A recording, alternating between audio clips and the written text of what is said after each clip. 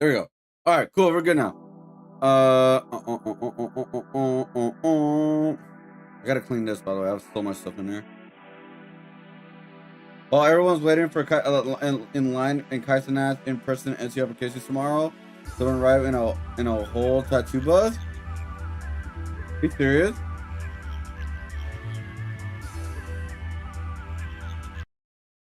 Bro, yeah, people are lining up already. I wonder if people are lining up already in LA. I'm pretty sure. People are crazy.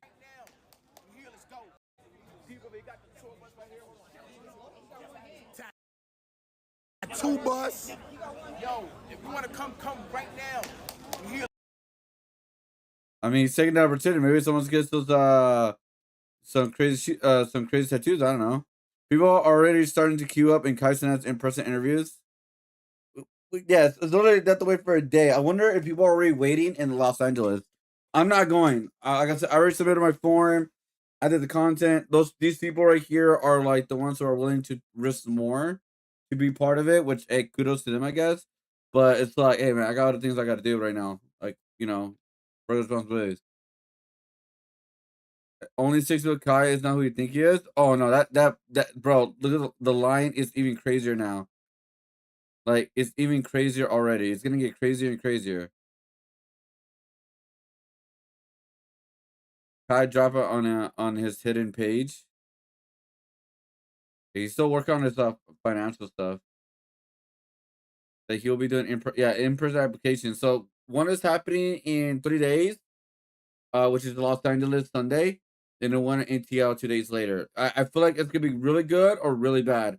But knowing people for cloud chasing, I feel like there's gonna be some good or a lot good, and there's some bad. There's like in between. Uh, but yeah, we'll see how it goes. Like I said, I submitted mine and see how it goes, pretty much. Like we will see.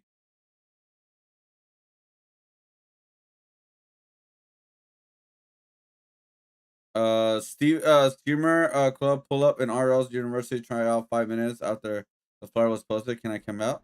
It's as them? Okay. You know what I'm saying? Shout out Castanet. And tryouts. I think it's in 5 days. Excuse me? So is this a Stream University location? The Stream University? IRL applications or something like that? Castanet? I guess so. I don't know. Am I able to camp out for the next 5 days? Camp back here. Yeah, like get a sleeping bag. Like, yeah, I'll be back early. Yeah. Yo, what up, Kevin? How's it going? How's it going, Kevin? What, you have like 50,000 or what? Shit. How you doing? How you doing? I was looking. So like, people are already camping out for the Kaizenat in-person applications, guys. Like, I get it. I get why they're doing it. Don't get me wrong. I understand why they're doing it. I mean, it is a big opportunity for any big streamer or any streamer at any size. If you're part of streamer university, you can make it happen for you. But the part is like the crazy thing is like it's not the applying is not the hard part. Obviously, getting accepted is very lucky and very cool to get in. The hardest part is standing out from the rest of the crowd and actually doing something at the university, like figure out content wise, right? Like if I were to go to streamer university, right, which I did apply because hey, you never know, huh? Yay, because you never know, right? What I would do, like my idea for content will be like since I don't do TikTok dances, I'll make that as my content. Like, teach me how to do TikTok dances shit. You know what I'm saying? There's a reason why people do it, even though they feel cringe watching their TikTok dances. There's a reason why people do it for marketing and promotion stuff like that. But not only that, I would say as an artist, I would use my artist skills to also figure out what to stand out and figure out how to make content based on that. Like like I said, you got to come up with ideas. Like okay, if you get there, what are your plans to stand out from the rest of the crowd? At least try to come up with some content ideas. Maybe not all are going to come fruition, but it will get some ideas. Like New York City Pizza, LA Energy, we've been pouring everything into this. The first ever TMT Pizzeria opens up in Santa Monica on June 20th on 11 a.m. We're out. We put our best in every slice. Oh, that's cool. First 100 through the door, you get a special gift. Nice. June 20th. Would I be no, I'm not. How far is Santa Monica where I live? Let's see. Let's see. Maps. Continue. Okay. Santa Monica. It's 68 miles. Would I be able to like? Would I be able to? Okay, hold up. Let's see from LA Convention Center. How long would that be? Yo, thank you for the follow. How you doing? Oh, another goddamn bot. God, I hate you bots. You can ruin this shit, man.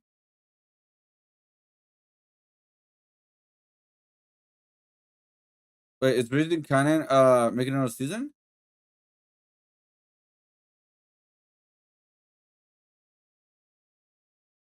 Wait, what is this? Alright, whatever. Alright.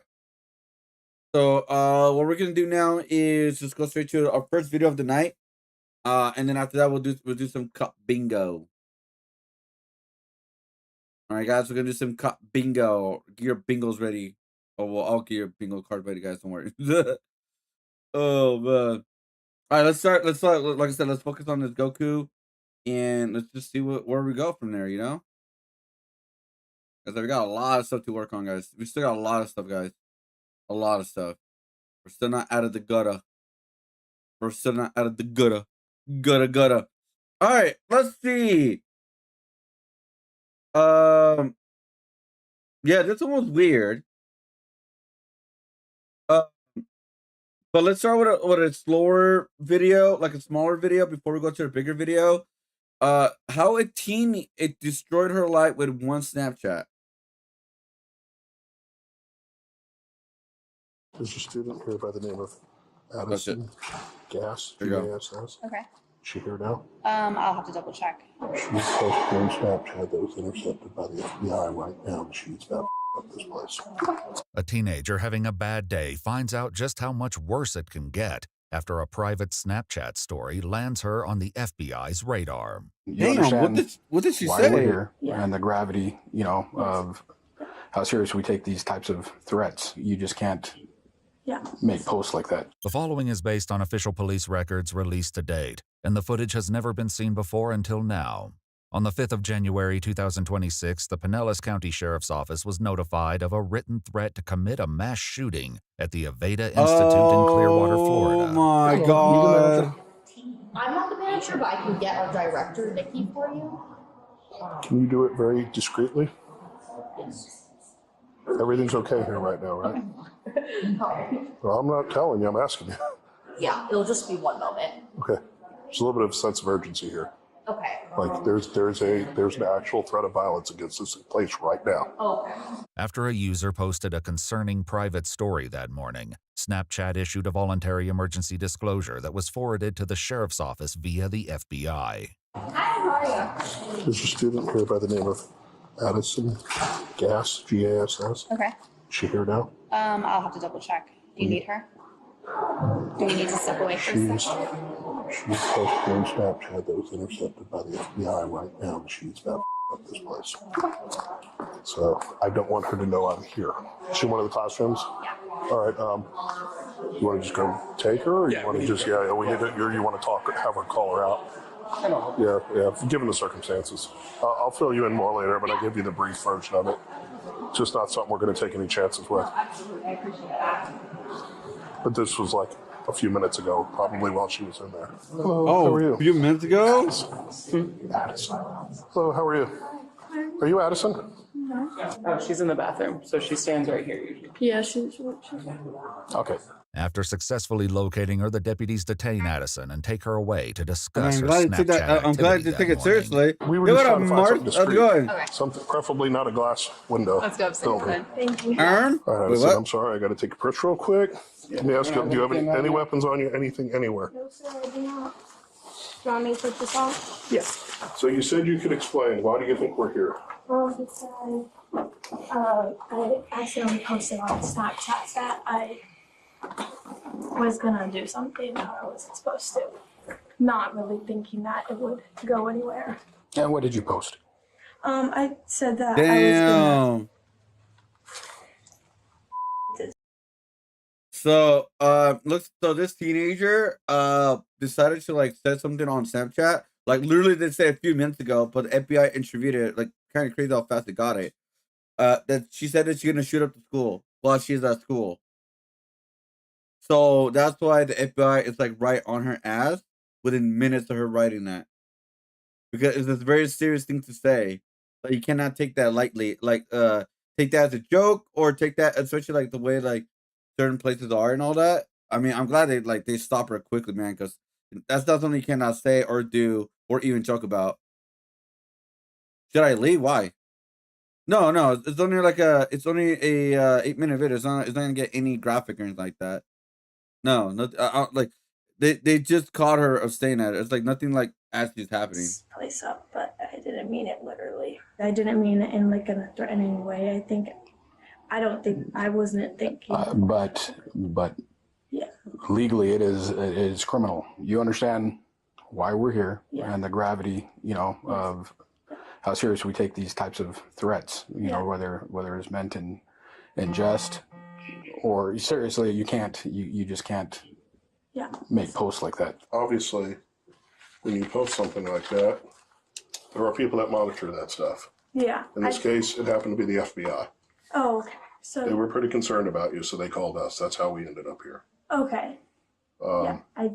I honestly did not think that it would get this far in that way. I had no idea. This day and age, when you make comments like that, yeah, there's algorithms to catch that Yeah. so that we can prevent, because we don't know if someone's being serious or in this case just frustrated. Addison insists that what she said online was not meant to be serious, but the deputies still appear apprehensive. The concern was that you had actually posted a picture of yourself, and it said something to the effect of, I'm going to this place up. They pissed me off now. Is that Why did you pretty have accurate? mustache? I did say that. I said they pissed me off. About to I see this posted it put and out, it they was done like pissed me couple off. people, 3 people. That's right, and we're talking about this school, obviously. This is where you're at. What prompted you to post? I was just super upset. I didn't sleep, so I was almost late today. And then someone called me out because I was wearing leggings and I completely forgot about the dress code. And so, but I just felt very like targeted because she was like, there's other people around me wearing the same exact thing. And so I asked her if I could just stay for today, and she said it was fine. But I think So it was a staff member? Yeah. According to police reports, a cell phone search of Addison's phone would later reveal that following the story, she posted a video at the school with her middle finger up.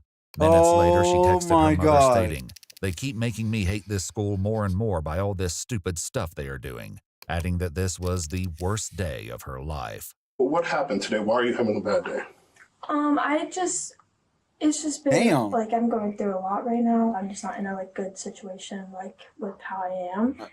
And so I think I just was fed up with like not like anything. I'm not here to like threaten anyone. No. When you say you're not doing well yourself, you mean mentally, physically? I mean, tell us a little more about what's going on with you. I'm stressed with like work and like having trouble like just everything, like, working and like, bills. Do you have any kind of mental health diagnosis and depression, anxiety? Do you take medication for that?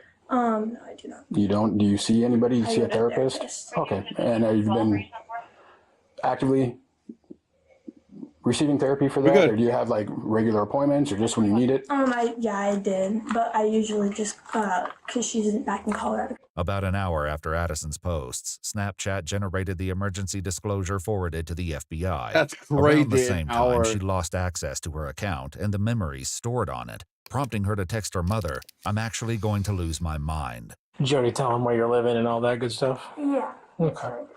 I won't. Were you asking the same questions then? Huh? I said I won't bother asking you the same questions then. I don't have Snapchat anymore. Yeah, I want to do. I haven't used it in a while. I did a school back in Colorado through high school, and then I came out here, but I don't know what I'm gonna do now. Addison moved to Clearwater to continue pursuing her cosmetology license at the vEGETA Institute. Unfortunately, the posts she made this morning are about to jeopardize those plans. Oh, ma'am, you are the director here. no. Obviously, you know what's going on. You were here for the whole thing. She's going to go to jail. She's going to be arrested for essentially written threats. What happened was is when that was posted on Snapchat, it was flagged, sent to the FBI. They called us. Okay. And we That's knew she was crazy. here. Obviously, she's probably not going to be a student here anymore. Correct. Okay, and that was my next thing is if you want to Correct. have her trespassed or anything else so that she can't return to the property. That something- sucks. We'll do that as well. All right. So with all things considered, we do have to terminate your enrollment, and with that termination, you are not allowed back on premise. Obviously, I'm not Damn. going to have you This collect your things this today. little We wo- can have it done at a later date, but at that time, because you do have a trespass on you for this property, law enforcement would have to come with you to collect your belongings. Okay, so no, I can't be here. You can't be here, and you're not any longer enrolled. We'll process your paperwork today. You'll get information on what that looks like after the fact. Obviously, That's there's a lot of things going on today, so I crazy. can tell you what it looks like, but you're going to forget most of it. It's going to come in an email. So we submit your drop paperwork with your termination. That sucks. You're a little closer. No, that is a bad day. You should still No, pursue that a is a cosmetology bad license. day. Like, just because things didn't go well here doesn't mean you can't still get a license, right? If that school reaches out to us, we don't tell them why we terminate a student. We don't even tell them that we terminate a student. You can make up whatever story you wanted, truthfully. Addison is expelled and issued a trespass warning Well, it's for not the worst vEGETA thing in the Institute, world. effectively banning her from the premises I mean, indefinitely. it's not the Go ahead and worst stand up for ever. me. She's got the future. Put your hands behind your back. Right now, you're being placed under arrest. Get your phone. What a bad day, bro. What a bad fucking day, bro. What a Do me bad favor, day. Turn your hands, since you're so cooperative, turn your hands so your palms are together, okay? What I want you to do is you'll be a lot more comfortable that way. Please don't try and get out of these. I know your wrists are really small. Sorry. So we are gonna, I've already talked to her. She says there's a way we can take you down a Yeah, little more we're not gonna discreetly. embarrass We're trying to do this as discreetly as possible. Have you ever been arrested before? No, sir. All right, I will explain to you this process. It's not as scary as you think it is. It's more like a hospital waiting room that you just can't leave. So I like to tell people, you're not going to be in jail forever or nothing like that. Here, I'll just stand on this side. They could That way I probably got do everybody something else charges too, by the way. see everything. Doesn't matter, you're not going to see any of these people anytime soon anyway. Addison is discreetly walked through a corridor and out to a back parking lot. Obviously, you're going to go to the Pinellas County Jail. Do you have anything in your socks, anything in your shoes? No. Even if it's like a little bit of weed, it's not a big deal. We can handle that right now. It's not even going to charge you with it, but you get it to the jail, it's a felony. No, I do not have anything. I messed up that, but fine. Head in the back. Yeah, a couple of them. All right, just go ahead and have a seat right there. Do whatever you got to do to get comfortable, okay? I'll explain to you the process. There's a little bit going on right now. You'll be able to make phone calls. It's not like you're going to be in a cage or nothing like that. Just you made a mistake today. Yeah. That's all. We're going to take your phone as evidence, and we're going to write a search warrant and gather your Snapchat data as well. Any Okay. questions on that? For the Snapchat, memories, like all my pictures and stuff, do you know anything like that? Yeah. All right, we got the offense, a 48, obviously Damn. RPO. Yep. And yeah, that's it. Yeah, this is wild. This is so stupid. Yeah, So stupid. what a change in your life. Big change moving out here, huh? Yeah. Damn, In, dude. in any state, especially the state of Florida, you cannot do this. Like, this is huge. And the problem is young people use these terminology like it's a joke nowadays, and it's just not. The good news is you get the condo, too. The condo, you get to be by yourself. Oh, okay, that's good. According to court documents, Addison Did he Gass drop was the arrested charges? and later charged with Oh, it written was. threats to kill or do bodily injury, which Must is a be like second-degree probation. felony. She pled not Probation, maybe? guilty, and her case remains ongoing. She was also placed Wow. under a risk protection order, preventing her from possessing or purchasing any firearms or ammunition while the order is in effect. Watch our full videos as they were originally made, with no randomly muted. I mean, like, it's bad, but not the worst thing in the world. All right, she still has a future. She's having a worst day of her life, but it's perfectly fine, guys. It's perfectly fine. All right, it's like, I mean, it's not fine, but she still has a future. It's not the worst thing in the world. She fucked up. It is what it is. Now, let's go right into pretty much the next video, guys. This is not this is a bus video. Actually, women betrayed each other after 3 million drug bust. Can't trust no one in the what do you call it? In the drug gang. Hey, I'm Officer Sharon, Cascaron Police Department. Yeah, the reason I stopped you, you're going a little fast. You know what the speed limit is here? 75. Yeah, I got you going pacing about 80, okay? Oh, okay. 80? All right. Do you got your license, registration, insurance? What's this? That's the insurance. You don't even have a driver's license. You can't even be driving. No, it's because she got tired. I didn't want to, you know. Do you just not have a license, or is it suspended? It's suspended. You want it suspended for? For DUI? That's not good. You have to criminalize it. I know. I'm sorry. It's just, yeah, she got tired. I didn't want to drive, but. Alright, here, come back here. Let's talk to me. Try to figure out what we can do for you.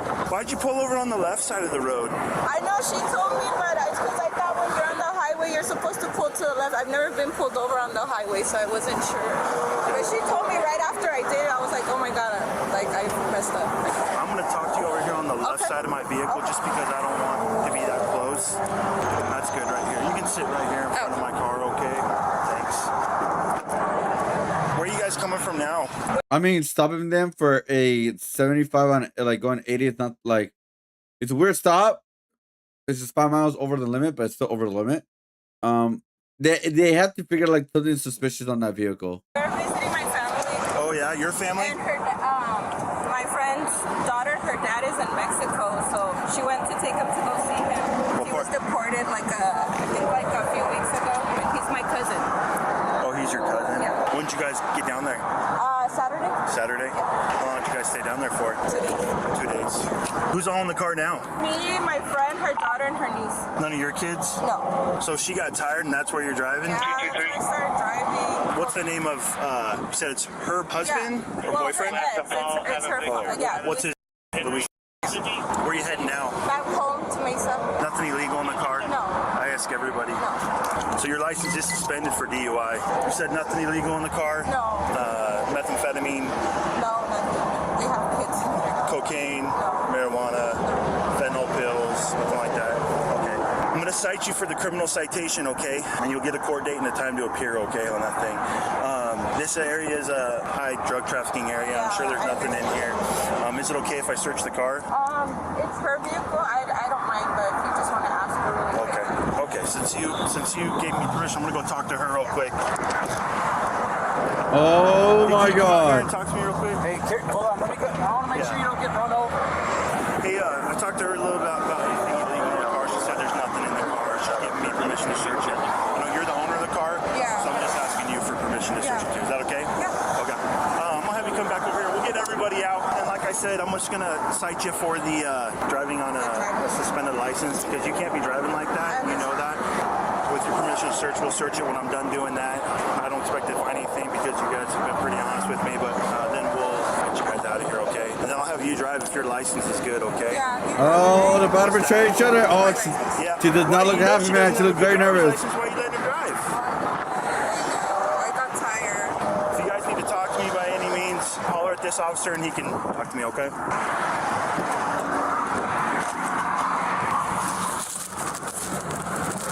I know this looks weird, guys, but the Kyle can, guys.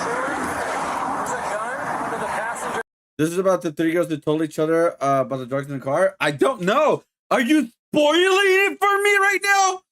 Just going with the flow? Why are you not just going with the flow, man? What? No, I'm just kidding. Yes, it is. Front seat. Okay.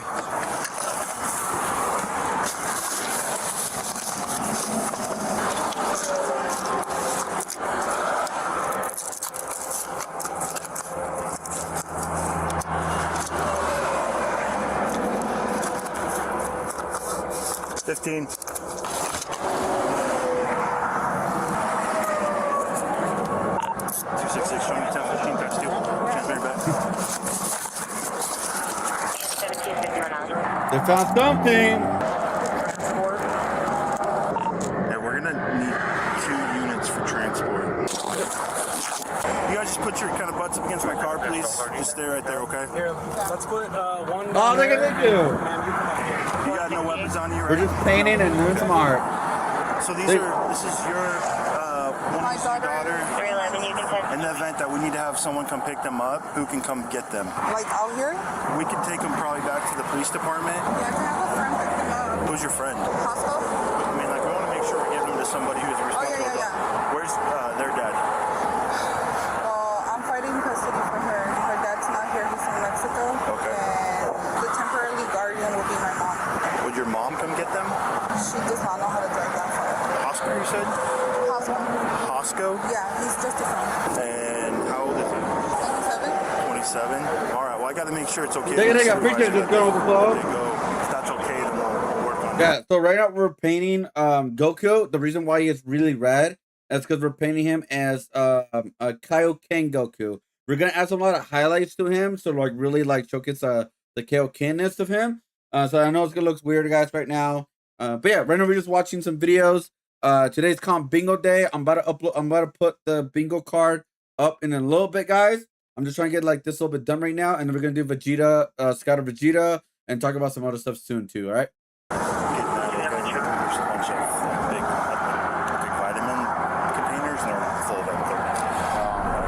The term M30 refers to counterfeit prescription pills that are pressed with illicit fentanyl, commonly known as blues. These pills are manufactured to perfectly mimic authentic pills and are primarily mass-produced in clandestine labs, often in Mexico. They're extremely dangerous as their manufacturing process can result in pills containing a lethal... Oh, then for this, send it for two Jules. Appreciate that. Thank you. I just saw that. I don't know why I don't know why I didn't get an alert for the Jules screen, so I don't know what. I need to fix that. lethal dose of just 2 milligrams.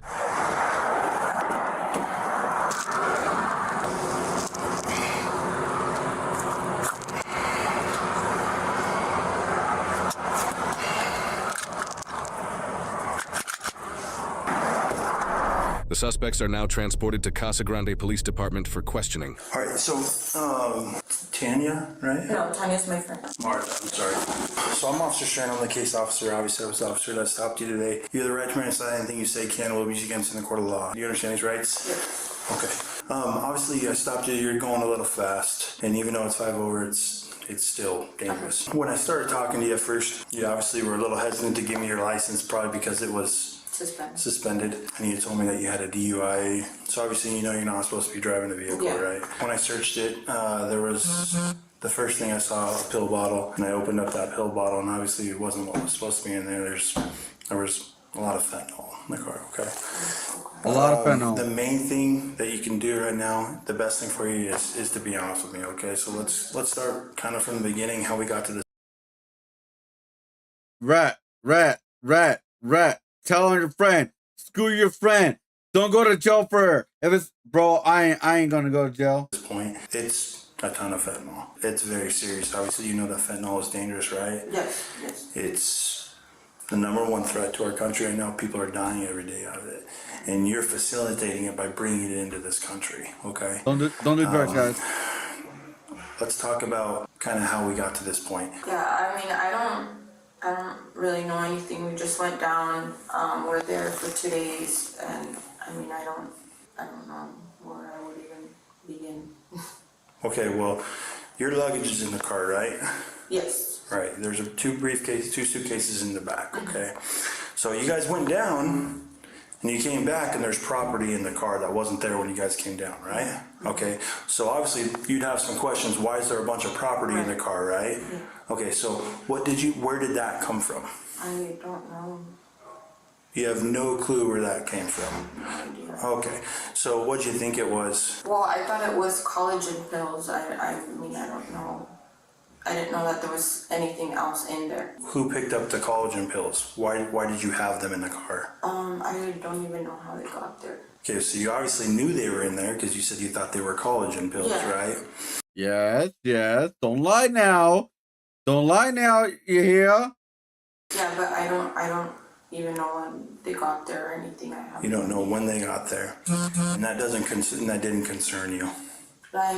I mean, honestly, I didn't ask any questions. I know it sounds dumb, but I don't. But it didn't concern you that you went down to Mexico for a couple days, and then you came back, and you have a ton of property in the car that you don't know how it got there, who it belongs to. Honestly, I saw like 2 bags and that was it. I don't know what else is in there. I have no idea. Okay.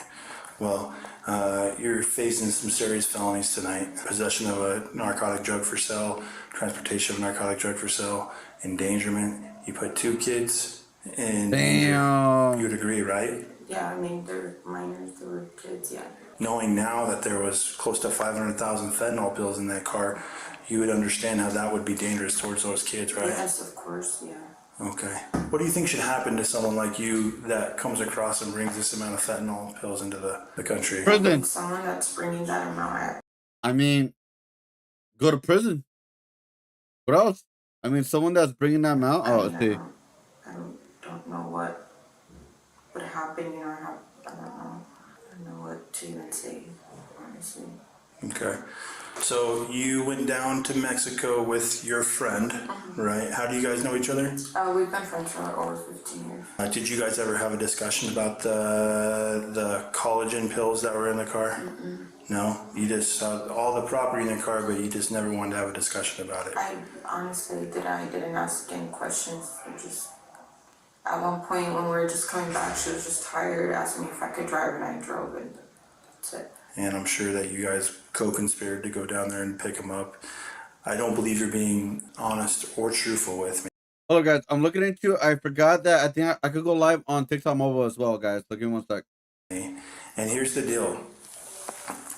We have your phone, okay? Your phone's going to give us all the information that we need. They can do a digital download of through your carrier. It will give us GPS locations. It will give us text messages. It will give us everything that's happened.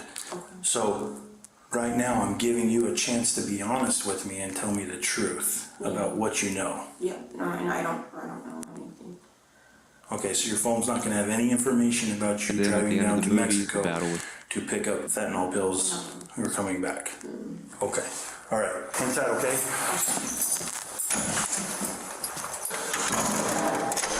The officer now questions the friend separately to see if she gives any more or different details. When did you guys first notice that those were in the vehicle?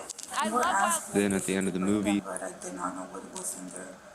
Okay, so someone asked you to bring them. Who asked you to bring them? I can't remember first, but I have no clue. A family member of yours? No, of hers. Of hers? Yeah. Okay. You have no clue what family member? Okay, boy, girl? No. We were just chilling at the house and... All right, let me start over a little bit. I know that you guys didn't go down on Sunday, okay? Because there's what we have called the LPR readers, right? At the border, I just looked at it and you guys came down yesterday, okay?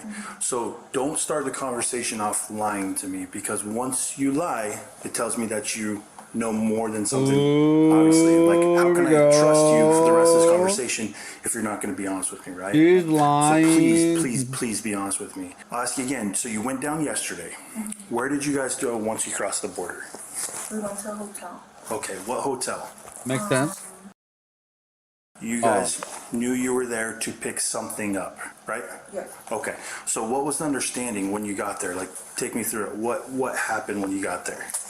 They sent her an address to pick up something, and that's why we hit it over there. Was that today? Yeah.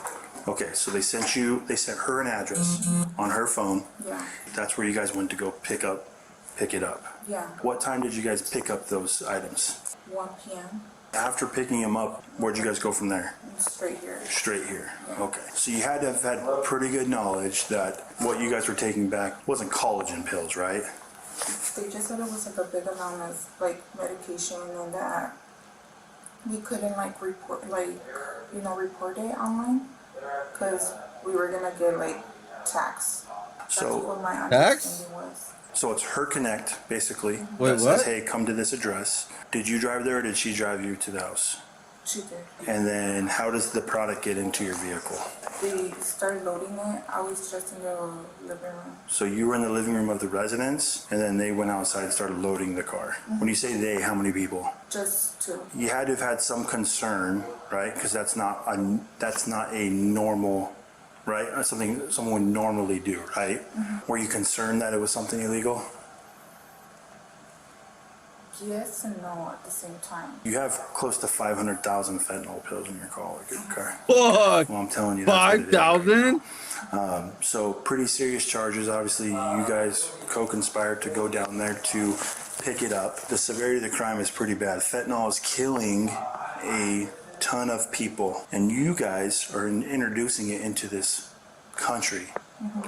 Is there any part of you that feels bad that? Well, knowing what it is, yes, because right now we're going through a case with my sister. I don't know what type of drug she's doing, and that's why we're keeping her kids. Well, you guys didn't go. You know what's crazy though? Not even that long ago, you guys know Action Man? Action Man was a quick streamer who was literally banned recently because he was literally he was clean for a while, but ended up doing drugs on stream, and he got permanently banned.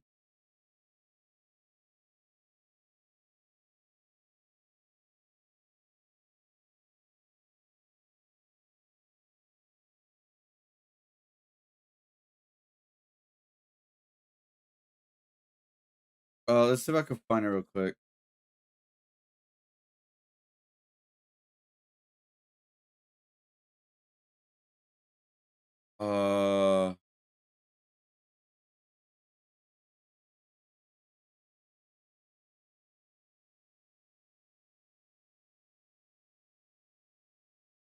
Oh, okay, it was fake. Okay, this was done in March. Okay. Down to visit family. I almost got clickbaited, bro. Right? Be honest, it was a lie, right? Yeah, I did not know what it was. But you knew you were picking something up, right? It was an old So clip using your as friend, new clip. What was the conversation like? What'd she say? What made you guys come down yesterday? Because we know it wasn't to visit family, so what did she tell you? That if I was willing to to pick up something, and I was like, Oh, they're serious, bro. Yeah, these are serious crimes. And then you said yes. Yeah. And then when you saw these things being loaded in your vehicle, you had some current concerns. You told me that it may be something illegal or may not be something illegal. Yeah. Don't you think that would have been a good time to pull out of it? To say no? I wasn't sure what to do. Here's the deal. I've been doing this a long time. They may have said, hey, just if you get caught, tell them this is the story, that with taxes, whatever. You knew what you were doing. You knew what you were doing. I'm going to be honest, I did not know. Okay. I'm going to go talk to her for a minute. I'm going to leave you in here with Officer Wilson. Bro. You got the gist of everything that happened? Yeah. I'll be right back. All right. So this is looking worse and worse for you, okay? Because I talked to her and she told me a completely different side of the story, okay? I'm going to tell you exactly what's going on, and I'm going to give you a chance to be a little more honest with me, okay? Ooh, her friend snitched on her. She's going to jail.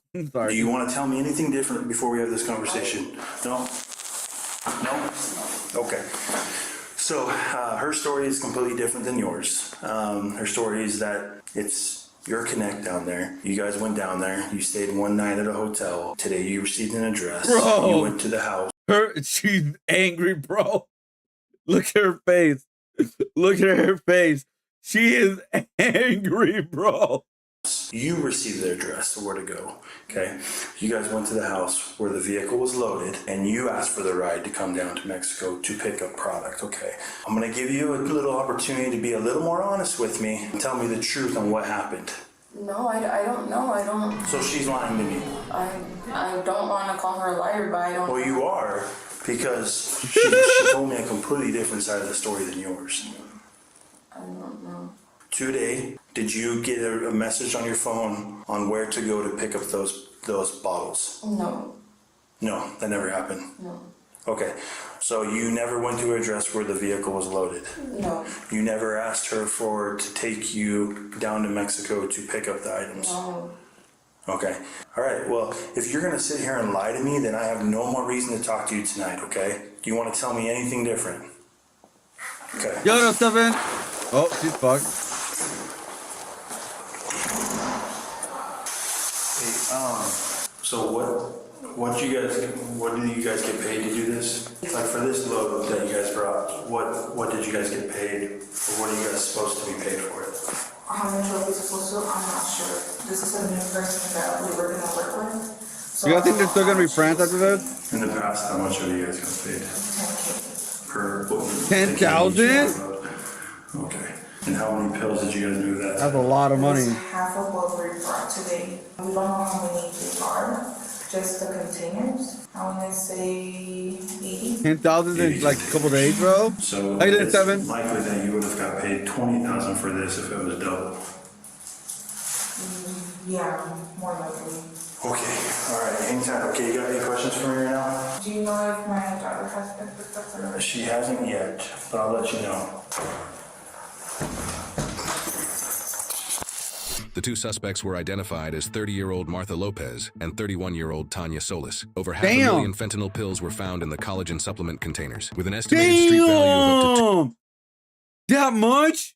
Bro, that looks like candy, dude. Ooh, piece of candy. Bro, drugs look so much like candy, man. Like, do you think that's on purpose? Like, you know, like, oh man, these are crazy. Like, how much, like, how messed up would you get if you eat one fentanyl pill? Again, I don't do drugs. I'm probably you guys don't know either.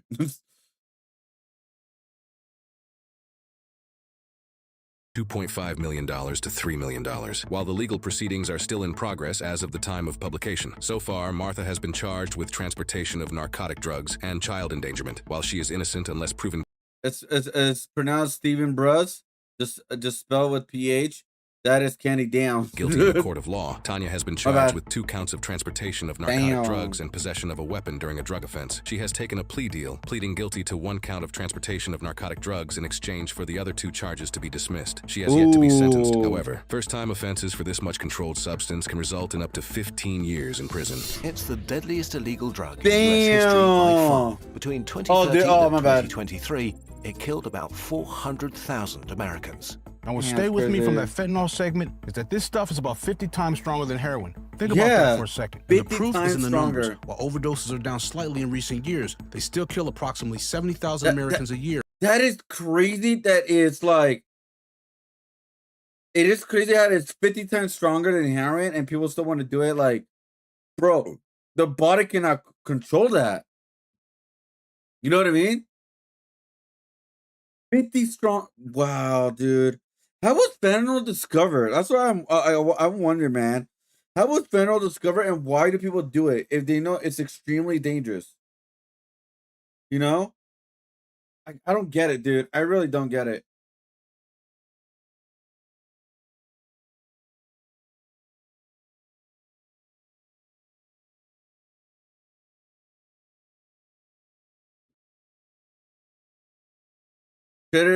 Hold up. Traded 15-year friendship for 15 years in jail. Like, I mean, they were doing it for 10K. You know what I'm saying? Like, they were doing it for like 10K for a couple days. Like, yo, Rachel, how's it going? Oh, you're from Australia? Oh, how's Australia, by the way? It can't once you build a tolerance is man-made rubbish. Yeah, like what's it actually made of? Why is it opening like weird things?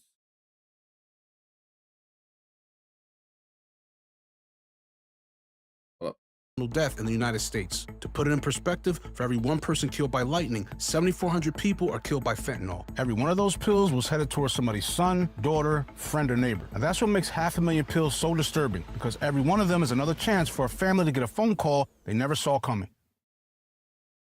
Fucking insane, dude. 50 times stronger, dude. The Chinese made fentanyl because it wasn't marked illegal yet in the States. Oh. Hey, thank you. I'm glad you like my Pikachu hat. I'm glad. But that's crazy, dude. 50 times stronger. I didn't know it was 50 times stronger than heroin.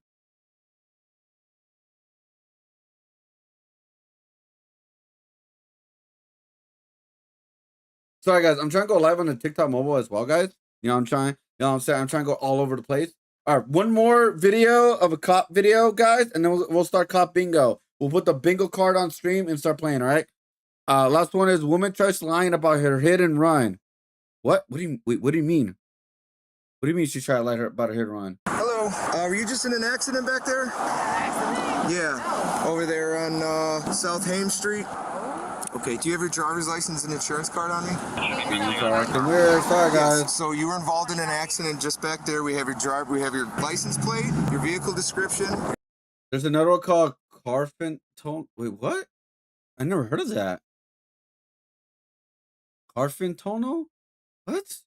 Sorry for the pop-up. You're on camera and you have damage on your vehicle, and then you just left the area. So we're just trying to get your information for the accident, and then we'll send you on your way, okay? Bro, why is you trying to open my door? Ma'am, you need to give us your driver's license and your insurance card. You would have no right to be. My father, she trying to. Ma'am, it's just an accident. Don't turn this into something else. What accident? You were involved in an accident. You got to come off of that. Involved in the accident. You got to come off of that, okay? You were involved in the accident. What's your first name? Don't turn this into something that you don't need it to be, okay? Let me tell you something. You're turning it into something. Ma'am, why did you we need to take, I already explained it to you. We need your driver's license and your insurance card, or what's going to happen is you're going to end up going to jail. Why did you pull me over? I already explained. Do you want me to explain it to you for the third time? Okay. You were involved in an accident on South Haim Street. You left the scene of that accident. We have your license plate. You have damage to your vehicle. We need your driver's license and your insurance card for the accident report, and then we can send you on your way. If you refuse that, you can go to jail. So it's your choice. Yeah, do what you gotta do. I'm just asking for your driver's license and your insurance card. That's all you gotta do. Do you have that on you? What accident are you talking about? The one that you were just involved in. Now, you don't have to keep doing this. Okay, we can. We're gonna continue. Okay, how about this? I wasn't in no accident. I need your driver's license, your insurance card, or you're gonna go to jail. You pulled me over for no reason. I already explained to you the reason. Yo, you pulled me over for no reason. So I need your driver's license and your insurance card, or you can go to jail for obstructing the police. It's your call. Are you refusing to open the window? Because I think you know what's going to happen if you do that. And you don't need to turn that into something. You pulled me over for what? You want me to explain it to you for the fifth time? Yep. Okay. Why you ain't get on me back For the fifth time. So wait. Wait, what? 100% stronger? So, oh wow, really? This is, bro. What do you, bro? They have like so much evidence on you that you did a hit and run, and you're still denying it at this point. Why? Why make it worse? Like the worst case scenario you would have gotten is a ticket, and that's it. That'll suck ass, and you know, things happen. But at least you'll go on your day and have your day in court.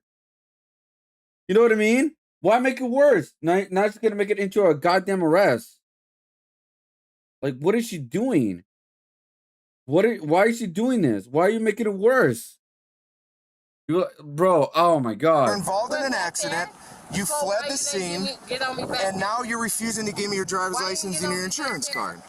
So I need to see your driver's license and your insurance card, or you'll go to jail for obstructing the police. I'll tow your car and impound it. Well, you're going to unlock it for me, or I'm going to break the window. You're gonna break the window? Yeah. For what? Because you're refusing to give me your driver's license and your insurance card. So are you refusing to open your window? Okay, so at this point, you're under arrest. Oh my god. I need you to get out of the car, or I'm going to break the window and take you out. Why are you pulling me over? I already explained it. Why am I pulling over? Oh my god. If you don't get out of the car, I'm going to break the window. Oh my god. Why are you pulling me over? We do it here on the scene. Otherwise, we're gonna be down at the station. It's up to you. This shit is dumb as fuck. Okay. All right. What did I do? Can you shut the car off at least, so we don't turn this into something that it doesn't have to be? Thank you. Can you turn the car off? Thank you. Can you give me your driver's license and your insurance card? What you think he's funny to? I'm just asking for your driver's license and your insurance card. Are you dead ass serious? You finna act like that's what you've been asking me for this whole time? Oh my god. Like, stop. Okay, I need your driver's license and your insurance card. Why am I pulled over right now? For the Oh my god. You want to go sit? Oh my god. How many times, dude? Oh my god. I don't even know what to say no more. What do you mean? He told you like 6-7 times already, bro. Like, what is going on? 6? You were involved in an accident. You left the scene. I found your car. You have damage to the front of your car. All this is an accident report, ma'am. Don't turn this into anything else. It's an accident report. We need your stuff for the report. Make me mad if I enjoy them watching them. It's your word against the other driver's word. That's all we're looking at, ma'am. You're making this far too difficult on yourself. I understand. Why don't you just give them your license, your insurance? They can relay that over the other Can seat. y'all go to them? We already have an officer there. Yeah. Oh, okay. That's why we're here. I have nothing else to talk about. Okay. I'm good. I need your driver's license and your insurance card. I don't have none of that. You don't have your license, right? No, your I insurance don't card. have it. Okay, I need you to step out of the car. Why? Because I need you to... What do you mean? What? Bro! Bro! I hate her face, man. I hate her smug face. I hate her smug face, man. Bro. Sorry. Step out of the car because now you're under arrest for obstructing the police. Okay? Man, you want to turn into that? Get an ID, whatever you got. Just provide it. When the officers walked up, she tried to act like he didn't ask for. I don't know, bro. Like, It's Monday. We're not trying to make it any more difficult than I didn't do anything. Okay, well, now you're doing something. Give us your license and your insurance card so we can get this on the report and get you the hell out of here.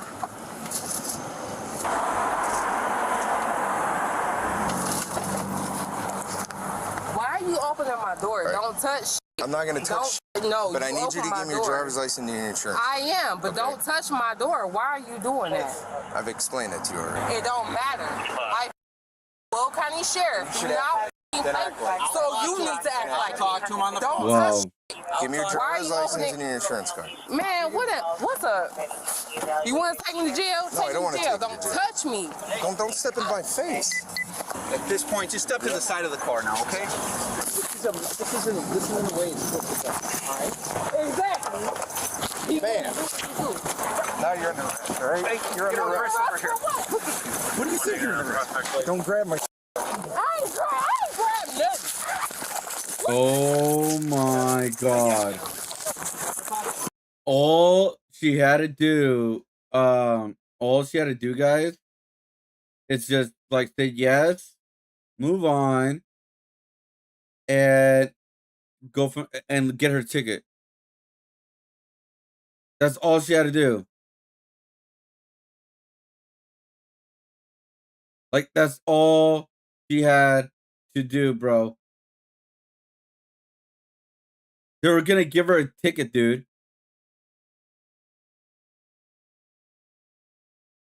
That's it. They were gonna give her a ticket. Bro, people like this are really stupid or quote unquote rebellious are extremely stupid.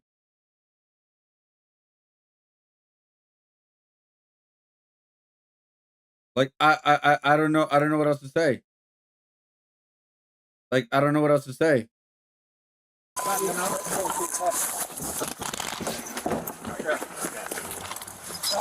You was dumb. Ain't nobody resist. Stop resisting. You must be a rookie. You must be a rookie. You must be a rookie. The fuck out my face. You feel good? You feel good? Come on. All right. She's like tangled under the car. I got You dumb. Gotta stand up, okay? Stand up. Stand up. Ma'am, roll to your knees. And then come on, up on your feet. Yep, please. come on. Bro. I ain't do nothing to y'all. That's right. I'll put him in the car. Stop. Don't start. Bro. Oh, you ain't shit, huh? Okay, dude. All right. Man, leave me alone. Y'all have no right to arrest me. Ma'am, you gotta get in the car. Man, ouch. Hop in, let's go. Man, get me the fuck out of here. Y'all have no right to arrest me. Ma'am, you gotta get in the car. I'm gonna go around the other side. You have no right to arrest me. You do. No, you don't. Come on. You have to get in the car. Let's go. Come on. Are you gonna sit up? Guys, like I said this before, it could have just been a ticket, dude. It could have just been a effing ticket. Sit up. Sit up. She's trying to Here. Hey, let's sleep out there, man. You get me the fuck out of here. Hey, now you're kicking. Video.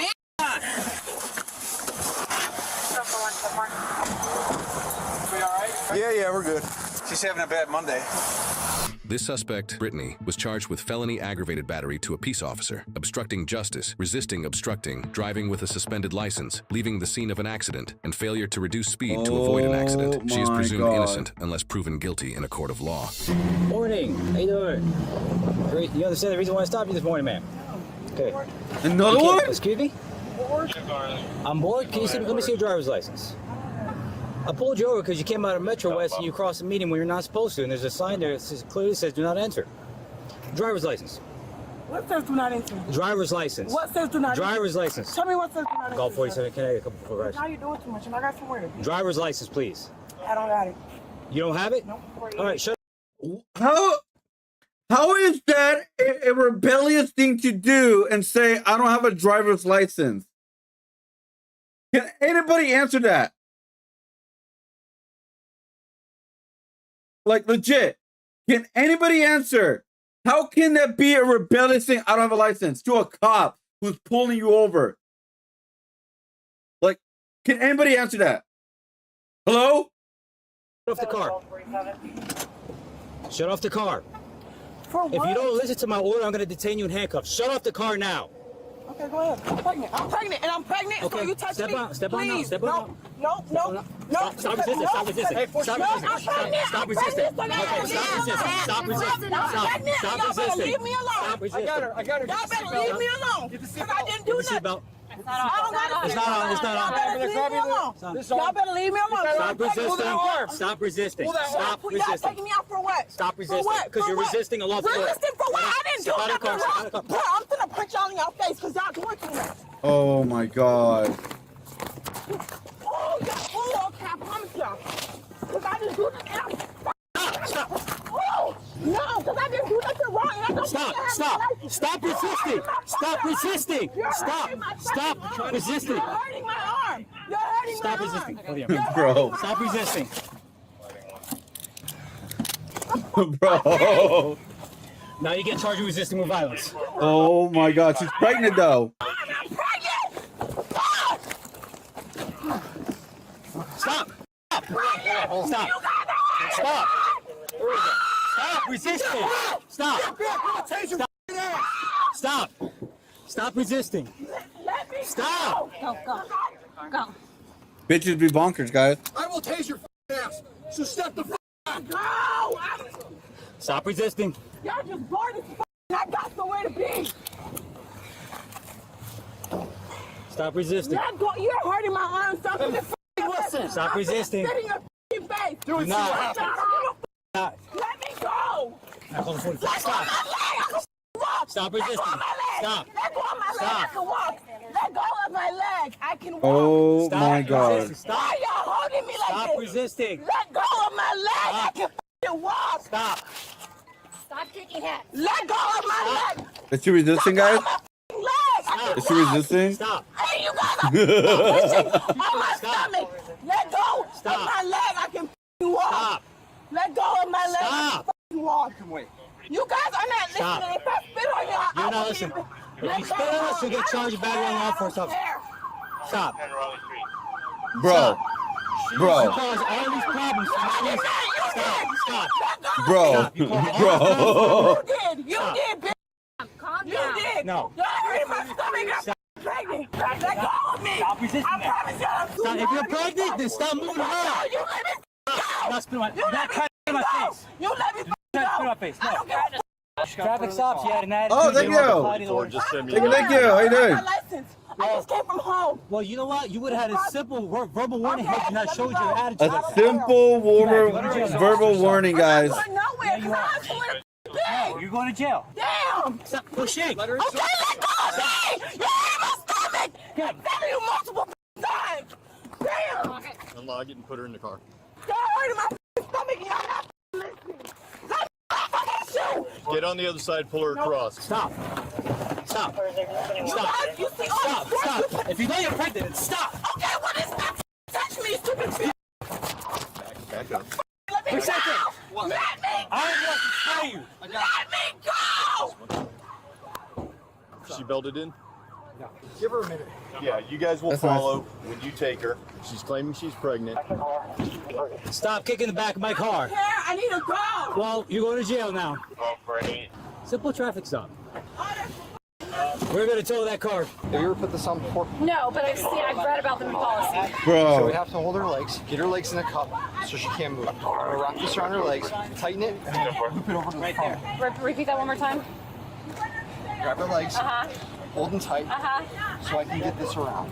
Her legs. First step. I don't want to, but I need to go. I don't want to be here. Hold on. She's not storming around. Just shut the. If she's not screaming out, Go ahead and shut this door. I just literally made a U-turn. Guys, all she had to do, by the way, like all she had to do was comply, and she would just gotten a ticket. That's it. She would gotten a ticket, and that's it. Nothing more, nothing less. Why? Why? Why? You didn't make a U-turn. I saw you cut straight out of Metro Place. Yes, you did. He stopped her for leaving Metro Place and making a left, cutting all the way across the road. There's posted signs, no left turn. I saw you come out of Metro Place and you went straight ahead. Yes, you did. And you not had the attitude, we wouldn't be here. Sean, We wouldn't be here. don't argue. If you're done, tell the officers what you need and get her out of here. Are you gonna give me your first name, ma'am? I just told you guys. Oh no, I'm the arresting officer. I need it.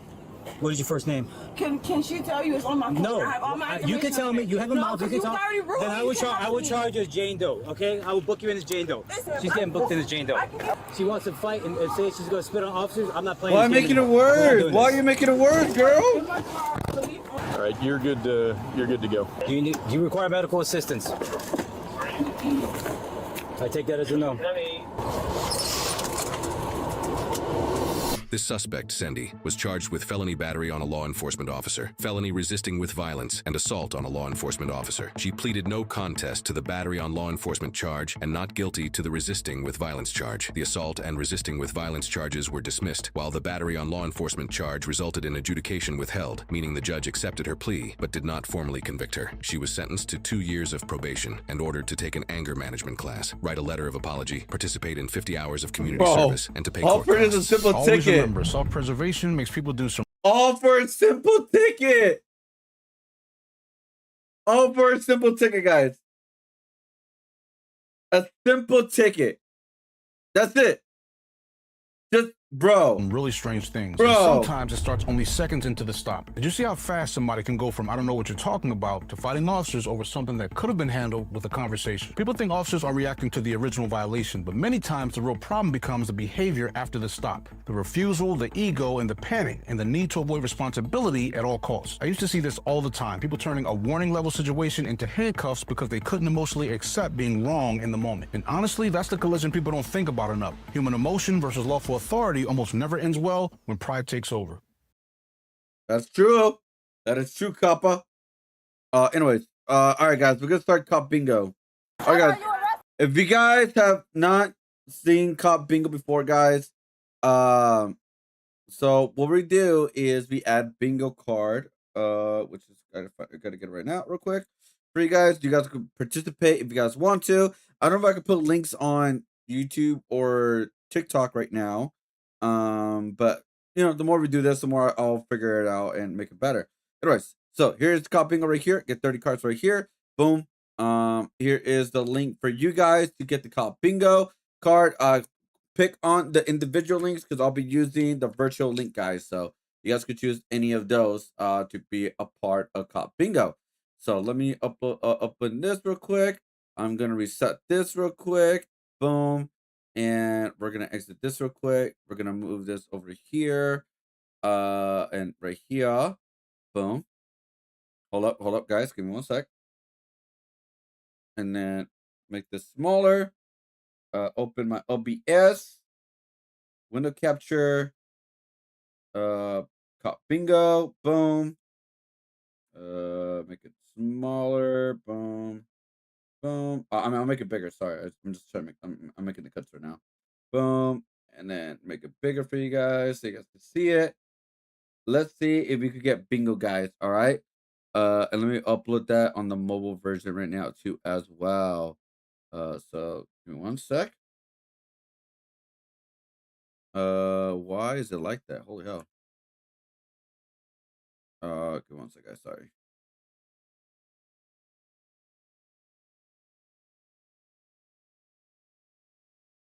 Window capture number 5. There we go. Oh God. Okay, that's like ruining the whole thing. There we go. Just on the mobile, like it's ruining the whole thing on mobile. Sorry, guys. Boom.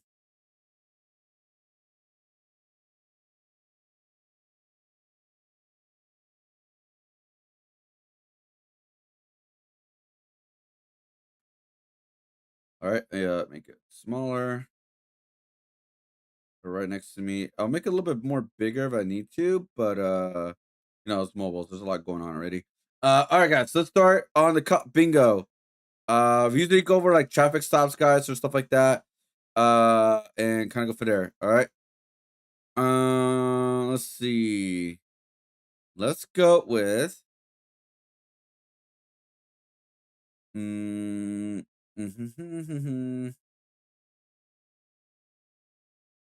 Officer realized he's heading from he's heading for the airport. Wait, what? Oh, like the robber or something? Additional information: the suspect drove through the fence on airport property.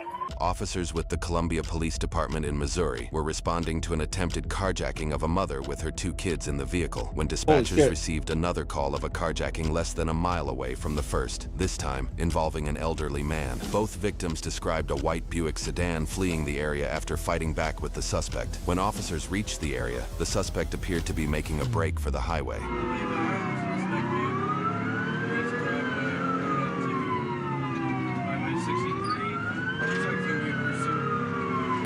Out of my car and had me out here on the ground beating the crap out of me. Okay. Do you know who this person is? No, it was a Hispanic guy. Okay. And then he got in my car, tried to take my car. I was poking my fingers in his eyes, you know, trying to keep me from getting my car. Okay. I'm gonna let them know.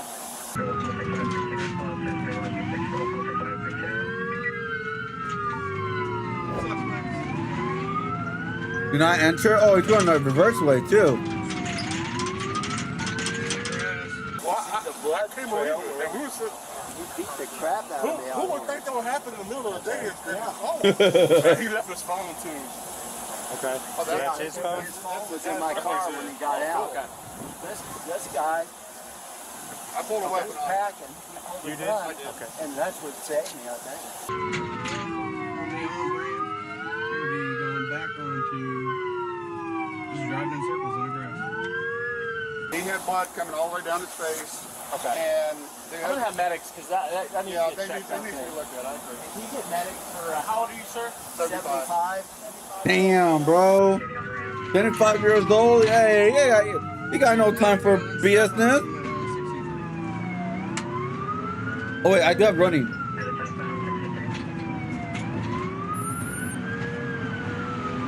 Hold on. We have. Let's see. We do have assault. We do have threats to the old guy. And I believe that's all we have right now. I don't think we're gonna get bingo on this one, guys, but it is what it is. But we'll see. You never know.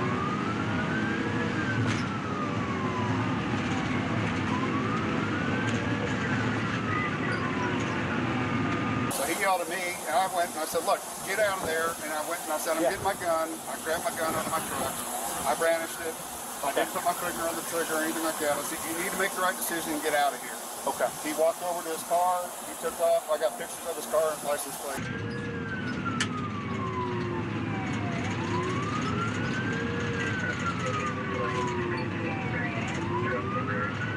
All right. You want to come sit over here? I know it's kind of chilly. Yeah. You want to help him real quick? Yeah, grab your keys. What do you think? Is it too red? Let me know. So they're working on getting them. Does it seem like it's too red? Let me know, guys. I'm looking right now. Let's see. I do have references. Next to the bridge, we'll be coming up to Grindstone, speeds 80. Officers pursued the suspect for more than 20 miles toward Missouri's capital city at speeds in Damn, excess of 20 miles? 95 miles an hour. That's when troopers with the Missouri State Highway Patrol got involved, with plans of their own. Yeah, just hang right here. I want this son of shit in us. Help keep the belt on. I believe we're just north of where the spikes are set up. Speed's 90. There he is right there.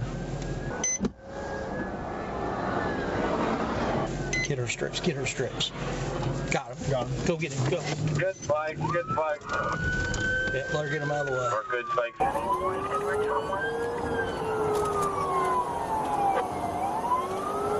Let them go. Let's go. There's 4 units behind them. They hit Callaway County spikes. I could not spike too many cars. We're gonna back off. We're actually shut down and just back off because there's 3 in there. We can't get involved. 4 units behind them. They struck the Callaway. Ball 65, I believe. We're coming up to the Jeff City exit. I believe we got a good spike. It looks like one of the tires is flat. They got 1 tire down. Lights off. We're just gonna follow. 1 tire down. Yeah, they can. They got different rules than we got. They can have more than 3 cars in, and we can't. That sucks. I mean, this does suck. Oh, really? I didn't know that was a rule. Tell them that they want us to take over. 698 report position. They want us to take over. Tell them we can be in position. 450 Jeff. I'm in position. We can take over. He's stopping. He's stopping. Car stopping. Get your butt off. Ball 65 is slowing down. Pretty good. He's losing control.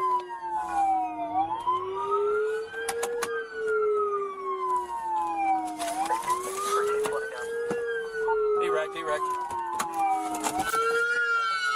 Nope, he's not stopping. He's going to a different exit. Now he's going down a hill. Oh my god.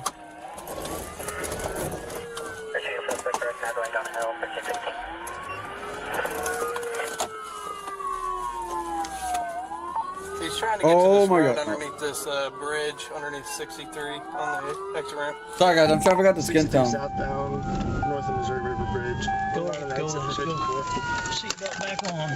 Should I go a little bit more orangey with the skin tone? Maybe I should. We got aircraft overhead. 742. 742. He's down. He's trying to get back. He's moved through a field. He's trying to get onto the oil well road. Aircraft is overhead. Aircraft's overhead? 95, he's got him. He's going to be going on that road towards the outer road. Coming to the old highway that's cut through into Jeff City. He's currently Jefferson City Capital Building? 95 MB, copy. Maybe I try just a little bit of orange. Oh, actually, this is actually good. For a bit of orange. Copy, line tag center heading down towards the river. Do I need to turn my sirens on? Yeah. I thought we had them on. Okay.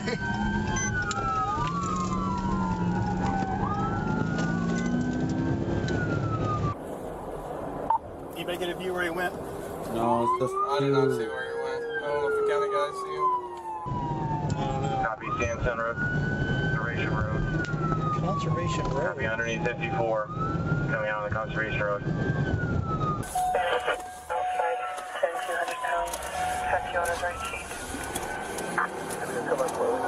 Under 54 now. So you turn around. Yeah, but he can't go under 54. Under 54, please, man. Oh, I think I know. This is where we used to run for the. Run away to the academy? Is he on the Katy Trail? And he does have. Wait, what? Driver's side tires down. Both driver's side tires down. And Hiberna, dead ends. Go straight across. Keep going straight. You go straight. Go straight. Go straight. Go straight. Go straight. All right, control car, the overpass. Just stay put for a second. This is his trail. Okay, he turned onto the airport property here. He's driving through the grass. He's down the airport. He's out on the airport. Bro, how the. Does it really think you could skip an airport? 1465, helicopter is overhead. Advise the suspect is running across airport property. Copy. 1465, Holy shit, go up there. there. Go straight? Yes, he's up, I think, on the runway. There he is over there. What is he doing? I think it's him right there. Yep. How do we get out? There's a fence. Keep going down. Yeah, I'm not a fan of that. Yeah, I think I was gonna keep up with the red. Yeah, alright. Go that way, go that way, go that way. We got it. He's out of the car. I'm getting this in for He's coming right there. Additional information, the suspect roads for defense on airport property. You gotta go get him, bud. What are you messing with? We got our handguns. Let's go get him. Don't let them get us. You gotta go get him, bud. We got our... 450, 1018. Okay, he is on the airport ground, red shirt, red shorts, and a hanger here. He goes to the fence. He's at the north corner. Yeah, we're gonna keep it that way, guys. The hangars on the west side of the field. Oh, they're going after him right now. Right behind that building there. Ain't no way. Copy. He's at a hangar to the north corner. The hangar's the west end of the field. Is he really gonna jump that gate? Oh, he is. No, he's not. Never mind. Bro, ain't no way he went to the airport. He went to the airport, guys. Some GTA stuff. He's gonna come out with a plane.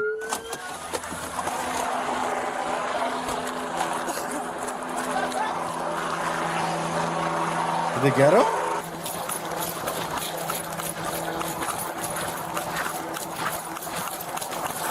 I need to make like a car chase bingo card, by the way.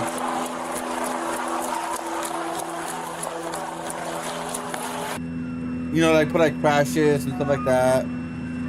Which I think I'm gonna start doing.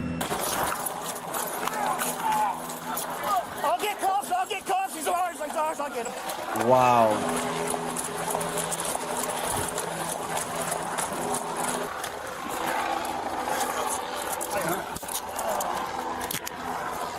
Stupid son of a bitch.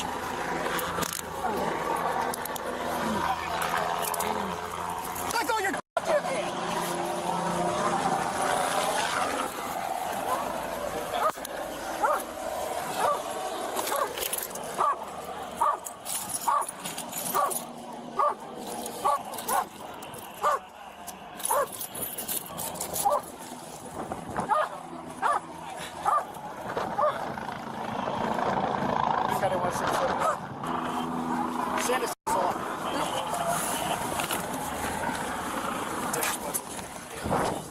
Didn't get too far though. My car's over here. Who was lead in all of this? Did I spy car or was it true? Was it the second one? I think it was you. Yeah. Yeah. You guys go in mine? Huh? You guys can go in mine? How many cups is it?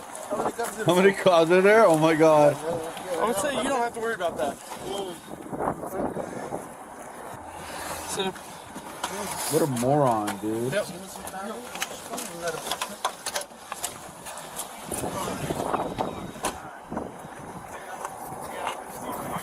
Looked like he threw either a big black phone or something like a wallet. Yeah.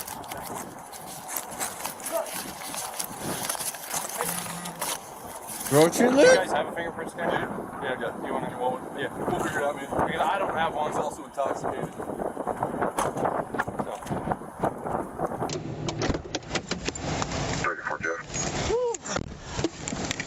Warmth. Holy cow. What's your address? I tell you the truth, I drive a little. You just drive? Alright, look at this. Come look at this. Is there another call in there? No way. For a log for the first robbery? Wait, what? That's crazy, man. Oh my So god. he tried this, failed, then they came to here to do it again? Wow.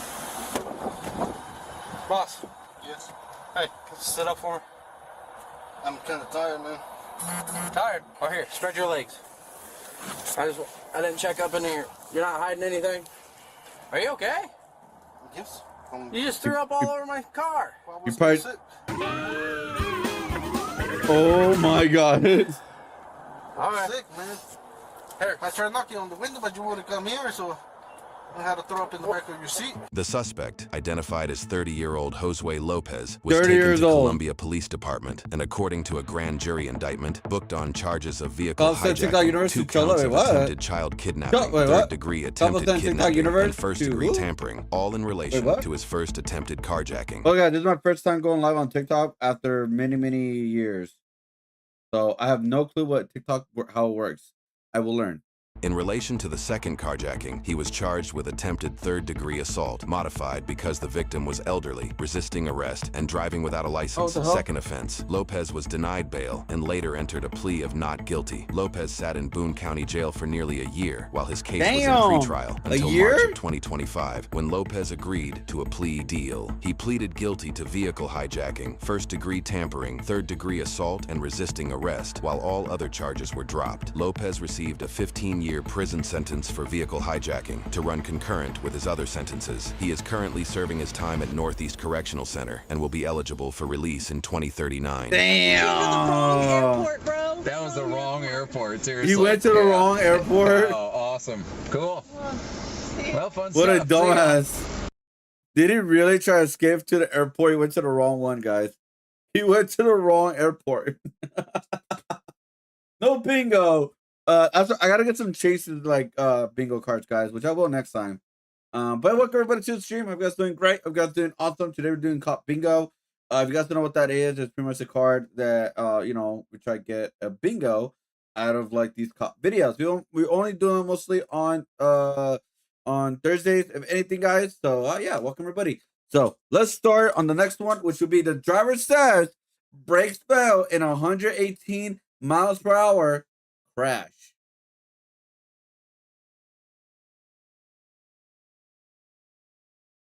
So you're saying your brakes failed? Yes. We're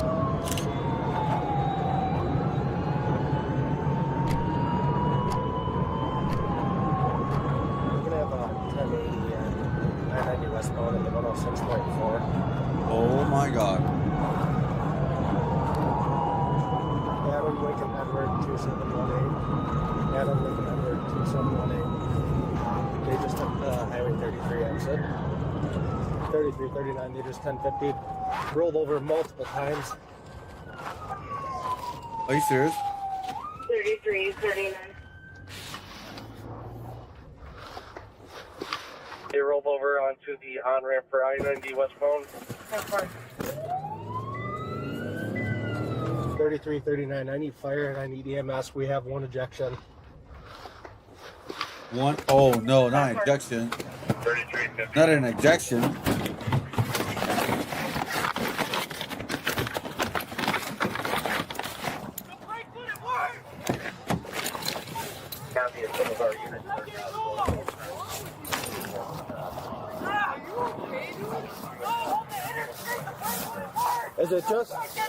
Is it just you three?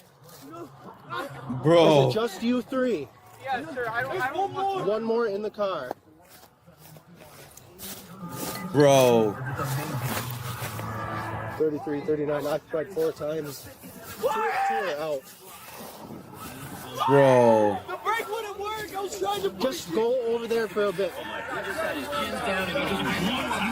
Bro. 33, 39, there's supposed to be another occupant, but I don't see him.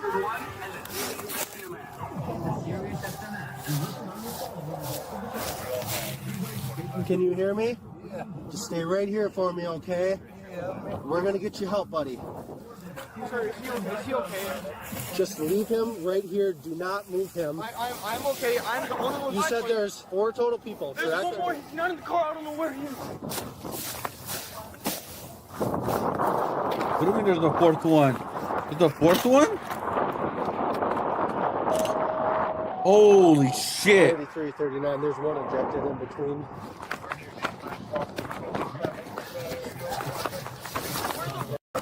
Just stay over here with him. I found him. Stay here with him. Stay here and talk with him and make sure he's okay. Go back over there. How bad is he? Just go over there and talk to your friend. Go ahead, I'm gonna try working on this patient. I just need some people on this ramp with me. Holy shit. What do you need, Travis? I need help here. Are these guys all good? One in rough shape, but he's talking. 3305, I have the on-ramp shut down. Watch out. Sir, no, stop, no, Jaden. Oh. 3305, go. Is anybody else in the car? I'm the only one from Kingdom Town. Go ahead. Oh my God. How many people are in here? It's me, him, and like 2 other people, I promise. I don't. Okay, sit down. I'm the only one to bustle up there. 3305, we're gonna need at least 2 rigs. Hey, bud, can you hear me? Hey, get Fucking your hell. AED. Huh?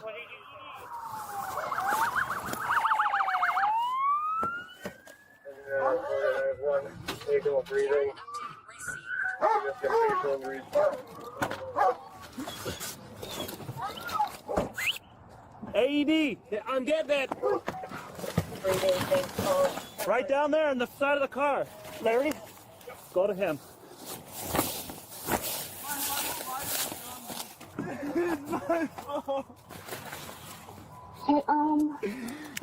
Hey, Greg, grab your med kit and AED. Hurry up.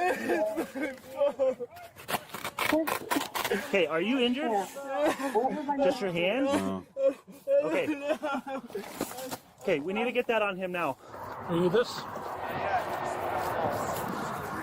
Got your scissors on you? Yep. Bro, how did he? Okay, all right. I got questions, but I'll I'm gonna save go them. check on them over there. My whole bottom half is like numb right now. Okay. Just stay right there. Hey, stay sitting down. You need to sit down. Okay.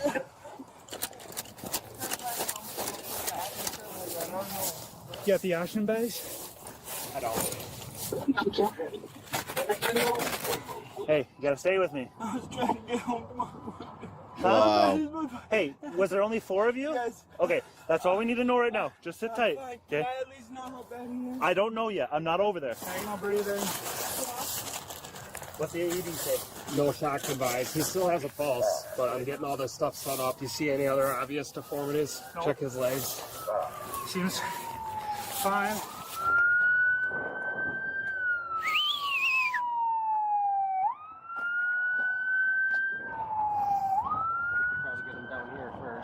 What do we got going on? This Like, guy's what the in hell worse happened? shape. Why was he going needs that to go first. fast? This guy needs to go. He's in worse shape? This one's in worse. Does he have a pulse? Yes. Okay. Let me talk to him. Still have pulse? Yeah, but he's not breathing on his own. We're going to start CPR. We need a bag valve mask. We need O2. Okay, so we're gonna need at least 4 rigs. Yeah, we got more time. Okay, so you're gonna have to decide who you need to go to because they're both in the same condition. I had him talking to me when I got here. He's out gone. now. Yeah, he's gone. Not dead, but He's got pulse. Look, he's got Okay. blood coming out of his face. He was. he's got a pulse, so yeah. Stop. CPR. Don't touch. Don't touch. Analyze. No shock advised. Start CPR. So he's got agonal breathing. Agonal breathing, but he has a pulse. It's gasping and normal breathing with oxygen levels pretty low. Airway down here right away. So he still could be okay. If some of you can go down there and help. Is there anyone in the vehicle yet? Yes, he's fine. He's just sitting in the no chair. extrication is what I'm asking. No, no extrication. No shock advised. Start CPR. We need a bag valve mask. This one's covered. This has got a little bit of blood on it. I'm good right now. Okay, I need you to lay down real still. I'm not laying down. I'm not. No, you need to lay down. So he's got a pulse, but agonal breathing. Real faint pulse. Got agonal breathing. Get a good pulse. Go get the bag. We thought we couldn't find the 4th one, but they're not under the car, so we're good right now. No worries. Yeah. So Yeah, we're gonna need more work down here eventually. What do you need? Probably gonna, hopefully not go to CPR, but we may. Breathing. I'm going to get that going. You want to get it hooked up to oxygen? I'm not feeling a pulse. So why the fuck was he going that fast though, man? Don't touch patient. Analyze. Why was he going that fast? I got a pulse. You do? Yep. Okay. No shock advised. Start CPR. Hold on. I'm close. We're good. Okay. He's not breathing though. I wasn't even going full skin, my bad, Diagonal y'all. breathing, so go like this. You can lift up his chin, kind of. Yep. He's diagonal breathing, but he has a pulse at the moment. I'm guessing he's got some form of laceration on the back of his head because that's full of blood.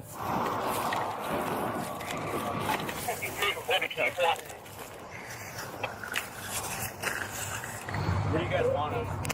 CPR down there. We got paramedics with that one. He's still breathing, so. Just keep dragging, try and keep his chin up. It'll keep his airway open until I can get some stuff. Not for the last like 15 seconds or so. Yeah, you might. It's real faint, real slow. We might want to pat that guy down maybe. But just his waistband at least, because we don't know what their deal is. Let's go ahead and let's just start CPR again. I'm going to go see what I can find. Do you mind patting him down, his waistband?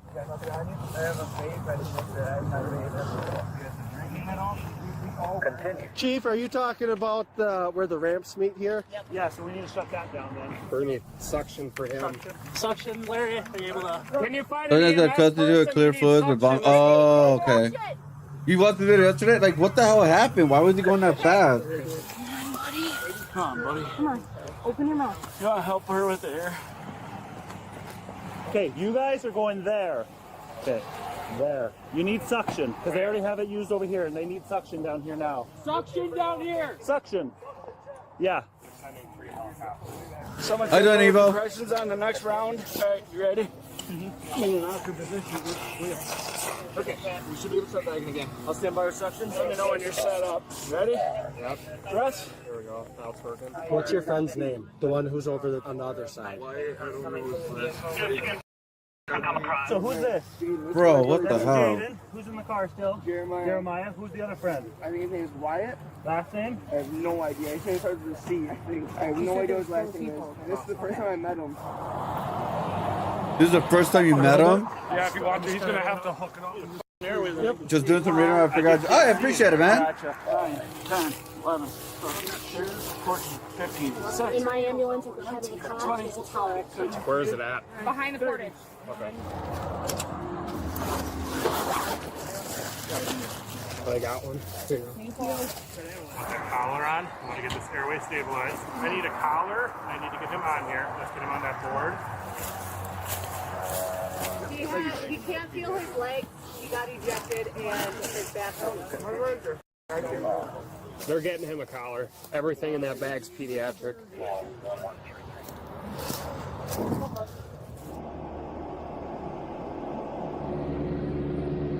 Bro. I asked all 3 helicopters to come straight to the scene. Advise the third one in to go to the hospital. God damn, dude. Straight to the hospital. How you feeling, man?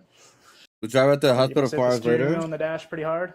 Yeah, I'll be honest. I got scared and panicked. Once I seen the lights, I went to push on the brake, and it literally just went all the way down. So I just panicked. I've always been taught if my brakes fail in that situation, just try to get off the interstate as soon as possible to avoid hitting other cars. So you're saying your brakes failed? Yes, my woman even told me to be careful because her brakes were bad, and that she needed to replace them her next paycheck. And you tried to hit the brakes after the deputy turned on his lights? Yes. How much did you have to drink today? 2 beers, and that was throughout the whole day since 9 o'clock this morning. And that was just me sipping on them throughout the day. You think marijuana would be in your system currently? It will be. When the brakes didn't work, you actually went above the 87 then. I started going faster so that way I could try to get off the interstate as soon as I could. I just want you to know you're under arrest for homicide by intoxicated use of motor vehicle.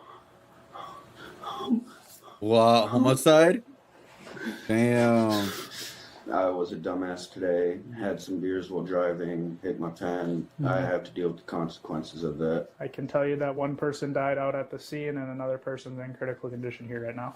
I got nothing but respect for you guys. Oh, my family's gonna be furious. I don't want to. What the fuck? He did 23 years Army. Wow. They talk to you about the air they found between your chest while you're lung, and you also have a bruising of the other lung. You gotta make sure you're taking nice deep breaths, because those shallow breaths will lead to further pulmonary injury. Once you guys are done with that, you can throw it away. It's gonna go on your property. I know the right. Take a seat right there. How you doing, Jeremiah? I just want to see my woman. I understand. I haven't even called her yet. I've been scared too. Have you talked to anybody since being in here?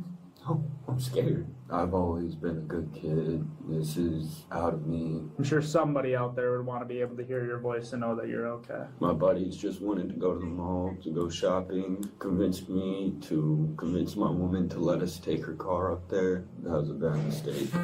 There's different agency and stuff. They're gonna do like the download of your vehicle and verify, like you said, the brakes weren't working. They'll be able to kind of see all that stuff, and they'll. Because I pushed the brake, it just gave me no response. Yeah, you know, that's stuff either that I didn't push it hard enough. She said she's had it happen a couple of times. Did you already have lunch? I'm not hungry. Bro, that's crazy. Using data recovered from the SUV, investigators determined that the driver, Jeremiah Johnson, was traveling 118 miles per hour just 5 seconds before the crash, with the accelerator pressed almost fully to the floor. About 3.5 seconds before impact, the accelerator was released, and the SUV's data shows that the brakes were applied hard until the collision occurred, indicating Jeremiah's brakes were indeed working. The front passenger, Jake, who was determined to not be wearing a seatbelt at the time of the crash, was pronounced deceased at the scene at 5:28 p.m. During rollover crashes, when occupants are unbelted, they are frequently ejected out the side of the vehicle, resulting in the vehicle rolling over them. Bro, I got into a rollout car crash, guys, 3 years ago. I had my seatbelt on. I think the big reason why, the only reason why I was really injured, because I had my window down. If my window was up, guys, my hand would not break through the window, and my hand would have been under the car. If I had my window up, I would have been fine for the most part. Like, I still would have been injured, but I would have been fine. But yeah, my seatbelt was on. If I didn't have my seatbelt on, I would have been way more injured, dude. Way more.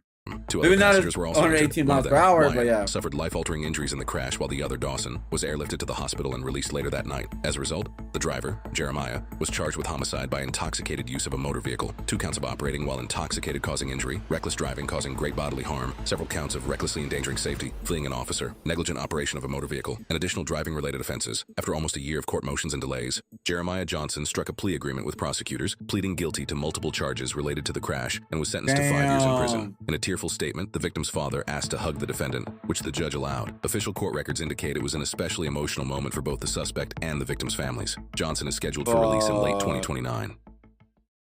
Late 2029. That's actually pretty soon. That's actually pretty soon, guys. Damn, dude. Were you just in an accident back? That was crazy. Like, why, man? That is crazy, dude. Crazy, man. Why would he go that fast, dude? Anyways, how's everybody doing today, guys? Welcome everybody to the stream. You guys doing awesome. You guys doing great. I have more bingo cut videos.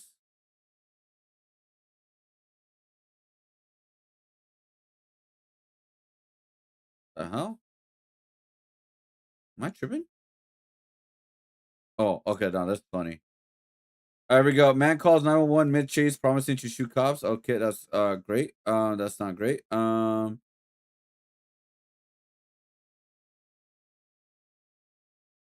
me see. Code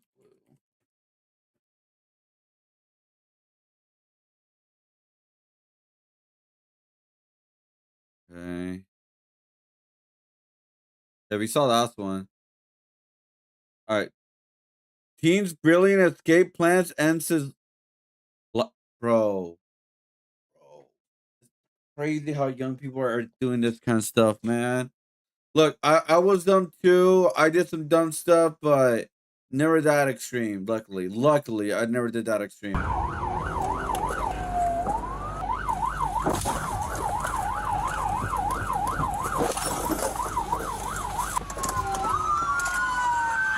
Police officers from multiple departments are desperately searching for a 19-year-old who was inside this car after he fled on foot following a violent police confrontation. But what they don't yet realize is that he is just as determined to escape as they are to catch him. Captain 4th Street, here's the lead stop.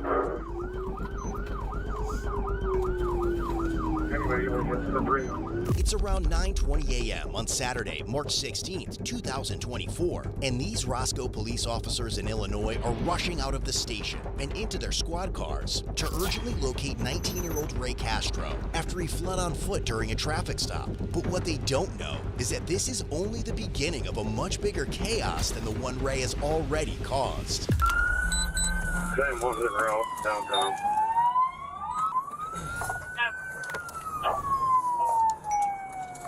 Ray Hill, Ray Castro, 1078, shots fired. Shots fired. This was not just a desperate moment where Ray suddenly bolted from the officers. Around 9:10 a.m. that morning, South Beloit Police Detective Reed pulled over a red Saturn Outlook SUV for speeding on Illinois Route 251. The driver was a 17-year-old girl, while Ray sat in the front passenger seat in a ski mask. Although the girl handed over her driver's license, Ray gave the officer a fake name, but the officer quickly uncovered his real identity and discovered he had 2 violent felony warrants against him, prompting him to call for backup. Black hair, gray pants, vest. Copy. All units, 1078 is going to be a shot fired at the male Hispanic running eastbound by the name of Ray Castro, male Hispanic, black hair. Oh, I will fix the hair, guys. Units at 1078 now with shots fired. Please, medical route. Very cool. 1 second. Female, gunshot wound. Copy. Getting medical started for a female with a gunshot wound. Any officers injured?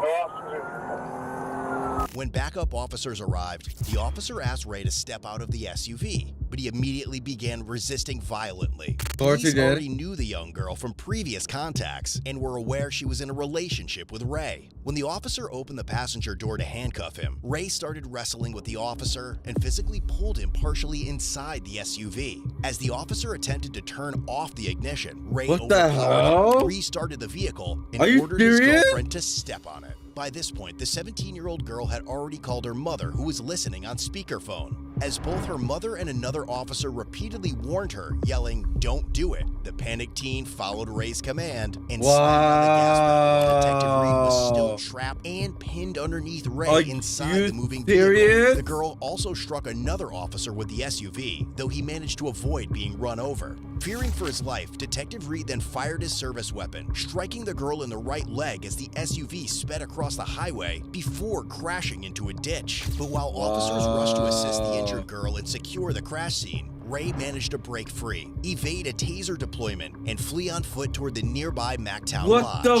fuck? As the girl's parents rushed to the hospital near the crash site, radio traffic captured conversations between dispatchers and hospital staff regarding the unfolding incident. Hi, this is Tabitha at the Beloit Hospital Emergency Room. I'm help a family locate their 17-year-old daughter who was just involved in a shooting. Our officers said that Winnebago handled the call, so family's here at our hospital, though, and we don't have the patient. Are you guys able to tell us where she was transported? Do you have her name? If one of the family members and a phone number, we'll have to... Yeah, it's mom and dad's here. Do you want me to just get their name and number? Do you want to talk to them?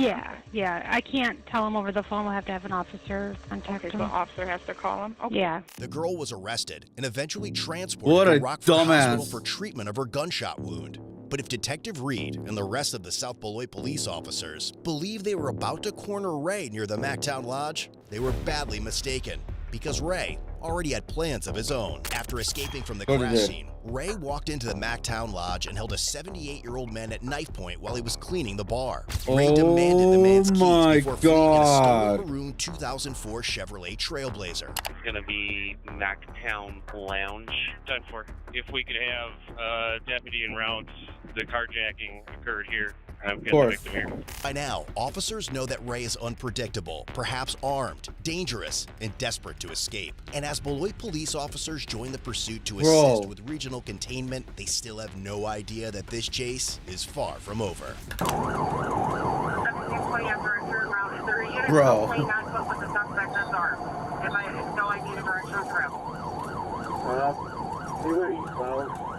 Not sure if he's armed or not. This guy's insane. And the girlfriend's stupid, too. Yeah, that would be a bad idea. All units around, we need to set up a perimeter. Unnoticed suspect is armed at this time. We're going to start perimeter where you need them.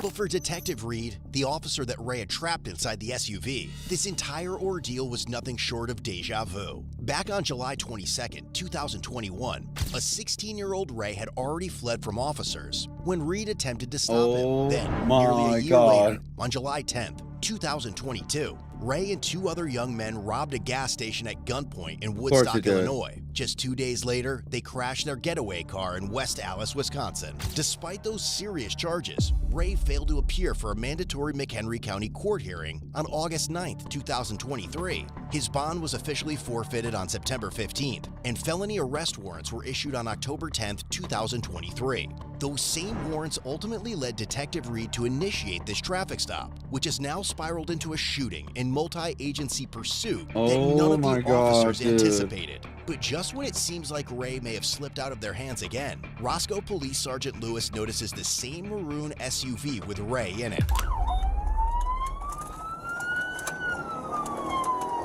This kid is really stupid. Like, why, bro? Why? 7 CM20 is at Prairie Hill 251. I'm going to push towards Willowbrook. Prairie Hill 251. Put out a description over here. That word subject is going to be a red Castro. Sweatshirt, blue jeans. Ran eastbound from Prairie Hill North 2nd, north side of the road.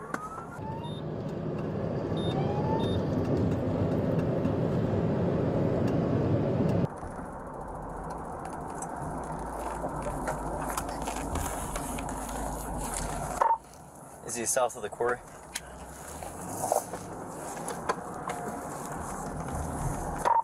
I got a maroon SUV leaving, maroon Trailblazer towards 251. Hoodie, pale Hispanic, he's taking off. Not for successful suspect, maroon SUV, Chevy Trailblazer, taking off. We're westbound on Prairie Hill.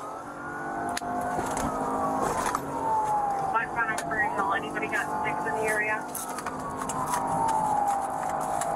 We're crossing railroad tracks, coming up to Door Road, Prairie Hill Door Road, westbound. It'll be a maroon Chevy Trailblazer. It's a Wisconsin 28. I can't copy it yet. Speed's 95. Continue westbound. Light traffic. Speed 75. 95.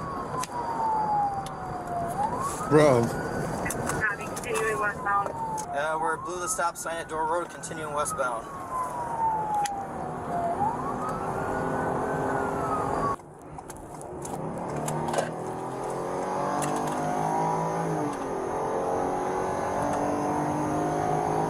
Westbound past Whittemore, continuing westbound, going to incoming traffic, we're at speed 75. Fucking kid, man. That works, keep it coming. We're slowing down in front of the Dollar General, we're continuing westbound, speed's about 65. You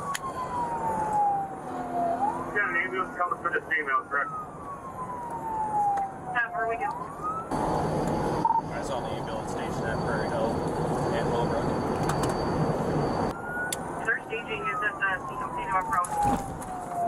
Willowbrook. We just pressed Blackhawk, continuing westbound, crossing the river.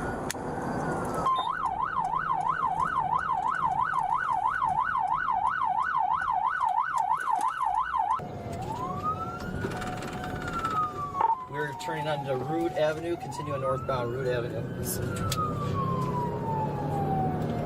We'll be on Shirley here in a second. Just past Center, blue stop sign at Center. Did I want your red guys for the gOKU? We're stopping at Sherwin. Eastbound on Sherwin, going into Blewett. Should I go a little bit lighter on this get down? Let me know. I'm not sure yet.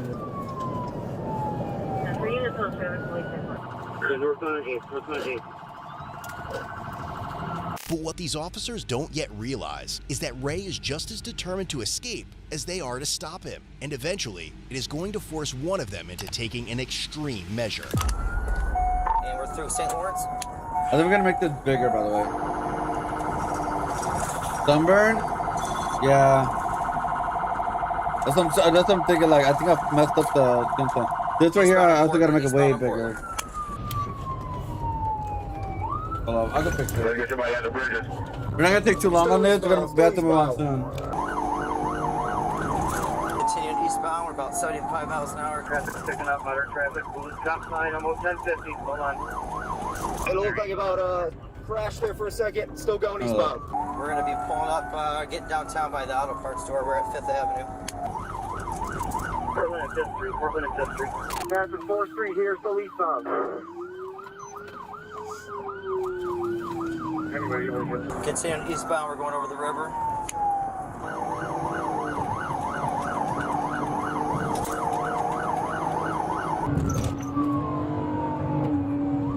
.325 still eastbound, passing Pleasant here, approaching Woodward.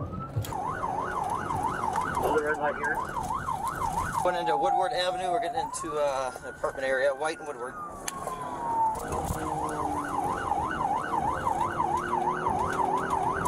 This is White and Park Avenue, continuing. North on Prairie Ave. Looks like we got a bullet squad with us. East on strong, east on strong.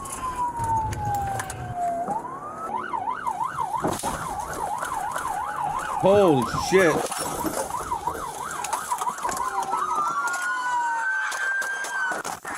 Holy shit, shooting? Holy shit. Oh, he dead. Oh, he's dead. Shots fired, shots fired, shots fired. Oh, he's dead. Was he shooting? I'm good. You guys good? 343 is going to be law enforcement. Shots fired by Illinois. Shots fired.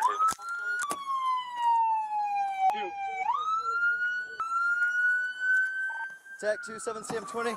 I need you to notify 7 King 1.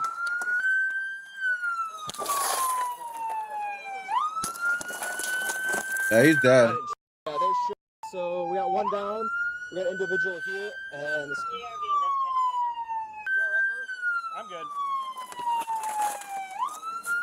Holy shit.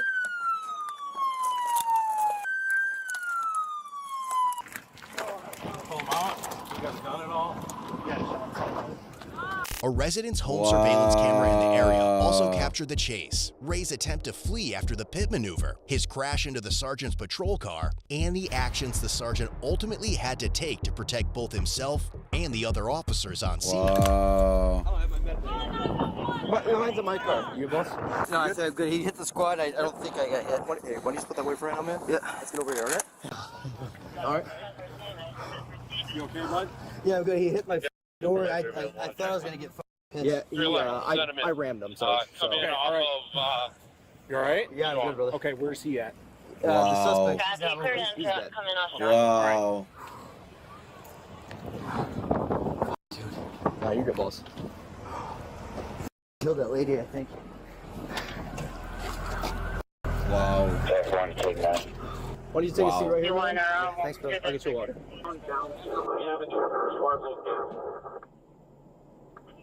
EMS later arrived on scene and pronounced 19-year-old Ray Castro deceased. His 17-year-old girlfriend survived the gunshot wound to her leg and eventually made a full recovery. The 78-year-old man's car was totaled in this incident, and the community set up a GoFundMe page to help him buy a new car. In the aftermath of the incident, one resident was allowed back into her home to retrieve her dogs when she noticed a bullet hole in the front of the house. She alerted an officer at the scene and allowed investigators inside to recover any related evidence. Thankfully, the stray round hadn't struck anyone. That same day, the Beloit Police Department requested that the Wisconsin Department of Justice's Division of Criminal Investigation take over the investigation into the officer-involved shooting. On May 17, 2024, the Rock County District Attorney officially cleared Roscoe Police Sergeant Lewis, ruling that his actions in the fatal shooting of Ray Castro were lawful acts of self-defense. Then, on May 30th, 2024, the Winnebago County State's Attorney in Illinois also cleared South Beloit Police Detective Reed, concluding that his decision to shoot the 17-year-old driver in the leg was legally justified to stop her from running him over. Wow.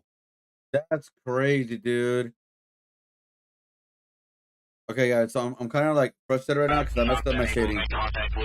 But anyways, yeah, the kid was dumb, dude. 19 years old, threw his life away for being really stupid. Really, really stupid, man. Guys, I know my gOKU sounds off right now. I'm fixing it. I messed up. It's all good. I'll fix it.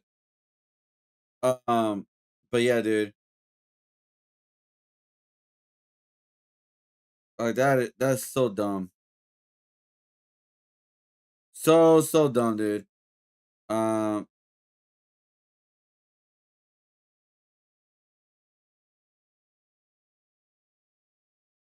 a dummy. How's everyone doing today, guys? Today we're working on gOKU. I messed up. I'm trying to fix the artwork right now. Because I was trying to do it quickly. I did it too quickly. It looks completely off. Like the hair looks off. gOKU kind of looks off. I think it's too red. So I'm really frustrated right now. It's so close that I think I'm just gonna throw this away, and I'm just gonna work on Vegeta. It happens, guys. I'm not really like happy about it, but these type of artworks just happen. They just happen. So so I don't go too much into this. I'm gonna give it a see in half an hour and see if I could end up fixing it. If not, I'm just gonna move on to Vegeta, and we're gonna start on Vegeta only, guys. All right? It happens, guys. These things happen. Like they look good on sketches, but once you like start painting them and stuff like that, that's when things are looking off and all that. I don't know. All right, here we go. This is our first. This is pretty fun right here, guys. This is our first ever police chase on horseback. Police horses chases after drug dealer. Ain't no way, dude. Ain't no way. Ever police chase on horseback. It all starts as officers witness a hand-to-hand drug deal between this man and a female. Officers approach the male suspect first. Yeah, move forward. Hey, come on. Hey, come on.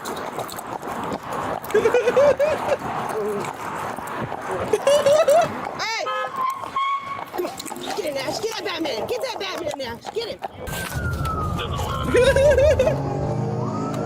Get him, Nash. Hey, get on the ground. You're gonna get run over. Come on, Nash. Come on, Nash. Red horse by You better fly stop. horse. You're gonna get hit. Come on, Nash. Come on. Come on. Come on, Nash. Come on.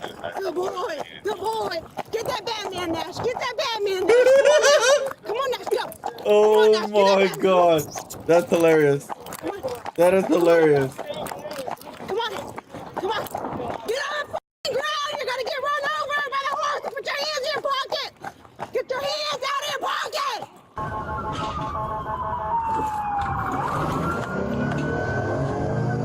Get off the ground. Come on, Nash. He just threw his head. Come on. Come on. Come on. Nash, come on. Get that man. Come on.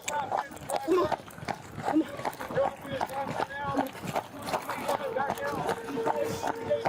Come on, Nash. Come on, Bubba. Come on, Nash. Bro, you're not gonna be able to run us on the horse. You better stop. Oh my god. Go, horsey, go. Watch it. Watch it. Get on the ground. He's just Get sitting. on the f***ing ground. Give me Zach. I got him. I got him, Zach. You're good. I got him. I got him. Zach, let go. I got him. Give me, or here, take.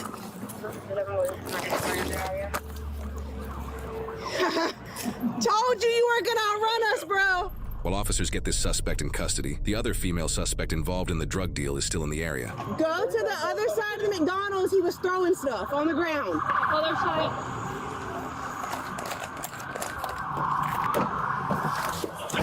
Those are good boys. Good boys. That's where it was at, right? Good horsey. It's on the other side. You want to stay with him? I'm going to go because I saw right where it was at. Go, yeah, go with him. They started out over there. I saw the horses and then came down the sidewalk here by the fence line and then came through like where the sign is over here and then trotted through right here. Came right through here. Right through, and they were like, stop, stop! And then they called it in at the McDonald's. Do you see her throwing anything? I just saw arms flailing. That's it. Come on. Yeah. You got him for a minute? I got it for now. I'm gonna go look where he was throwing stuff. That's funny. That's funny. Good boy, Nash. Got that bad man. Good job, Bubba. Good boy. Good boy. That's funny. Should be like right here somewhere. Where did he dump the 73? They're gonna grab that stuff right now.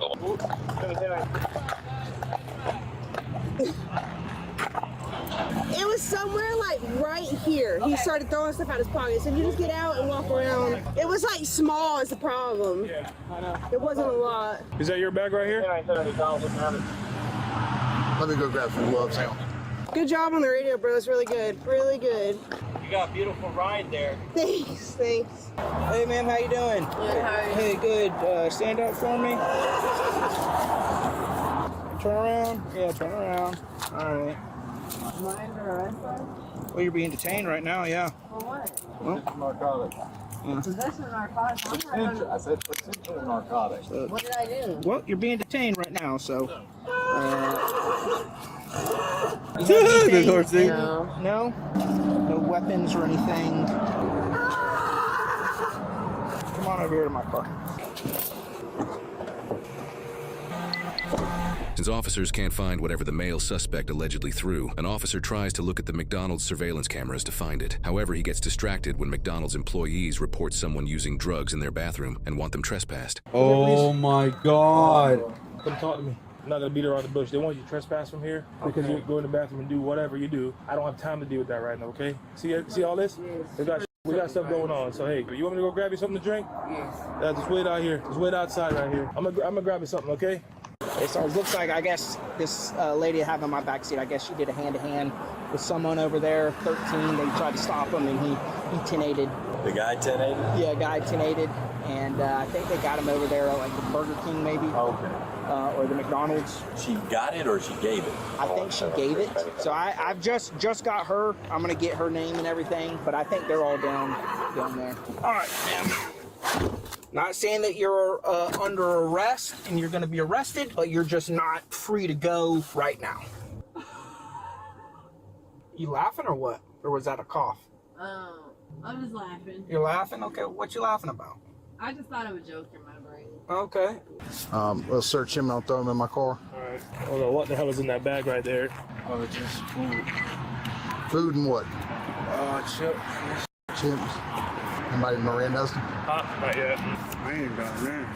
Okay. I don't know. All right, come on, step on up, bud. You got anything in your pockets I need to know about? What's your name, man? Joe, when was the last time you were arrested, buddy? Got out like 4 months ago. What was you in there for? For possession. That's what I thought. Come on, let's go.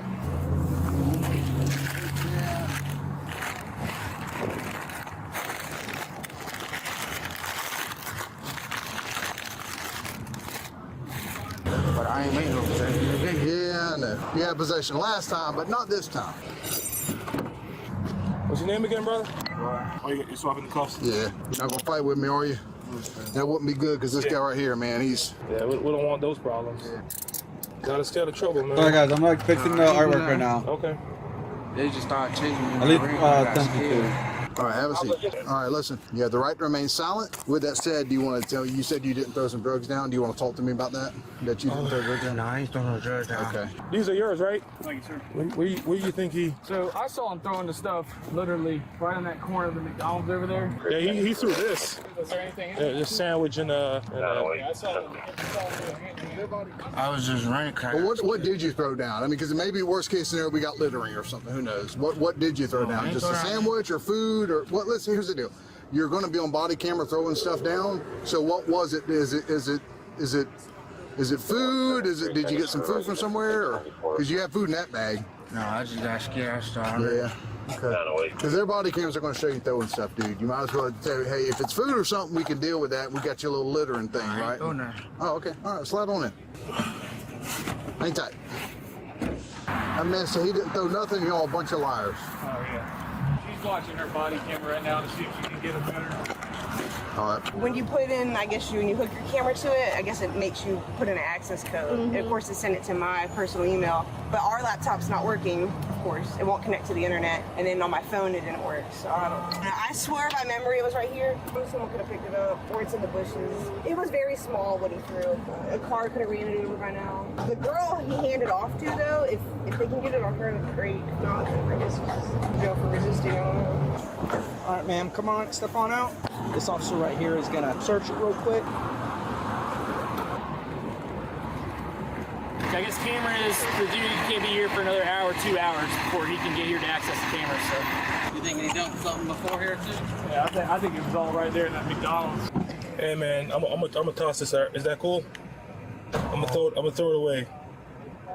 You can't take this into jail, is what I'm saying. If you end up going to jail, we're going to throw it in the trash. You can't have it in jail, and we can't keep it for you. We don't have any other choice. Yeah, all right. So I'm going to throw it out, okay? Damn. I hate that our laptop won't work. I've got everything's done. I got the cursor between two lines if you just want to knock out a real quick narrative. Yeah, I can. Are you comfortable holding him? That's fine. Okay. He's bigger than me, but I think he'll be all right. If he tries to eat the grass or pull back to them, just, yeah. Okay. And just watch your feet. That's a good horse. That's a good horse. Selfie. Your first selfie? Oh my god. A police horse. Do you know how to ride a horse, Dad? Yeah, I've ridden horses. I'm not saying I'm an expert, but I've got one. See? And he's a good horse. And not fall off immediately. Yeah. Oh, you're funny. That's not nice, Mary. See? They even, this one don't have. They actually normally have badges right there on their chest. There's one right here. My daughter's a horse freak, so we're FaceTiming. See, they got their own badges too. Did they catch the guy? Yeah, they're on a horse. Did they have on badges? Yeah. He was on foot. Funny.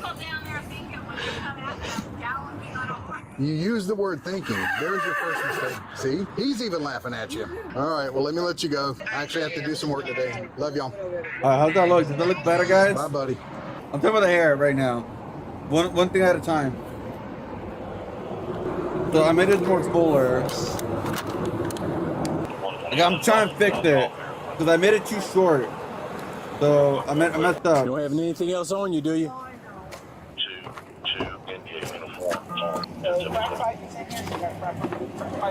Can't have nothing on her but a crack pipe. We can go back and look at that area. Yeah, let's do that if you guys don't mind.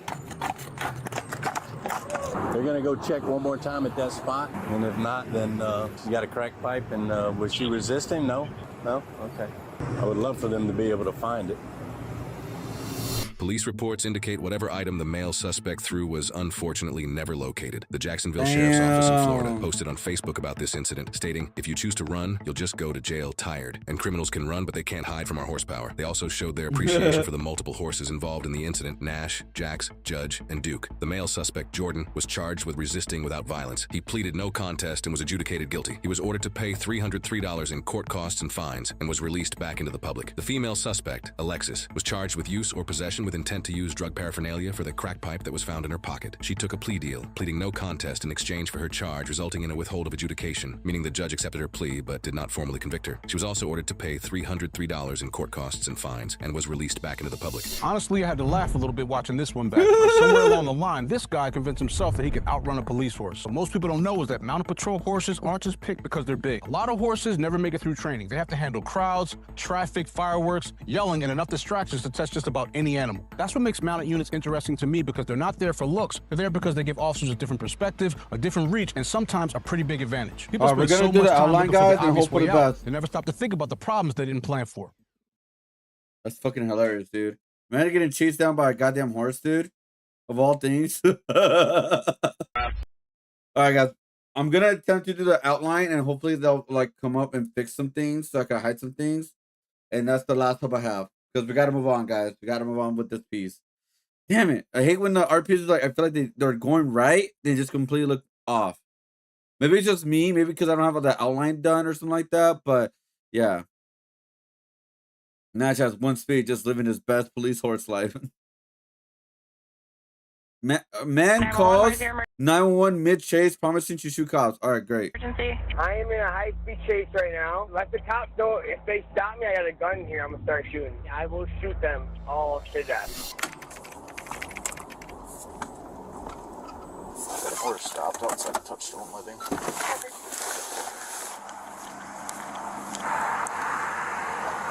Hello. Hey, what's going on? The reason I stopped you is you don't have any taillights on. It's not automatic. Should be all good now. Do you got your driver's license on you? No, I don't. You don't have it on you. Where are you coming from? I was downtown. Seeing a friend or? No, I live down over here. I've been homeless since August. She brought me back up here like 2 nights ago, staying at her house. Just let me use the car. Can I just go home, buddy? Why are you so eager to get out of here? It's been a really bad. R145, take a second. I was homeless. I had a gun put in my head. I was threatened to kill. I was stoned to death when I was 30 years below zero. All I want to do is go around the corner and go home, man. I just stopped you for the taillights. They're probably good now. I gotta walk back there and check, but can you shut it off and step out for me? No. Why not? Why am I stepping out of the vehicle? How much have you had to drink tonight?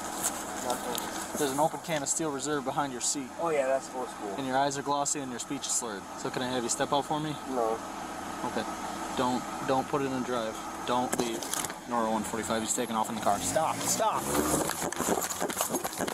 What a great thing. Nora 145. 1080 westbound Winnebago. For 60, traffic's very light.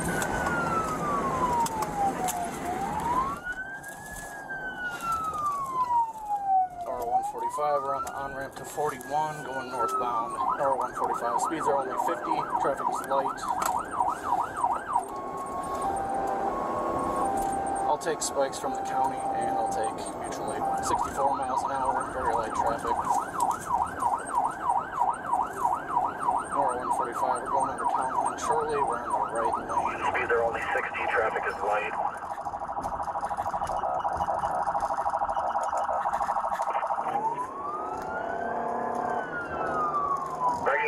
Up here. Nora 22 gets close. We should be able to box it in. We just passed town line. We're approaching county now. Yeah, it looks like you'll be the closest coming in. Can you go past them and set up spikes? Nora 145, he's reaching around. Speeds are still only 60. We're approaching end shortly here. Traffic is light.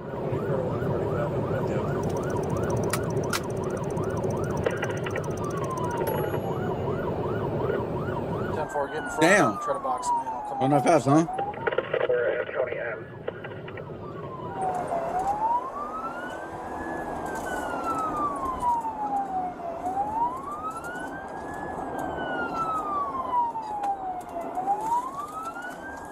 Nora 145. He swerved around Nora 22. We're still northbound. Oh, here it comes. 911, where's your emergency? I am in a high-speed chase right now. Not even a high-speed chase. I'm just not stopping. I'm only going 65 miles an hour. But if they stop me, let the cops know. If they stop me, I got a gun here. I'm gonna start shooting. 145 to 22. Oh my God. You get up on the side. Sir, I need you to not do that. Where is the gun now? It's in my lap. What type of weapon do you have? I got it. I'm not gonna tell you what kind of weapon it is. But if they stop me, I will shoot them all to death. Units on the 1080, we're currently on the phone with the driver of the vehicle. He's advising he has a 32. 10-4, he just tried to hit me. Can you 10-9? He has a 32. Hey, Fram, we're on the phone with him. At this time, he advised that he has a 32. 10-4, we're approaching N right now. I'll take mutual aid from Winnebago County. Just let him know what's going on.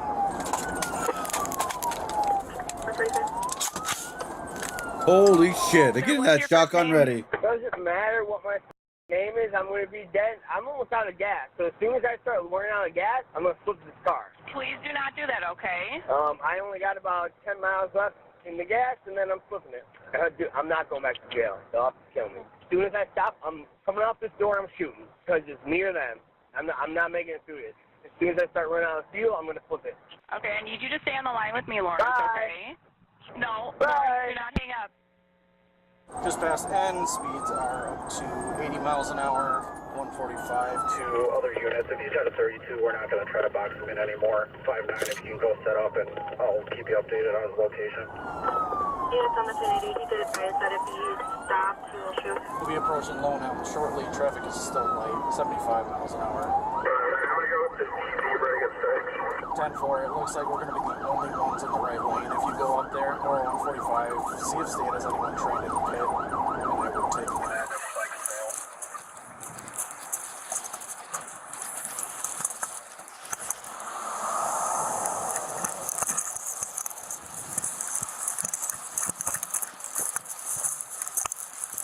Getting those spikes ready. In the right lane, speeds are 75 miles an hour. County unit, if you can see my lights, it's just the car in front of me. There's nobody else.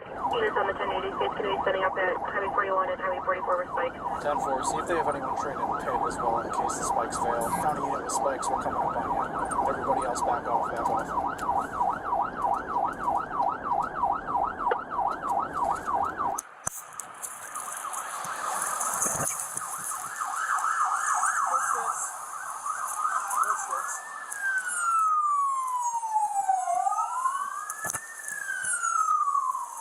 Paramedic, copy, good 6. It's going to be the single occupant of the vehicle. I did not see a 32, but obviously be advised. Crash, crash, crash, crash. Oh wow, he's running. He's about to run. He's about to run. South of 26, he's on the frontage road. He's smoking.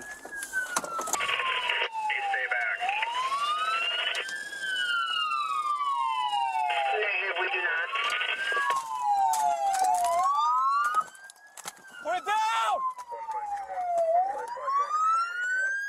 Nora 145, he's got something in his hand. I can't tell what it is. Hey man, don't do it! Hey! Put your hands up!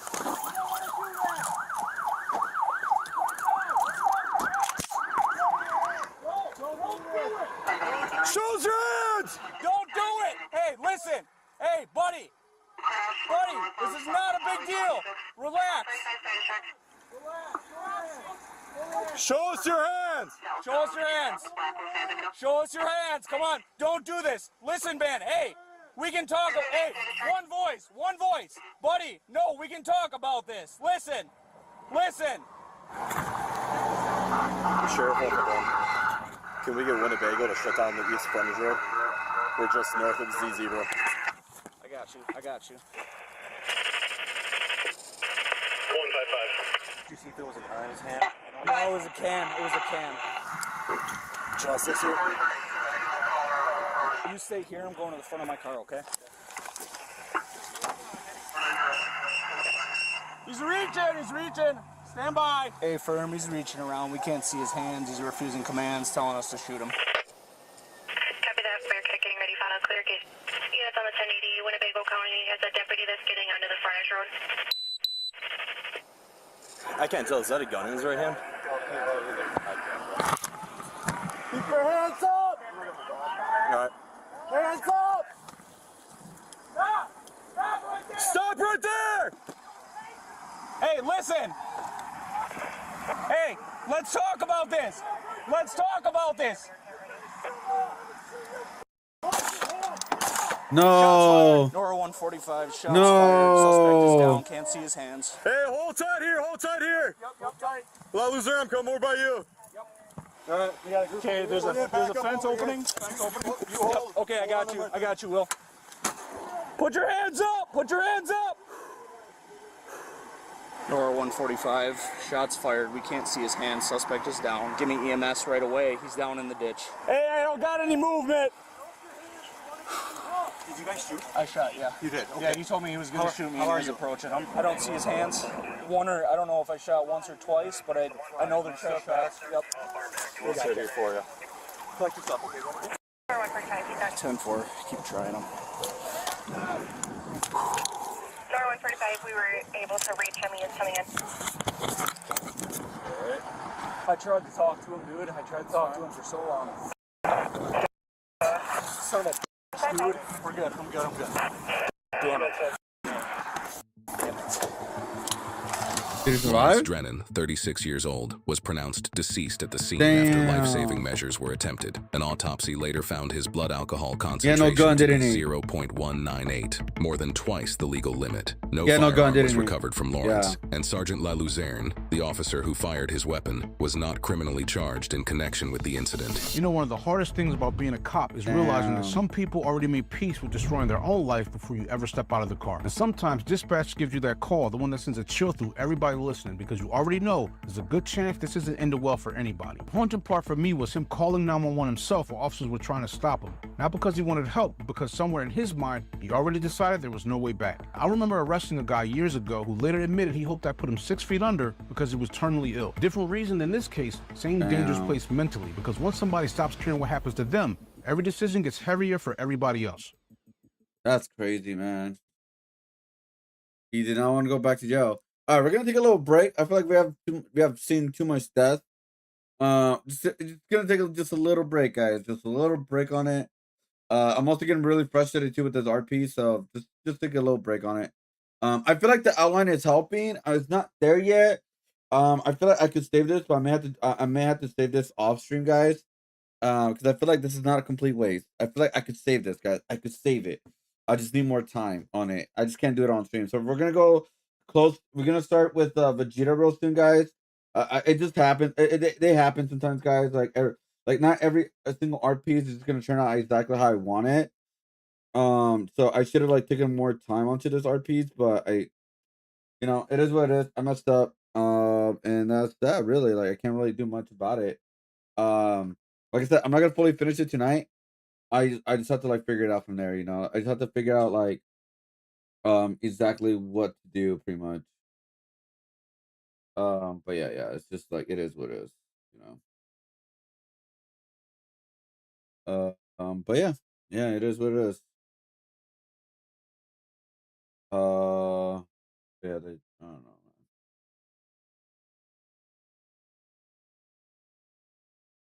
Like it doesn't look bad. It just doesn't look like how I want it. If that makes sense. You know what I mean? Like hold up, the shininess is not helping, but yeah.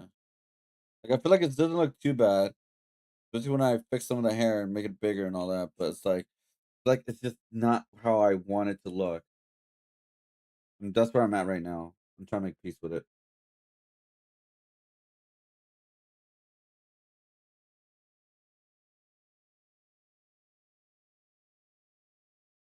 So yeah. Oh my god.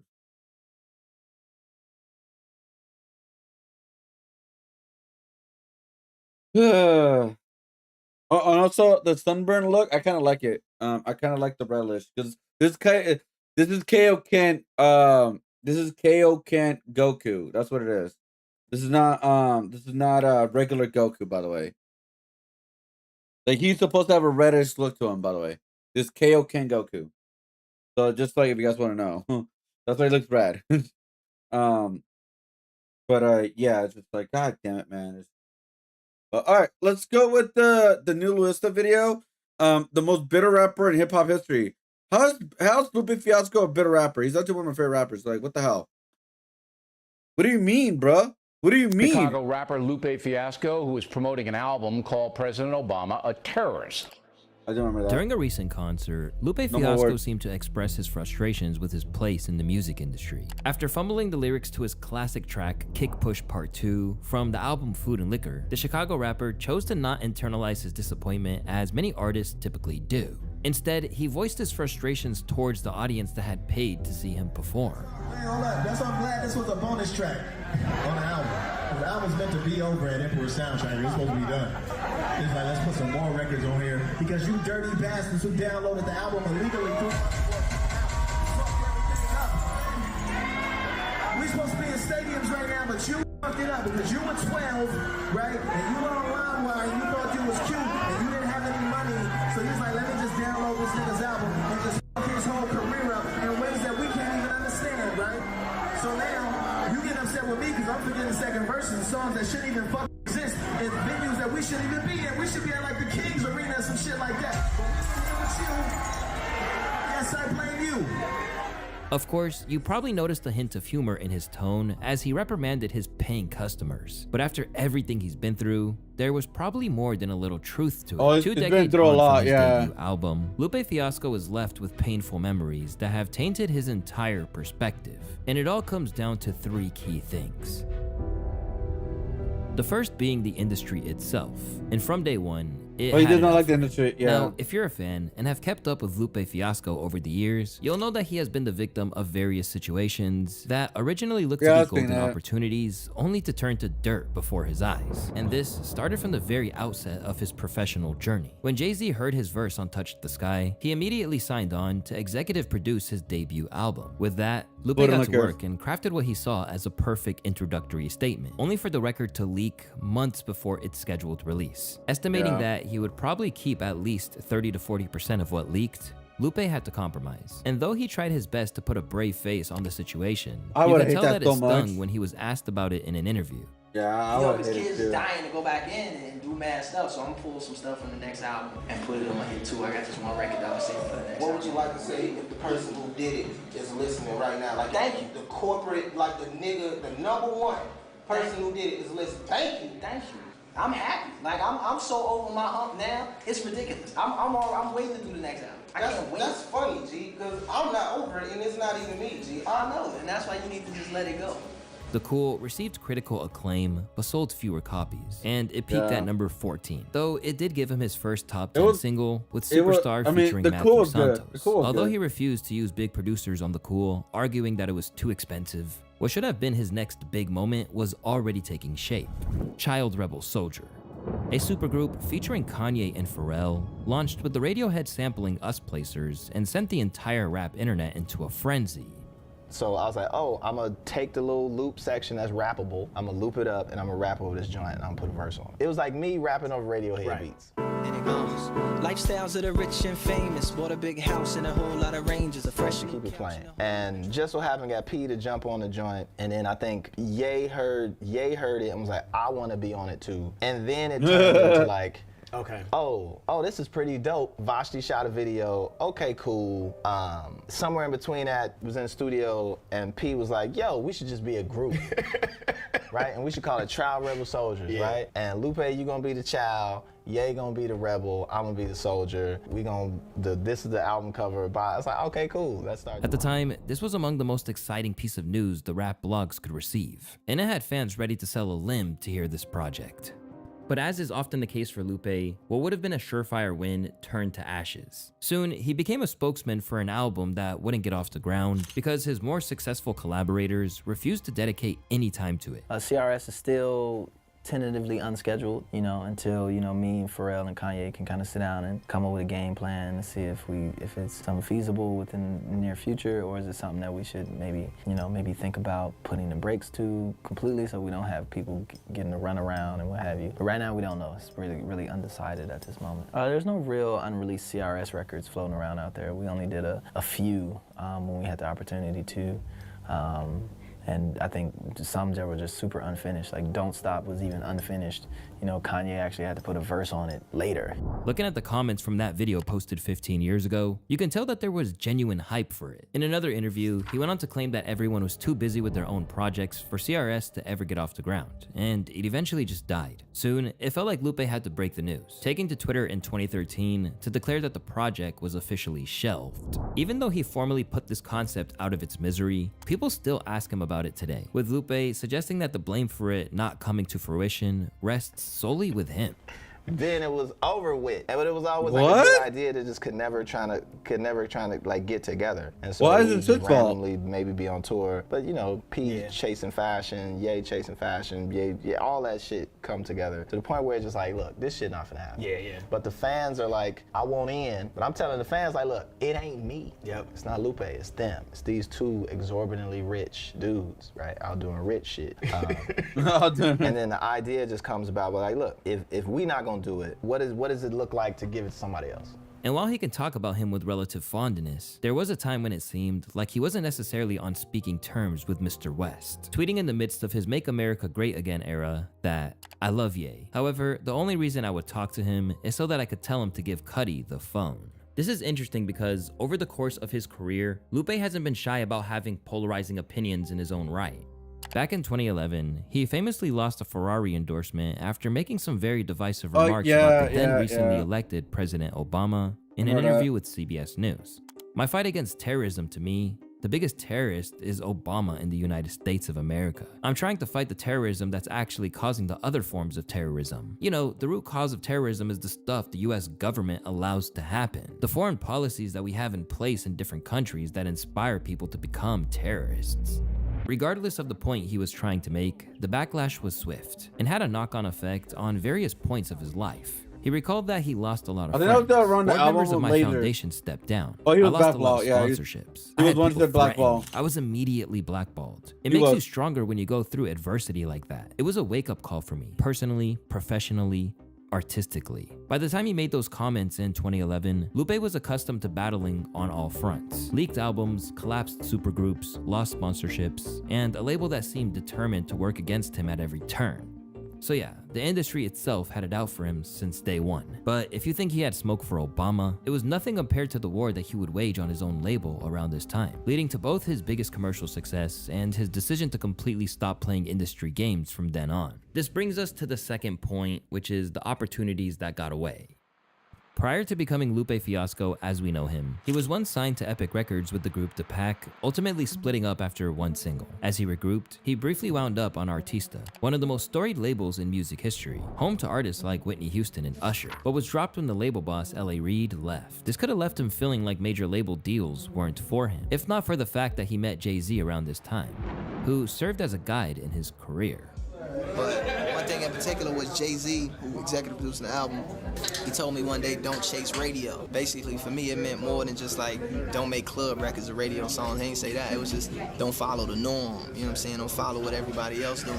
So whatever I look back and seeing what everybody else was doing, and I went left. You know what I'm saying? I was saying what people not touching on, and why not? You know what I'm saying? So I took the risk of it. And that was kind of like what started. That was like 3-4 years ago. Despite his admiration for Lupe, Jay-Z never signed him to Rockefeller or Def Jam. And according to Dame Dash, Jay-Z's former business partner and co-founder of Rockefeller, that was no accident. Dame claimed that Jay-Z deliberately kept Lupe off of his roster because he knew Lupe had the talent to overshadow him.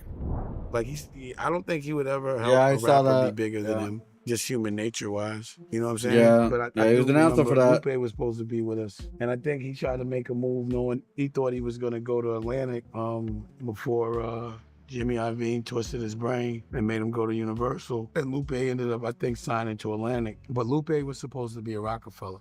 And what made the Atlantic situation even more painful was that Lupe only signed there in the first place because Jay-Z had promised he was coming too, as president of the label. That was the whole reason they did the deal. But Jay-Z got a better offer from Def Jam and quietly backed out, leaving Lupe stranded at Atlantic without his biggest advocate. The man who was supposed to be in his corner never even showed up. Fucking Jay-Z. And the irony, Jay-Z would later complain that the auto-tune era was preventing him from getting the airplay he deserved. The exact same problem Lupe had been dealing with all along, except nobody was listening when it was Lupe saying it. There are guys home writing 100,000 hours who can't get in the game because someone with half the talent is, using this gimmick as a crutch and taking up their airspace. I'd rather the guy who's I'd rather hear Lupe Fiasco, who I know is putting incredible time and craft into what he's writing, than to hear, a song with just a catchy track with some auto-tune. Don't get me wrong, I love some of it because some of it is written well. Like,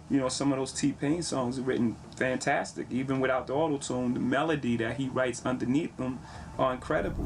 But despite all his support, Lupe would come to resent that Hove's bad information had let him sign with Atlantic in the first place. Around the time Lupe was working on the Lasers album, Atlantic, then run by Lear Cohen, one of the most powerful executives in the music industry, made a conscious effort to meddle with his sound, leading to a lengthy delay on the project. They even handed him the Airplanes track at one point, only to pull it and give it to B.O.B. instead, deciding that he was a safer commercial bet. That song went on to become one of the biggest hits of 2010, by the way. The record company sent me a song and said, this is Lupe, you need a #1 smash. And this is a #1 smash, right? They sent me the track and the hook, and they sent me 7 of those. The last one, when I was like, I'm done fighting, I'm gonna just Martin Luther King this one. Just go ahead. I'm gonna turn the other cheek. It's so ridiculous that when I recorded the verses and sent the record back to them, they called me back and said that they didn't like their own hook anymore, and changed the hook 60 times. So when I'm sitting saying, if you think my records are whack, which is what they told me, they think I'm whack. So if you tell me that my records are whack, then give me great records. So then you give me these records, I send these records back to you, you don't even like your own records. Where does that leave us? Left angered by the treatment he received, Lupe rallied against the situation, and soon had his audiences protesting outside Atlantic's offices to demand Lasers' release, eventually leading to him getting the date he was looking for. So y'all actually did it, huh?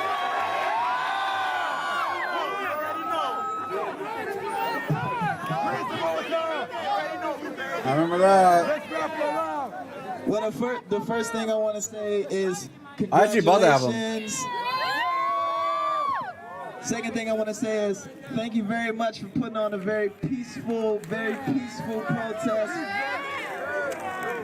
Third thing I want to say is Lasers is dropping March 8th.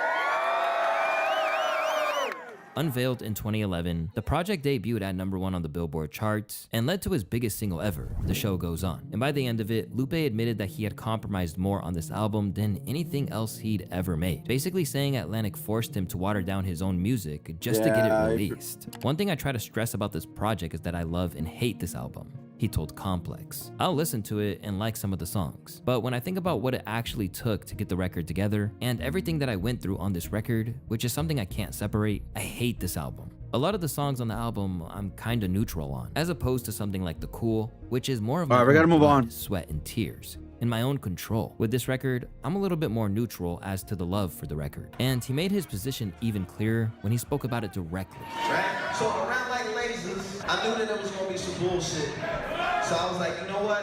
I will never, ever, ever, as long as I'm on this label, give this label like my heart, like what I really believe, like what I truly feel. Because I feel like, man, if you're working with somebody, you know, they have to like show you some love back and show that they deserve your work. All right, we gotta move on to Vegeta. So let's finish this real quick. So yeah, I actually enjoyed Lasers. It's actually one of my favorite albums. Like not like all the way, but I remember like when I was younger, I enjoyed it a lot. But like once I got older, I was like, oh yeah, it's a lot of compromises. Like what I didn't really notice.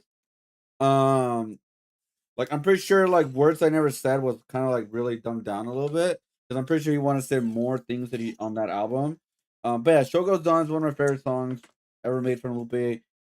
But yeah, it was like once you get older, you realize, oh yeah, he compromised a lot compared to like what he did with Food and Liquor and The Cool. Even though The Cool was still like not 100% there exactly, but it was still a good album. And I man, and then he did like the Yao painting one. I forgot what it's called exactly, but yeah, man, he was sabotaged so many times. He was sabotaged so many times, dude. He's literally a better lyrical rapper in my personal opinion. When you start listening to it, guys, like bigger and better than like Kendrick Lamar and J. Cole and Drake. He's just one of those rappers. He just got sabotaged from the beginning from a lot of different like people on the labels and stuff like that. Even Jay-Z heard him, dude, because he was like, "Yeah, this guy's gonna own my ass." Like, it's just he got in a very bad time in hip hop. Because again, Jay-Z was never the top guy at all. Like he's never been a top guy in hip hop. He could have been replaced pretty easy from a lot of different kind of rappers, and he knows that. Jay-Z knows that.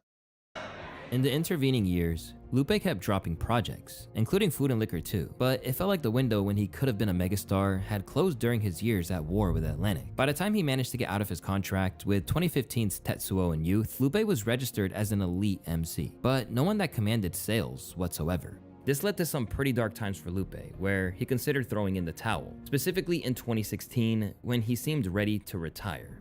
After a freestyle that featured bars about dirty Jewish execs sparked rumors of anti-Semitism, Lupe took to Twitter and said he was hanging it up. I get the hint, God. Yo, Lupe fans, it's been fun and I hope you've had fun. I'm officially not releasing any more music. Albums canceled. In the end, Lupe didn't cancel the project and has since released various acclaimed projects, including Drogas Light and Drogas Wave. But it doesn't mean he's any happier with the culture's general vibe. This period of annoyance with the rap game reached a point where he felt like he was inherently out of date. I feel like I'm one of those dinosaurs stranded on an iceberg somewhere, disconnected from the world. That's also part of the song's message, that Lupe Fiasco is a dinosaur. Whether that music is accepted commercially or not, doesn't matter to me anymore. Lupe seemed to be happy to move in his own lane, and at a certain point, it seemed like letting things go actually benefited him. For one thing, his 2022 concept album Drill Music in Zion proved to be his worst acclaimed for years, reminding some lapsed fans just what he was capable of, even if it didn't chart. Now in his 40s, Lupe was in a position to be seen as a precursor to many of the conscious, innovative, and otherwise unconventional artists we see today. And briefly, he seemed content with this reputation. After getting his flowers from Tyler the Creator as he declared that we didn't protect Lupe, man, Lupe replied, "I'm still here fam, LOL. I'm happy, family good, life is awesome, make my little money doing my shows to fund my little side hustles. At the time, this appeared to be true, with Lupe revealing that he was set to begin teaching a course in his chosen craft, announcing on Twitter that he would be teaching rap at MIT. With videos of his course surfacing online, Lupe's natural talent as a public speaker meant he seamlessly took on the role. Before that, he had also dabbled in another normal job, becoming the creative director at Higgy, a health and wellness app. So with all the opportunities that got away, a label that promised him the world and delivered chaos, a mentor who guided him to a deal and then vanished when things got difficult, an album that went #1 but cost him his soul to make. By the time he finally escaped Atlantic in 2015, the window where he could have been a genuine megastar had already closed. On the surface, it looked like he had found peace outside of the music industry. But while he appeared to get a degree of validation from all this, it seemed like Lupe sometimes reaches a point where it just isn't enough. And he looks at other artists who followed in his footsteps with vengeance in his eyes. Which leads us to our third reason, watching others win with what he felt was his crown. Ever since Kendrick Lamar came out of the gate, there have been some hip-hop purists who feel that there's a comparison to be made between his approach and Lupe Fiasco's. This has sparked endless discussion on not only whether this is an apt comparison, but also who would win if they were to square off. I am in agreement with you. I do think Lupe's right. I don't think it's a slight to Kendrick, because Kendrick is easily one of the best lyricists, period. Yeah. But Lupe is just, he's like an alien when it comes to rapping. It's a different level. It's a totally different level. Like, it's basically like one of these things where if you put Lupe on a stage and you put Kendrick on a stage and you say, all right, just do like some stream of consciousness rapping. Lupe's gonna just fucking spaz. Yeah. Right. Lupe is that type of dude where Kendrick is gonna just rap and rap and rap. It's gonna sound dope. Style-wise. He's got all of these things working for him, so the radio is already looking to him. Okay. Whereas even though Lupe was that at one point, he's not been that in a super long time. Now people just kind of look at Lupe as this kind of weird guy that makes these extremely complex albums. But it's funny, they look at Kendrick the same way, but it's just, that's what I was saying. There's just there's a different machine working for Kendrick. But this hasn't always sat well with Mr. Fiasco, as he's regularly had words for Kendrick as early as 2018. I love me some K-Dot. Always have, always will. With that said, do I think he's a good lyricist? Yes. Do I think he's the best lyricist? No. Do I think it's lyricists that are better than him? Yes. Is he a better artist than me? Yes. Is he a better lyricist than me? No. Does he make better songs than me? Yes. Did I think Control was ridiculous? No. Am I jealous of K-Dot? No. Did I personally give him props in Chicago on stage as the next one to take the crown? Yes. Is it on camera? Yes. Did I mean it? Yes. In the end, all these attempts to clarify his opinion on him have done little to stop the discourse. And over time, Lupe has grown increasingly annoyed by it. I don't keep bringing up Kendrick. You niggas keep bringing this shit up. Blogs keep bringing it up. Journalists keep bringing it up. Niggas keep doing these stupid ass posts and polls and who's better and who's not. I've repeatedly said many times for years that I fuck with this nigga. I fuck with him. I fuck with Big Sean. I fuck with J. Cole. I fuck with Big Crit. I fuck with Ab Soul. I fuck with J Rock. I fuck with all these niggas. Every new rapper that's out, I fuck with. I don't dislike these niggas. I'm not jealous of these niggas. I'm not continuously bringing this shit up. So I don't want you niggas to get out of pocket and think that I'm the one who keep bringing this shit up. I didn't even start the shit. After calling Dot's infamous Control verse whack and super overhyped, Lupe tried to draw a line under the situation, declaring, I apologize for even engaging and talking about other rappers' careers. I'll never do that shit again. But when some fans saw this as him officially saying he didn't want to get into it with Kendrick, his ego kicked in once more. I wasn't apologizing to him, LOL. I was sorry about the entire shindig because it was such a waste of time and energy in something that actually had nothing to do with me. Keep my name clean. I fear no rapper of any kind or any time. K-Dot solid, but y'all need to chill. For a while, Lupe just kept it pushing and did his own thing. But he was about to cement his unofficial status as a Kendrick hater when he claimed that Drake was superior to him. Drake or Kendrick? Drake is a better rapper than Kendrick. Do you like? Okay, so is it? You lying son of a bitch! Really. Drake, he's my favorite rapper still. But you know, you know that. So you know I ain't capping when I say. For sure. I would give it to Drake. I think Kendrick's a better technically skilled performer, but I don't think he's a better rapper. Performer. Yeah, that's so okay. So you ain't never heard Kendrick and felt like he was one of the most dangerous rappers? No. No, so Kendrick puts no. You ain't never felt that. Yes, I have. I felt he was very dangerous. You felt like he was dangerous to you? I felt like Kendrick Lamar still to this day. He's very surgical with words. Absolutely.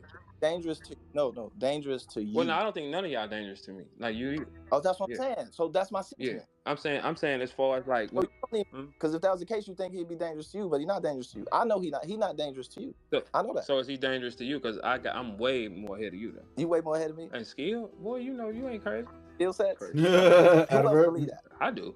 Who else believe that A-Verb is a better rapper than Lupe Fiasco? Yeah, a lot of motherfuckers. Why wouldn't we? Not many people. Count. What you mean count? You want to take a poll on it or something? Because he said this at the height of the beef between Drizzy and Dot, fans immediately believed these comments came across as biased, and reminded some of the rap audience why it can be a struggle to be a Lupe fan at times. Getting to know Lupe Fiasco through social media beyond his music has probably been the most disappointing of all my favorite rappers. I'm more disappointed in Lupe than I am in Kanye, because Lupe is supposed to be the smartest one. What is he teaching in that hip-hop class at MIT? Mentioning his MIT course is actually a very fair point, as this assessment of Kendrick as inferior to Drake seemed to contradict the abundance of praise that he had for Dot during one of his own lectures. I think he just got really annoyed and just became a bitter fan of Kendrick, so they keep comparing to him and stuff. So he just became a bitter fan. And you know what? At the end of the day, that's his opinion, but that's it. You know, that's like I kind of like where I ended. Like again, I'm at a point where it's like, dude, I really need to go more, and it's like I can't believe one of my favorite rappers does not agree with me. Like, holy shit. You know what I mean? Like, I feel like that you should not be living your life like that. I feel like you're just becoming more bitter, in my opinion. Hold on, guys.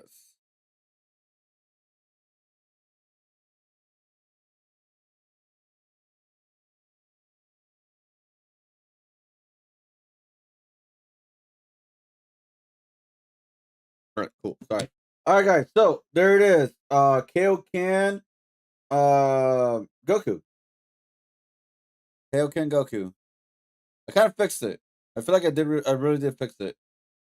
I think the one part that I feel that I need to do though is add just a little more red here, so it doesn't seem like it's super gone. So that's the only part that I need to like fix a little bit, and then we'll be able to move on finally into Vegeta. About me, Kendrick Lamar. To me, one of his greatest records. Just the first verse where he's singing about a guy, rapping about a guy who's in the streets and was involved in some violence, and he does it a different way. So I say it, I reveal it. You know, you bet you didn't know you just saved yourself. Eminem reveals it. The word says, oh shit, it was you. Kendrick and his genius.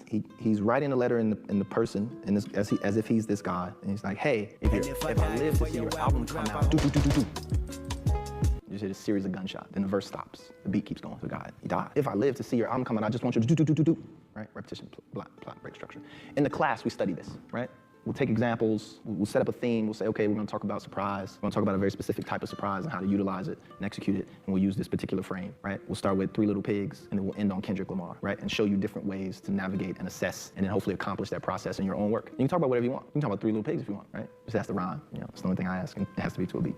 When people weren't willing to accept this argument at face value, Lupe basically suggested that his opinion meant more, and that you can't really speak on a cultural matter like this without a fully fledged degree in it. I think that for the people who, if you want to start choosing follow me people, please. If you want to start choosing who's in and who's out, a process which I don't agree with, and I think is bullshit. If you want to do that, then you should have a degree. You should have a PhD in hip hop. If you ain't got that, then I don't think that you're qualified to and have the right to speak on behalf of hip hop, right? Just a rapper and you sold a bunch of records. I still don't think I think at this point, and to the point that it's to the point now where it's visceral. That's weird, it's to the point now where people are making decisions on it, and it's hurting people and it's building up other people, that it shouldn't just be based on some nigga at a podcast. They the out group, but they selling more records than you and selling more tour dates than you. But you the spokesperson for hip hop. That don't make no sense. But this did little to address the issues people had with his views on the subject, particularly when he revealed that, despite wading into the discourse around the beef, he hadn't even listened to all the tracks in question. Where you stand on things, and that's commendable for me. I haven't listened to any of the songs. I did not know that. Yeah, that's baffling to people. I stopped listening. I listened to Push Ups And what was the Ross response? And then after the Ross response, I haven't listened to anything. So I haven't heard any of the records. Family Matters, Meet the Grams, Not Like Us. I kind of tapped out. Oh, so that's even doper that you just going off your sheer hate for one of them niggas. I'm the opposite of you. You hate Drake, I know. No, but it's from love. I know. And you hate Kendrick. No, I don't. From love. No, I love that. Like I love Drake. No, you don't love Drake. You don't love Kendrick. You actually dissed him. You got the first diss. You have actually dissed Kendrick. Still, this didn't deter Lupe from coming at Kendrick, and in his subsequent discussions around this time, he was happy to sound off on what he believes Dot lacked as a rapper, making some pretty major claims about where he sees him in the game's lineage. Dude be tripping. The control verse, right? Yeah, it was just alright. He came out, he did some pop shit, and I think Academic said it recently the best. He's like, Kendrick ain't the best at making disses, he the best at making moments. So he made a moment. It wasn't like a technical, it wasn't even the best verse on the song. It ain't even his best verse. How the fuck you talking about you the best rapper? It ain't your best verse, right? So it wasn't what he said, it was the reaction from his fans, right? So his fans, for any nigga who was of note, that niggas actually cared about was anywhere in his space, because me and K-Dot was in the same lane. We the same young, black, socially conscious motherfuckers doing weird shit, right? Well, no, I'm tripping. But niggas looked at it like we competing just because we in the same lane. I'm like, I think he's a great performer. I think he's a great rapper. I think he makes great albums. I think he's a great conceptualist. I think he's a great mind. I think what he does for the culture is amazing. Like, I love him to death. I do not think that he's like this amazing lyricist, though. And if I had to put a top 100 of lists together, you not finna say that. You not finna say that. Wow. It's one thing to not have Kendrick in your top 20, but top 100? Come on now, Lupe. As expected, the response to these comments was swift, and because they just seemed like flagrant hate, it reinforced the conclusion many people had reached about what Lupe's problem was. One thing about Lupe Fiasco, he's always hating on Kendrick Lamar for so many years, it's getting old. Only because Kendrick Lamar is making a lot of success that Lupe should have. The problem with Lupe was never his rapping skills. When it comes to his sheer craft, he's one of the nicest to ever do it. That's why he went from MIT to becoming a professor at the Peabody Institute. Because if you want to know how to construct rhymes, there's simply no one better. The issue is that he can't let go of what the industry did to him and be happy with where he's at. He's still enraged by missed opportunities, hoping other artists avoid the pitfalls he fell into, while also growing sick of being reminded of what he missed out on. Child rebel soldier. Wow. You knew it was coming. We still talking about this. Now, you knew it was coming though. 25 years later. We're talking about it because you said you're gonna you said you're going to.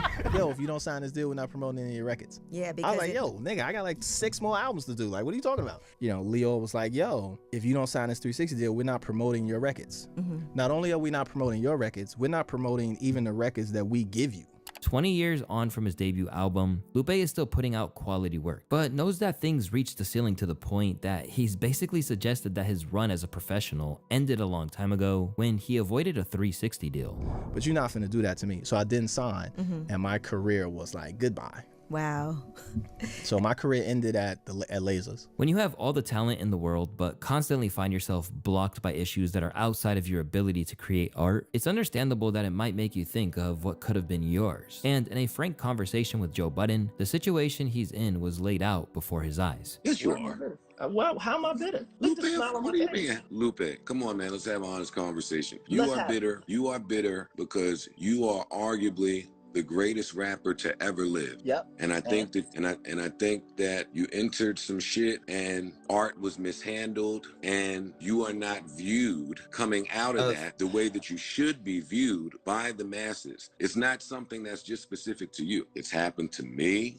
And even when Joe said that it was a situation that happened to Joe many Budden's of the not the biggest greatest. artists, Oh my God. he still argued that he had it the worst of all. That's what I'm saying. Don't make it deep. We went through it together. Well, not together. I went through it first. And then you went through it and we got chewed up. And we took hits from it. Professionally, personally, reputation-wise, they dragged our names through the mud, nigga. We're kindred souls. We are eye to eye here. Joe, you never had it as bad as me. I know no other rapper in the industry, period. You know, I know a bunch of people that had it as bad as Lupe Fiasco. In the time between the Cool and the end of my record contract with Atlantic. I wonder why you think that. It's not a think. I mean, the factual. How do you conclude that? Which was at the time fighting the Ku Klux Klan and the North Korean government took time out to advocate on behalf of the release of my record. Nobody in rap has ever had that happen. What, to have some powerful ass group come and fight for your rights? Yeah, anonymous can bring to the table in terms of getting, you know, having to fight the good fight and getting beat up about it. As far as Lupe Fiasco, period. I don't think the president doesn't like me. Even after unveiling the acclaimed Samurai and its deluxe edition, which both received nothing but praise from his dedicated audience, it appears that Lupe can't quite be happy with the love he has, when others, who he views as inferior to him, are playing bigger shows in stadiums, while you're playing songs from 20 years ago in a small club room. That's just human nature, unfortunately. But one thing is for sure, Lupe has a lot to be proud of, and will be regarded as a legend in due course. Let's hope that he gets the memo and can be happy to be recognized as the elite spitter that he is, even if things didn't quite pan out the way that they could have if things all clicked into place. Yeah, I mean, like I said, Lupe Fiasco is one of my favorite rappers of all time. It just sucks that he got screwed over the industry, but like a motherfucker. Like, bro, they try to get him to sign a 360 deal, dude. Like, really? A 360 deal? Really? Come on, bro. What happened? Hold up. What happened to the... Hold up. Give me one sec, guys. What happened to that? No. Hold on, guys. Give me 1 second. And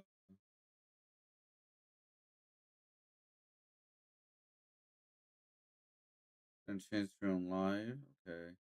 Sorry, I'm like streaming also on TikTok right now.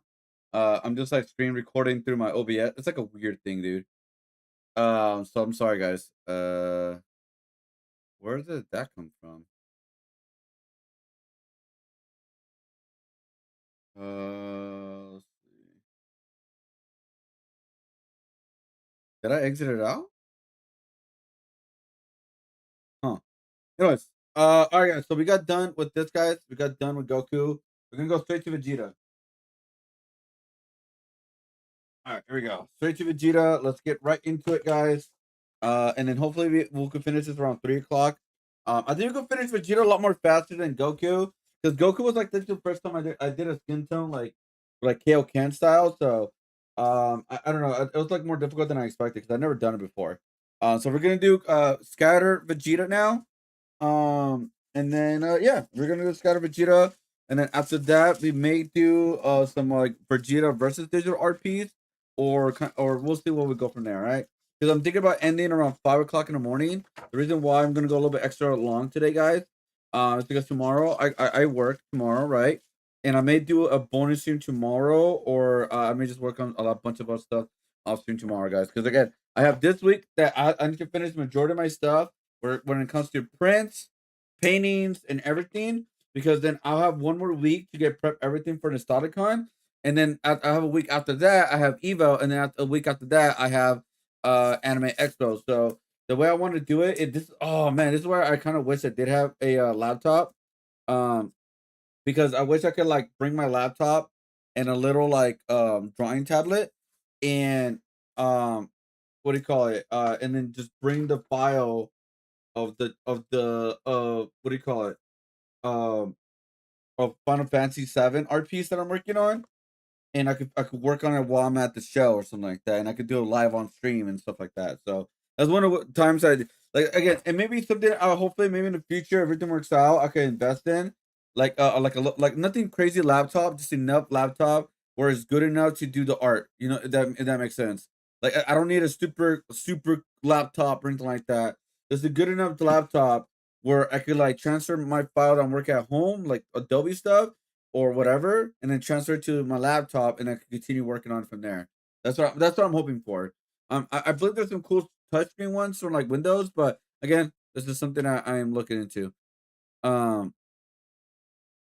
yeah, let's see what's going on right now on the world of Instagram. Oh wait, sorry, Twitter. I mean.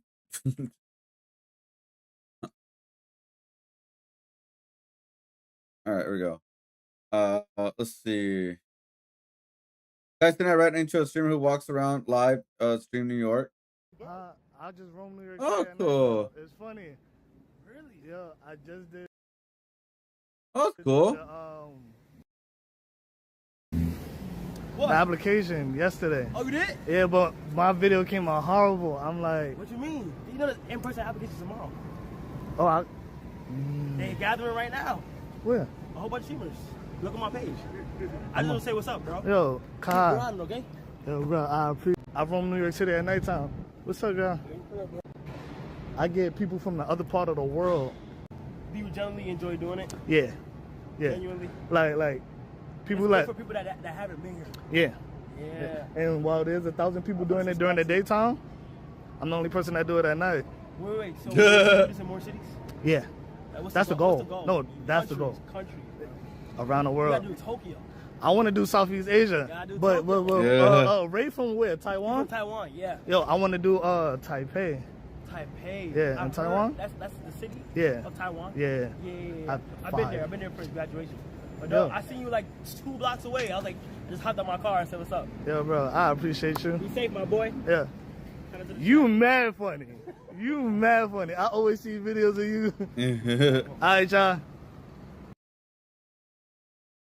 He was nervous, which is fine. That was an opportunity for him to probably get in the super university. And maybe it is.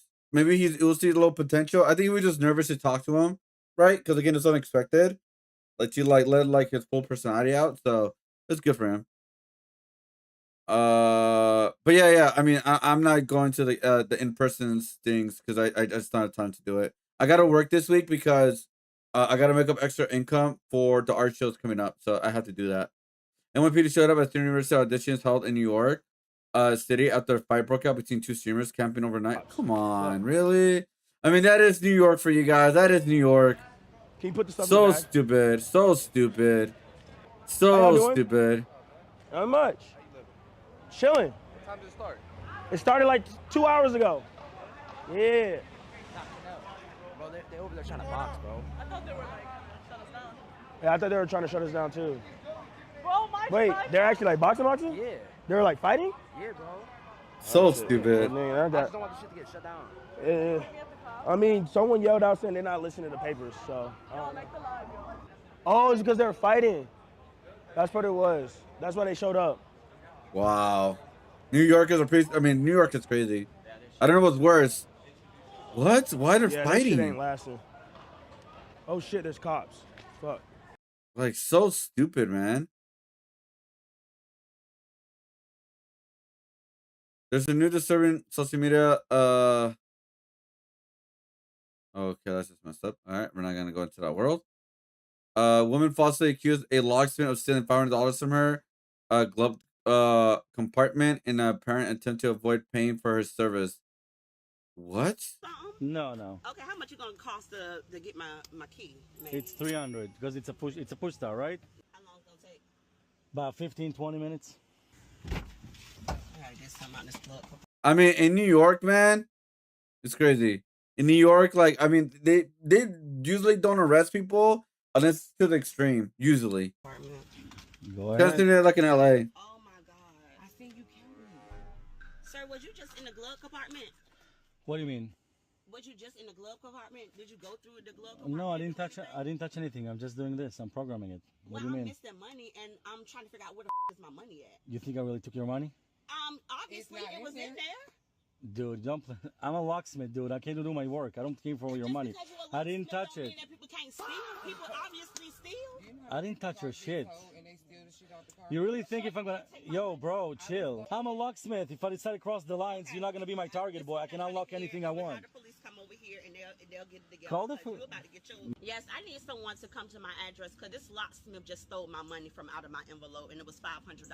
I need somebody here now, please. You really Are you serious? Stupid? Are you serious? They're stupid? He's not Hispanic.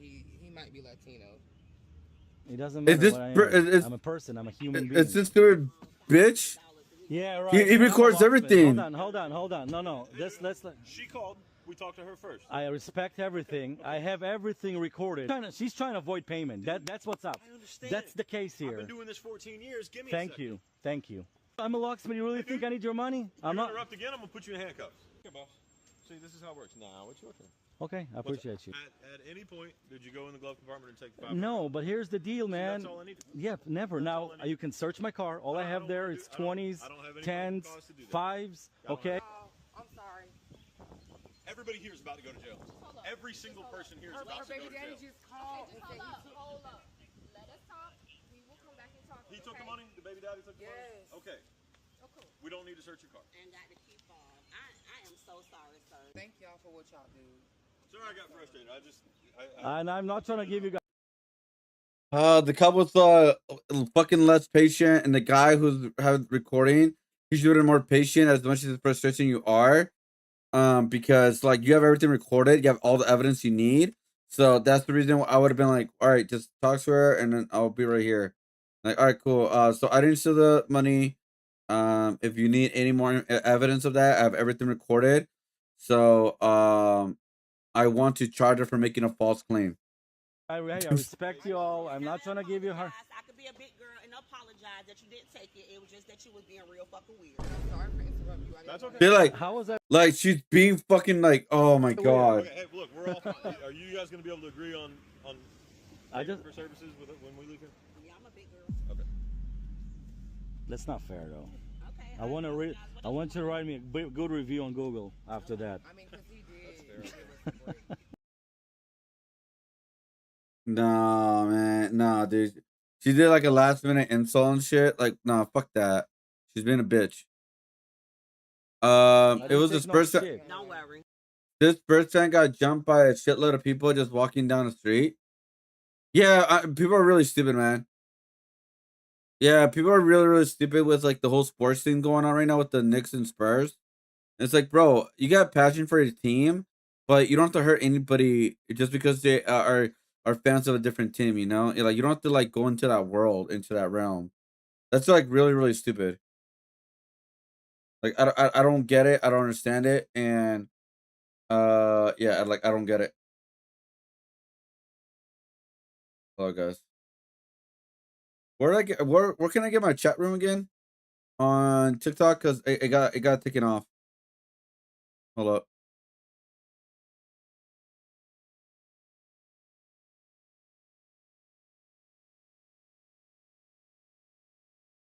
Hold up. How do I get my chat room back up? Sorry, guys. I'm new to TikTok Live again. It's been a while. I haven't done TikTok Live in a very long time.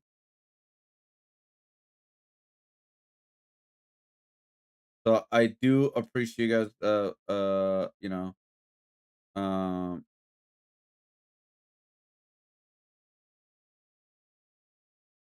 here we go. But the Raider Nation essay. Oh, here's chat right here. Topic couldn't. No, this is chat and wait, what? Clear display? No. I feel like a freaking noob, bro. I haven't like used TikTok Live or whatever in a while. Even in tools, it doesn't say anything about chat room. I had the chat room, it just got deleted. I don't know what happened to it. Like, I don't know what happened to it. It's like weird. Let's see.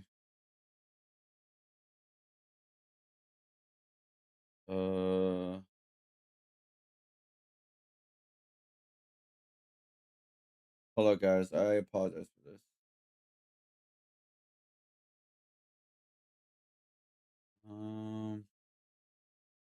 Co-host, your wishes, play together, poll.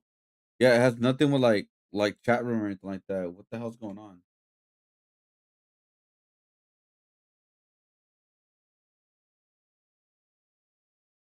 What?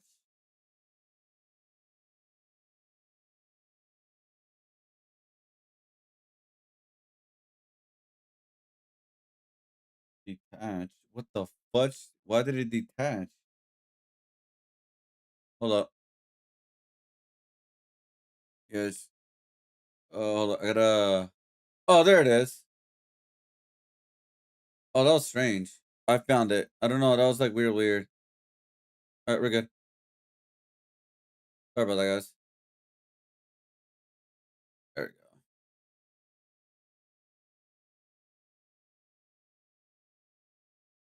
Yeah, it's like a ghost chat thing. It's like not solid. It's super weird. Like I said, I'm learning. Is detect that live chat didn't appear on your screen for the past few minutes? Detect the live chat. Okay, yeah. So it's like I didn't. That was weird. Okay, I found it. All right, we're good. Sorry about that, guys.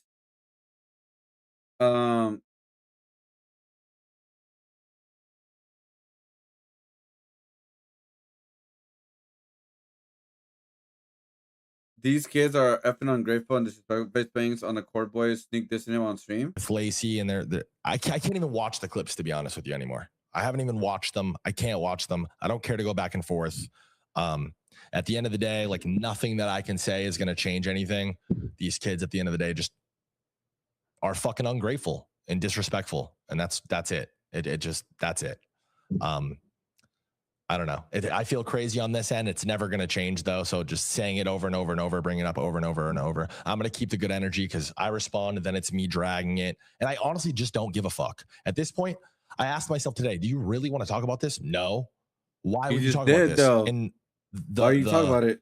Conclusion I kept coming to is the only benefit from this would be to drama farm and to fucking farm views on clips, and I don't give a fuck to do that. I don't want to do that. I'm 34 years old. But you're doing that right now, dude. Good vibes only. What are you talking about? You're talking. All right, dude. Bro, like now you're gonna get clowned on for that, dude.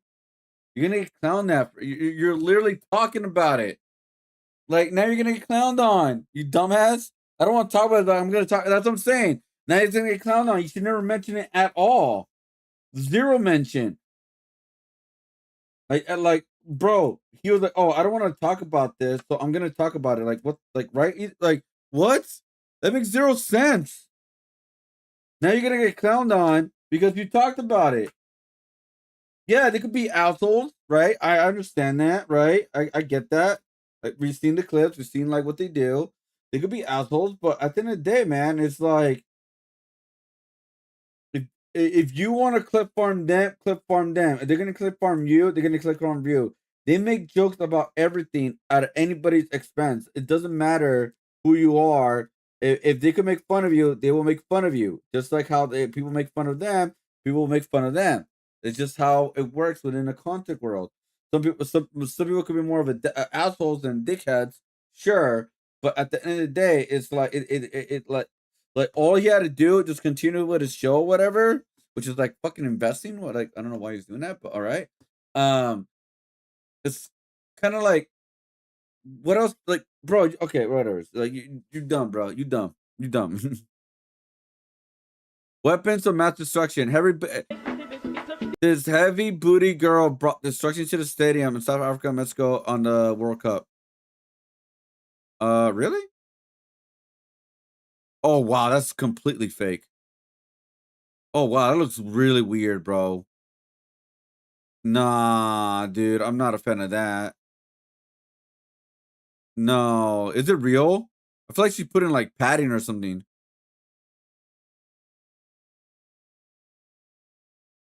Nah, that looks weird.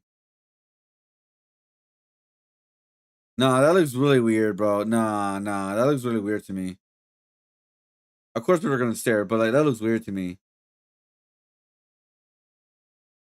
Raikai trying to get into Streamer University with ChatGPT generated fake ID. Of course it is. Balloons and pants. I mean, it looks like it. It looks like balloons.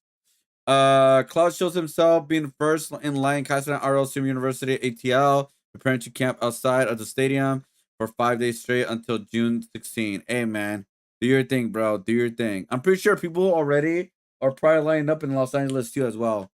And so Kai order everyone's food while they wait outside.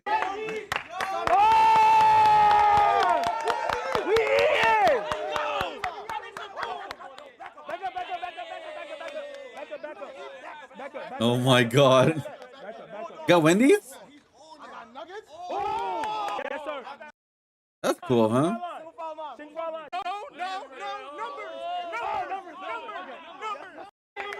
At least they got some organization. At least they're not just jumping on and get the food, you know? That's good.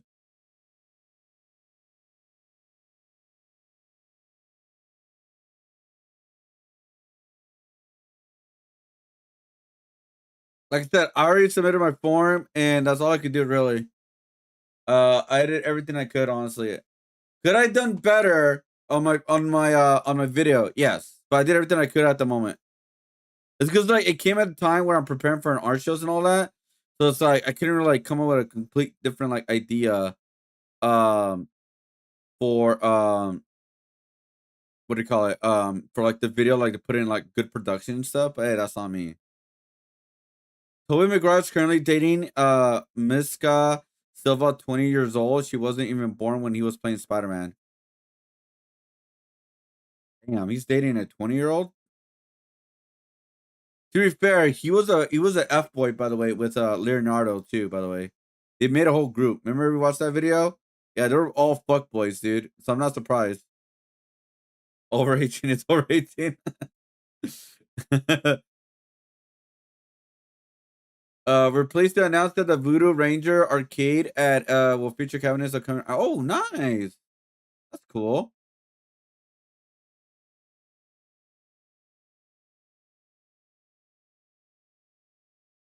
You know what's crazy? People are celebrating right now the World Cup and the NBA Finals. How long will the NBA Finals last? I think like one more game, right? And then the World Cup is just starting out right now. Like how long the World Cup is gonna last? Let's see, World Cup. Yeah, it's a big schedule.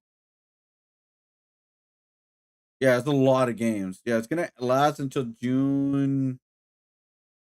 Hold up, June 27th. No, it's gonna even longer than that. Oh no, July 19th. So the World Cup tournament just started. That's what it is. Okay, yeah, it's gonna last a while.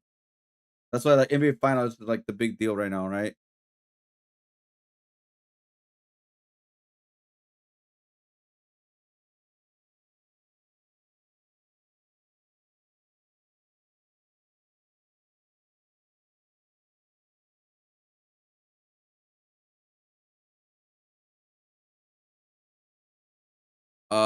But yeah, if you guys want to do the streamer university, guys, they're opening tomorrow. Today it's gonna be a lot of clips, guys. Today it's gonna be a lot of streamer clips today. Then tomorrow is gonna be even more. I think there's gonna be more clips in LA than New York. I think I could be wrong about that, but there's gonna be a lot of clips, guys. Just like it's a lot of my feed is probably gonna be that because I've been clicking on that, like some videos of the streamer university stuff.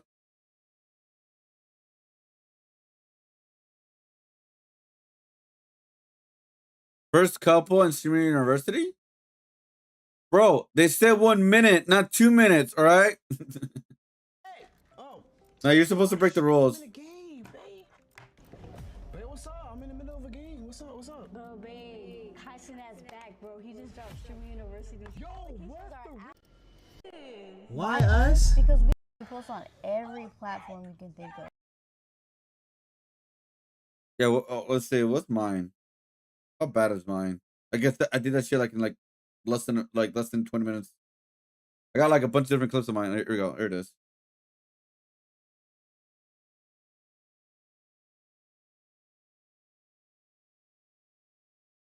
My name is JonnyboiG. I'm an artist whose finest place in the creative world again. By the way, guys, I always have to add my Mars Capcom music, guys. I always have to add it.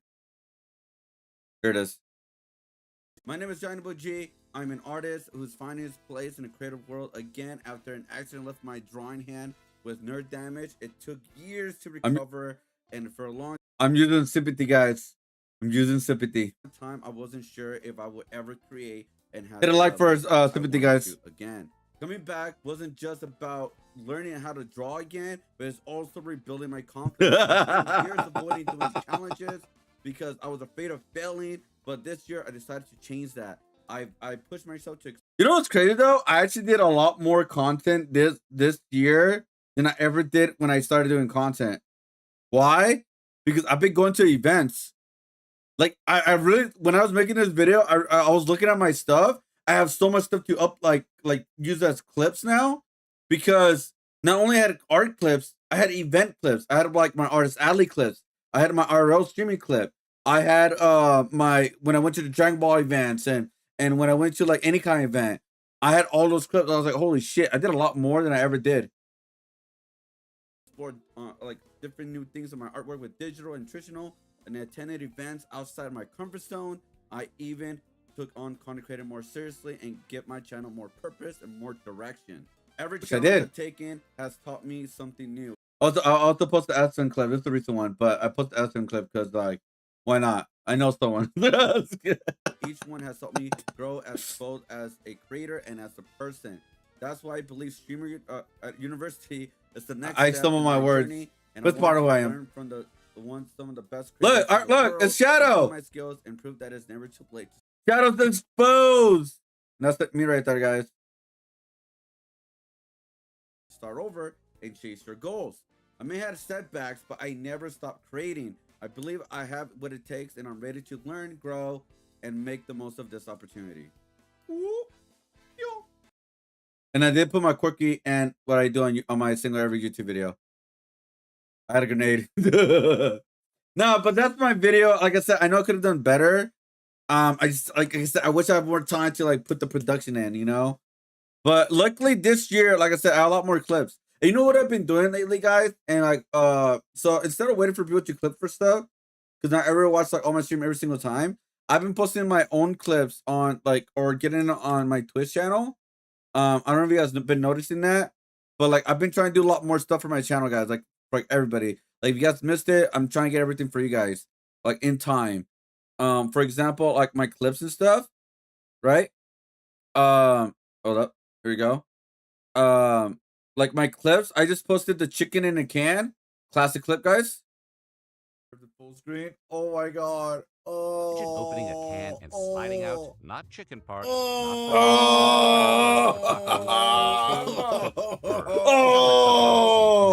I think I just did the same face, man. Oh my god.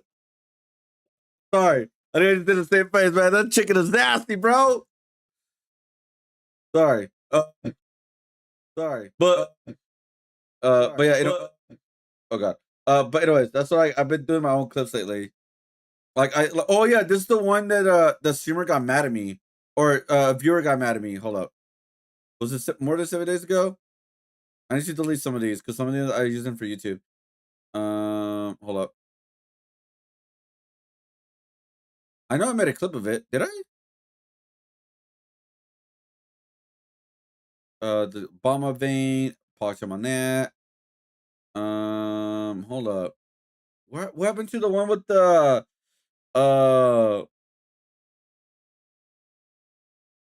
what happened with to the which oh there it is. Do you have a This is a clip that got one of my viewers to say I can no longer support you because you're doing clickbait content. And this is what I did. A crush on Moise, you're a freak. I think Moise and you don't know Moise Critical is my cousin. Which he is. He's my cousin. Don't you see that white shirt and everything? Like, look at that. We look alike. He's my cousin. You didn't know that?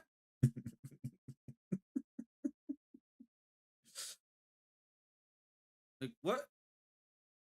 Sure, guys. He's my cousin, guys. He's my cousin. My cousin. My cousin. No, but yeah, that's why like they decided not to, they can't watch you no more. Because I learned how to clickbait now. Very innocent clickbait. Clickbait. I can't speak. But anyways, I've been like I've been making my own clips lately, so if you guys been enjoying those, if you guys haven't catch it out. Also, I did post a funny new video, a short on Instagram, and I'm gonna post it on my YouTube soon. I got a sponsored video for the first time ever, and it was a failure.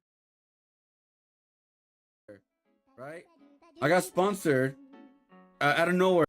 Right now, it's at 1.2 million views right now. It was like after, I think it was like a day or two after I posted it.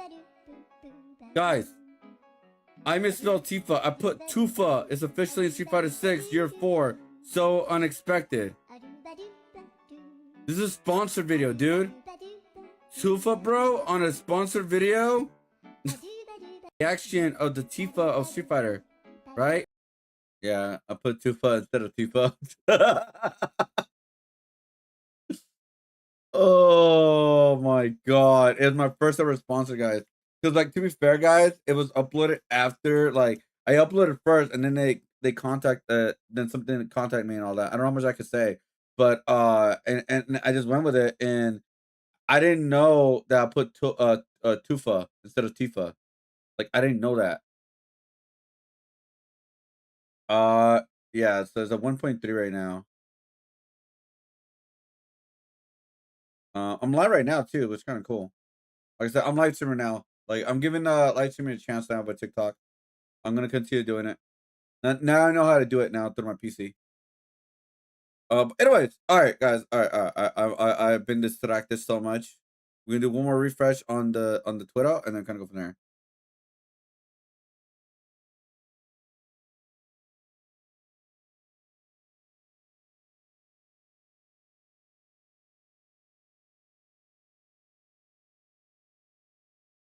Two likes and I will apply in person to be in Streamer University. Oh my god. Meets up with the AMG twins. I don't know the twin. Okay. Song. Okay. Yes. Yes.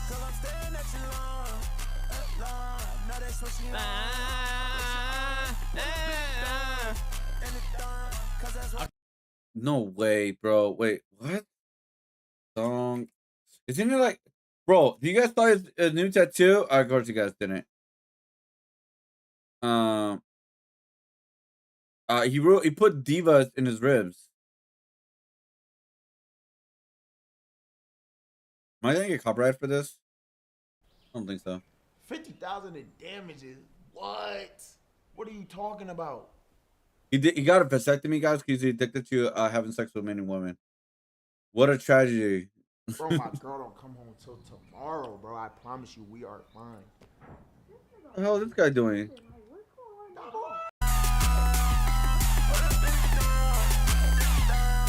Yes. Cause I'm staying at you long. Now that's what she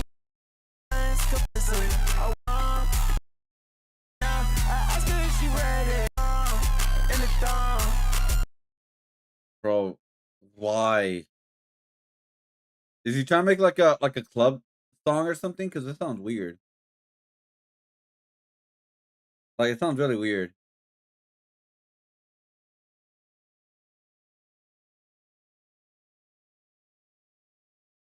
Oh, body! I just got body exposure on TikTok. I forgot I was on TikTok, guys. Oh my god! Of course, it's on YouTube, but TikTok has different rules. I gotta restart. I gotta restart the stream. Yeah, your live visibility is restricted. Yeah, I gotta like. Yeah, I get it. I took it out. Yeah. I'll stop streaming.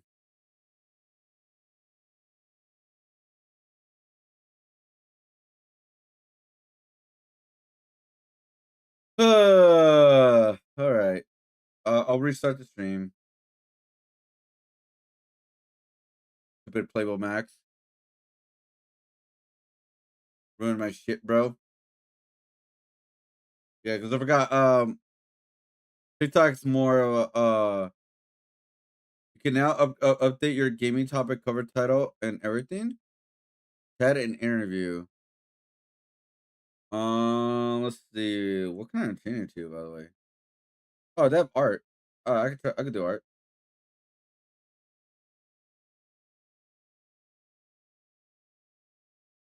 I can't change it. Oh, I could do 1080. Your video settings are too high, restricted with the automatic. Oh, okay. Right. Yeah, my chat on TikTok, it was like, oh no, bro, you showed too much. I was like, all right. Like I don't know why he's doing all these like sexual like content right now, like music wise. Like there's been so many of that already, you know.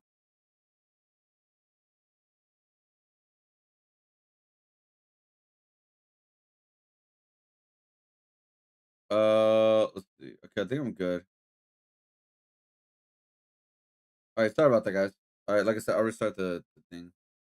There you go. Anyway, so how's everybody doing today, guys? Welcome everybody to the stream. We watched a couple of videos. We did finish. Oh, by the way, we did finish Goku. Is the Kaioken Goku, guys? I think I saved it.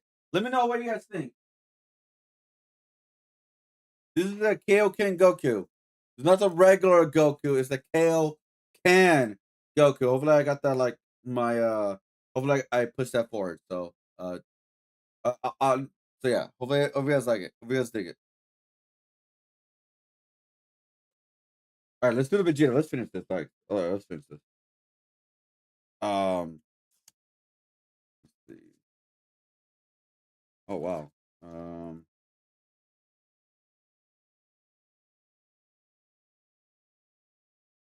Okay, that's way up there.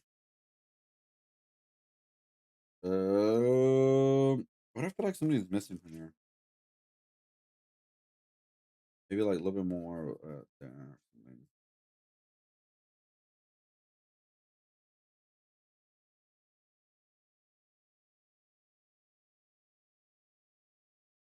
There you go. Hey, how's it going? Oh, I'm not gonna call anybody out. Sorry, I'm new to TikTok. Sorry. All right. So I'm just like putting the drawing right now onto the canvas, guys. By the way, guys, if you guys got characters you guys want me to draw or try out, let me know. Now I have a lot more paper left now. I got more paper for acrylic painting. So if you guys got some characters you guys think will be good for the art shows, or if anybody wants to commission me to do some paintings for you guys are more welcome as well to let me know. I just realized, yeah, I think I have to fix this part of the hair, guys. I feel like this part of the hair looks completely weird compared to this. So let's fix that a little bit before I start painting real quick. All right, let's play some music. Let's watch some videos. Let's continue the stream. Welcome everybody to the stream. Hit like, subscribe, all the good stuff, guys. I really, really appreciate it, guys. We're actually getting very close to hitting 3,000 subscribers on YouTube, and we're also getting close to hitting I think 1,500 on TikTok. So I really appreciate you guys. Thumbs up for that. Thank you guys again so much. All right, let's see.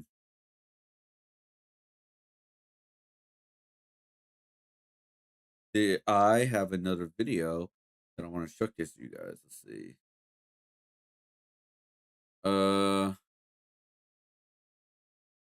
World's most disrespectful teen loses it after mom takes phone away? Takes iPhone away. Why would this teen think she doesn't have to respect authority just because she wants Respect her phone? my authority. Come over here, please. Let's talk to the police. And I don't care. I don't care. She's 16 years old. She don't want to listen to my rules. And she took my phone and I pay every month. She's 16. She can't even get a phone. I'm going to let you talk. I ain't about to argue over no child. So this morning, one of these children, they stole one of her siblings that she hates. Yes. They took $2 out of my purse after I got $2. I don't care. It's my money though. All right, let's go. I'll talk to you over here. I don't care if it was a penny. Did you see the video of the cop shooting? Yeah, it was by accident, wasn't it? Like they were playing with the gun and he shot him by accident or something like that. Yeah, that's all that. Stupid. Okay. Okay, well he's trying to talk to me. Oh, I understand. I'm just gonna. Anyways, no, but you should be talking to these kids that just witnessed her breaking all this shit and kicking my door in. You are unruly. Look her up in the computer. How? Look you up. Leave me alone. But guess what though? I'm a grown woman. You are 16. 16. You live at my house, but you're not living there anymore. With my lease, it's my name is on the lease. You're not on my lease? Yes, I am. Not no more after today. You're not on my lease. Okay, thank you. Bye. Anyways. Look at this glass. I didn't big. Sorry, I'm not trying to call people out. Sorry. You're not never coming back in here. I don't, Mom. All you have to do is give me my phone so I can get to work. You're not getting no phone. You 16 years old. If I want to take your phone, you're not getting it. You a kid. I paid for that. Just like you paid for that car, but it's not in your name. Sure, it ain't in my name. Right. I don't got a license, sir. But I got Oh my God. That's yours. So I paid for my phone. I don't care. You feel that? Calm down. I'm drinking. It's illegal to drink. Okay. All right, just give me 1 minute so I can figure it out. You need to take her away from my house. Okay, well, I understand. In front of my neighbor. Okay. You doing it. She just started that. All right, just calm down. Hey, stop. Stop. Hey, ma'am, just give me a minute, all right? Hey, do you mind I'll come talk to you in just a second, It's okay? my house. You're not about to yell in my house at the top of your lungs. You don't pay shit. All Okay. Oh my God. This morning. Okay, just talk to me, all right? This Calm morning. down. Calm down. Just let her. No, I Woosa. This Woosa. morning, Woosa. I bought. I mean, this morning somebody stole $2 out of my purse. After I was Okay. nice and bought people McDonald's yesterday, snacks from the game yesterday, and I was mad. So I was like, Mom, somebody took my $2. Can you find out who took my $2? So after that, I went in my room and I was just talking to myself. You know how you mad? You still want to talk about it over and over. So I was in my room talking about it, and I closed my door so I didn't start nothing with nobody. And she banged in my room. Who are you talking to? I'm like, Mom, I'm mad. I'm talking to myself. I'm not mad at you. You didn't steal the $2. So then the situation started escalating more, and then she snuck in my room and took my phone. She snuck and did it because she know that I'm not gonna allow her to take my phone, and I pay for it every month. Mind you, that bill is $200 plus that you're not even finna put nothing Damn. to. You can't just be Really taking $2? Yeah. And then she dropped me off to school. I did not go into school because I didn't know how I was gonna get home. So I went home, and then when I got here, she started arguing with me more, and then I told her, can I get my phone back? I gotta go to work in a couple hours. So I told her that the bus come at 2:50. The bus never came at 2:50. I don't have no type of phone. She left, and I couldn't even check the bus time. So she got back, and I said, can you take me to work? And she was like, yeah, come on. And then when I got out the house, the doors was locked, and I was trying to open the door. She said, get away from my car. She think I'm trying to get the phone. I'm like, I'm trying to get in the car so I can go to work with a phone or not. I need to be able to work on time. So then she kept saying, get away from my car. And then I tried to pull on the doors, and then she made me step all the way back to get the phone, and then she locked the door right back and said, I'm not taking you to work. So then I started getting mad. I was like, Mom, I need my phone or I need to go to work. If I have my phone, I can call my friend and ask to get a lift so I can be at work on time. You don't want to let me get my phone. You don't want to let me in a car, so I don't want to get to work. Could this title be a clickbait and the mom's getting arrested? Hi everybody, how's everybody doing? Locked the doors, and then my hand was on the door handle while she was driving because I was trying to get in the car with her or get my phone so I can go to work. And then she just sped off. Like, how am I gonna get to work? And then don't talk to her. And then she kept pulling around and everything, saying, recording her crazy B. So I started saying you crazy B back because she's always calling us B words and all that stuff. So when I say it back, it's a problem.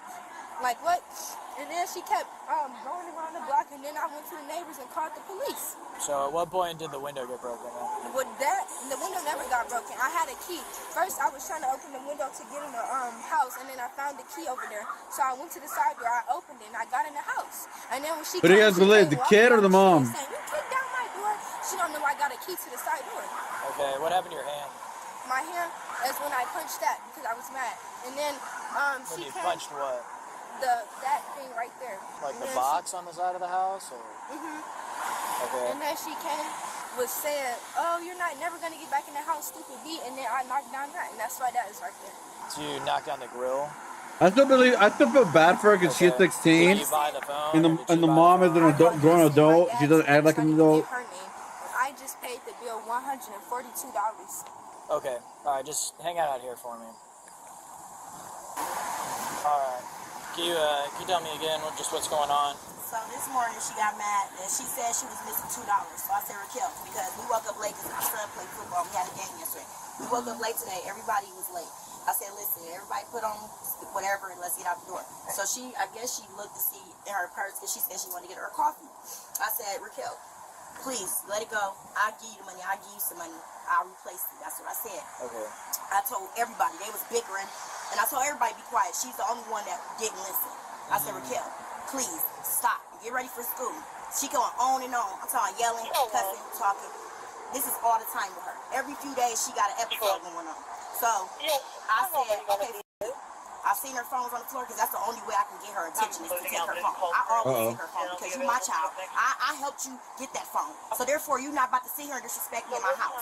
So I grabbed the phone, we leave, and I dropped them off to school. When I came back, she was still here.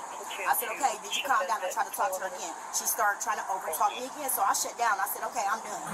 So I said, are you going to school? She said, yes. So I drive her to school, and at 12 o'clock, because she get out at 11:30, and I figured since she don't got a phone, maybe she think I'm gonna pick her up. So I called the school like, hey, is my daughter still there? I was gonna pick her up. They said she never, when I pulled off, she left the school. She never went into the school. When I came back home, she was laying in her bed. I said, you need to get up and put your work clothes on because I'm about to take you to work. So you don't be late because I got stuff to do. She didn't want to do what I said then, so I left again. I came back, she came in the door. Who do you guys believe, the daughter or the mom? School, about to get them ready because they usually go to their granny house on Fridays. They here getting their stuff ready. She comes in the house. Can I Does get my she go phone? too or no? Huh? No, she doesn't go because they have a different dad. Okay. Her dad don't deal with her because she stole from his house and he cut her off. I've been raising her by myself with my husband of 15 years, but my husband lives in Maryland. We kind of separate right now, but he's coming back next month. So Okay. I asked her, I said, well, can I, because I got a phone in my name, but they wouldn't let me get two. So I said, well, can I order one of her names under your name? And she said, yeah. She did pay the bill $143 when she got paid or whatever. But the fact of the matter is, I took you to Metro, I took you to Boost, and they said you got to be 18 to get a phone. She does not have no phone in her name. She can't get a phone in her name because she's only 16. The only reason why I took her phone is because I asked you to be quiet. You keep on causing chaos in the house. Everybody trying to get ready and go. We argue late. You not listening. So when I told her to get ready to go to school and I dropped her off, I was gonna give her the phone after school because I felt like she would be calm by then and we could talk. But you never went to school. So that's two things you did this morning. You was unruly this morning, then you skipped school. Okay? So I said, well, I'm not giving you this. I was gonna give her a ride to work when she started calling me video. Started pulling on my door. I said, get away from my car. But the phone was sitting in a cup holder. So my window was cracked. She kept trying to reach her arm in there. Then she kept pushing up on me. So I called my son out here. Didn't I, Rayshawn? I said, get her. This is why she got dirt on her, and she got a little dirt on him because she said, if you touch me, I'm going to kick you in your nuts. And he still grabbed her, and they both fell on the floor. Kick you in the nuts. Yeah, she started Oh my trying to God. the window and stuff. Can you go over there? Because I left you alone while I'm talking. Can you get her? Yeah, can you just go wait by my cruiser? You see what I'm saying? You see Okay, how she well, thinks I she gotta runs talk to her everybody? first, so go wait by the cruiser, please. You see how she thinks she runs stuff at Okay. 16 years old? Yep, go wait by the cruiser, please. And she not even listening to you. I get it 10 times worse. I understand that, I'm just trying to figure this out, so if you could just go wait by my cruiser. Look, you see what I'm saying? Okay, well, I'm investigating potential criminal activity, so if you want to just...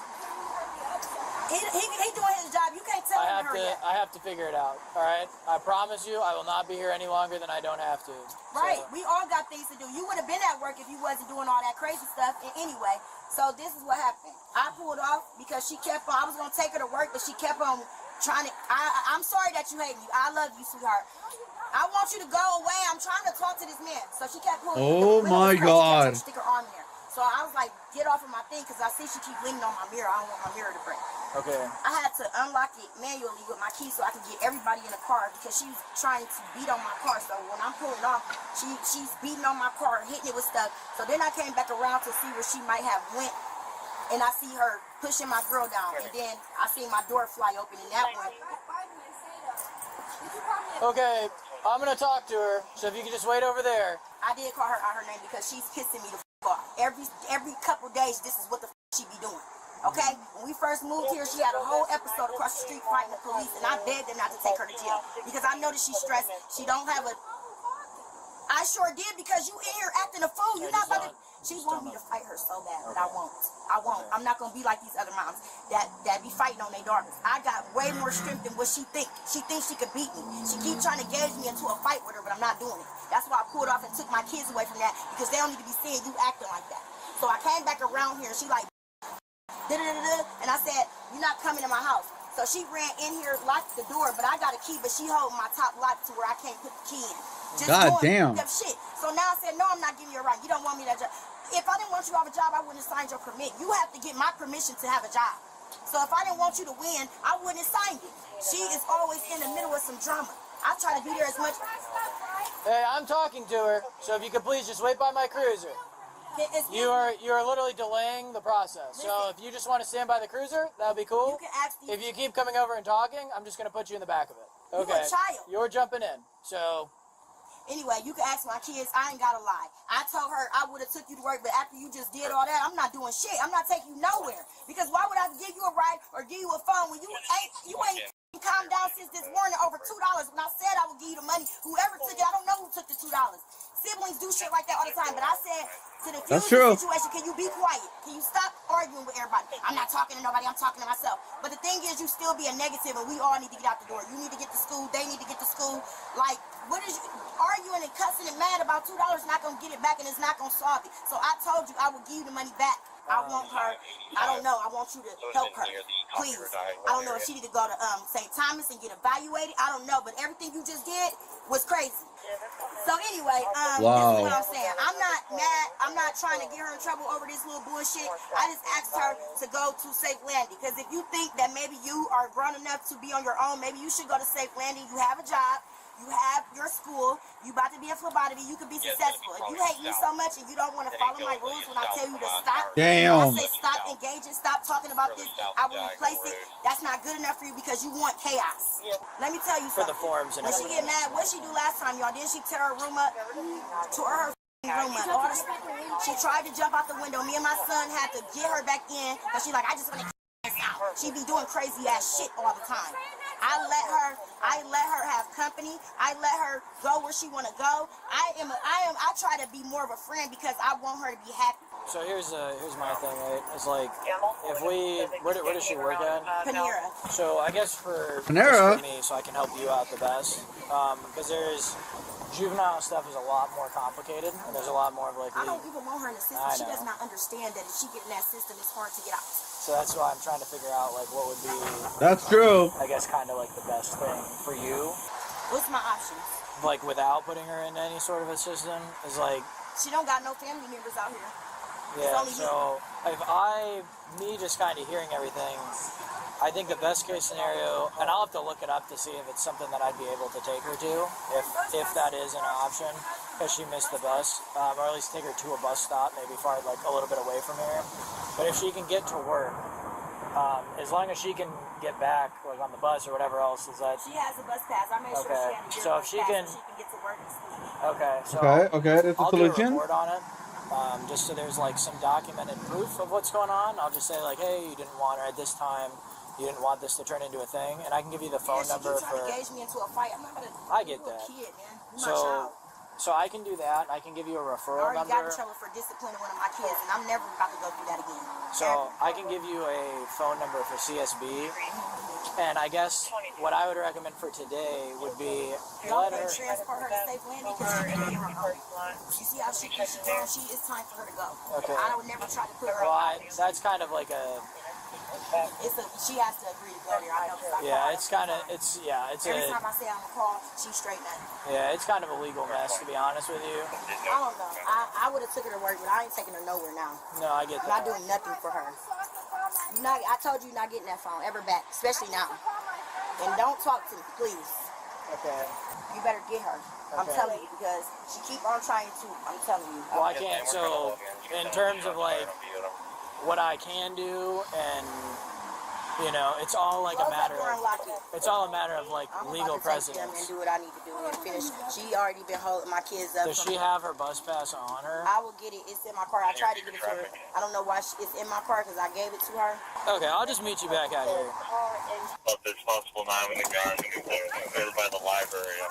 They got called back? I can see the buses. I said no. What do you mean? When you 16 and you disobey me, you get nothing. I need my phone that I paid for. Like, there's no way I can pay for a $200 bill. I'm not giving her the phone because it was a privilege to have an iPhone 16 no, at 16. I get that. So bus passes. I'll see what time it comes. Hold on. I need my phone. I'm out at 10. And I'll make sure I'll pick you up. No, I don't want you to. What? You see that? I want to go to Safe Landing, so I need my phone. Okay, well, let's call him. A $200 bill that I just paid for. And guess what? And I don't get to use my phone and take the buses. You know I get out late as heck. Wait, what? I'm calling Safe Landing right now for you. I need my phone. I told you when you got paid to get a new phone. Mom, you told me to pay my phone and cash at me. Like, I gave you $100 the other day. Be quiet. Y'all got I need my phone. Like, I need my phone. She just said she that's my money. Fuck, bro.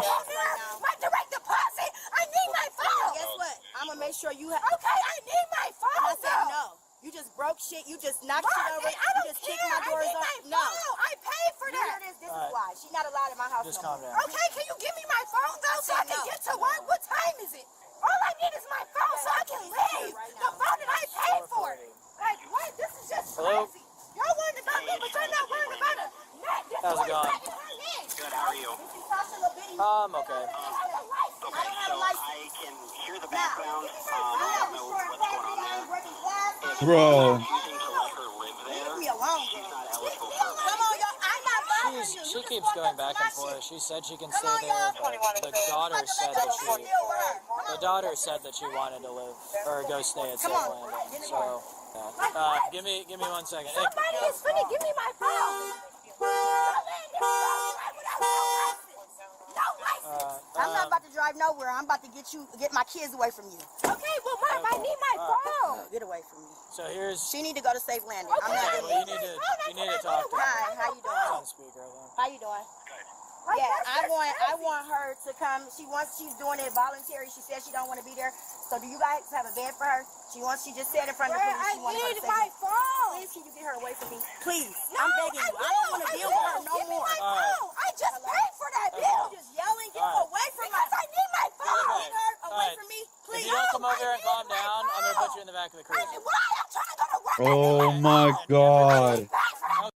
Holy fuck. Right now. Okay, alright. Now you about to run. Oh no. He decided to run away. You're gonna get. Oh no, now she made it worse. Over $2. I mean, she wanted her phone, but still. You just made it worse. Stop running. You're making this worse. Stop. Okay, well, now we're going to jail. Now she's going to jail. Now she's gonna get fired. Well, I mean, she may get fired.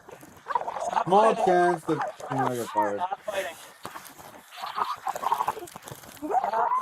The teen was arrested and charged with resisting arrest and obstruction. Damn. Drop your opinion in the comments and hit like. Oh, man. I mean, I get the phone thing, I guess, in some way, but damn, bro.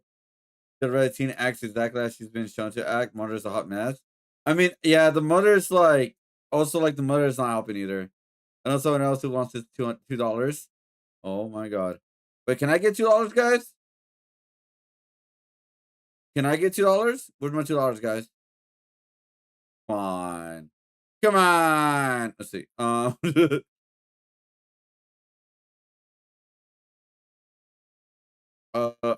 Two engineers start to make MRE pizza.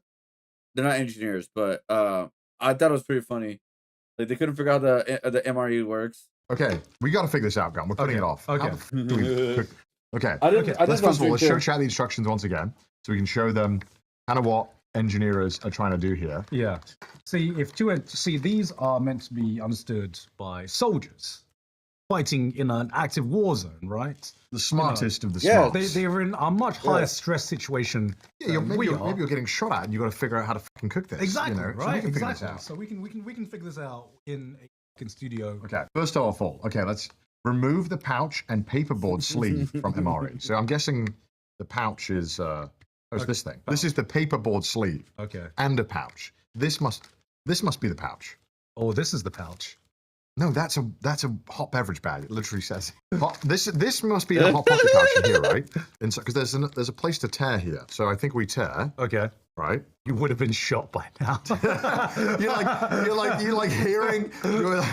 just hearing a foreign language. You're like, guys, is it the top pouch? Yeah, I'm trying. I'm trying. So this must be the pouch in here. I'm going to preemptively open a window in case something goes wrong. What do you mean? Connor, you tore at the wrong place. Okay, let's. I'll show chat. Can you go over to chat? I'm not dumb, right? So when there's an arrow.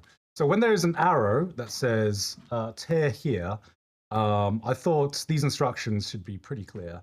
I think you guys ever ate at MRE before? I have. I did it on stream. I'll do another one on stream. There's one tear. This is like when the food is done. Okay. So we've got a pouch and there's a heater. So we don't want to remove the heater. Or maybe that's the pouch. Hey, this might be the pouch. Yeah. Place MRE pouch in bag with heater. Okay. So place the MRE in here. How dangerous could this be? I don't know. We've got fucking guns and shit. This because there's no way like someone's dying. I think I had the same one. Look, I think the it was the first one is too. the only hard one to figure out. Yeah. I think I did the pick the one on stream. You need to ventilate. It's toxic. We do. We've got ventilation. How toxic are we talking? It's probably not that toxic.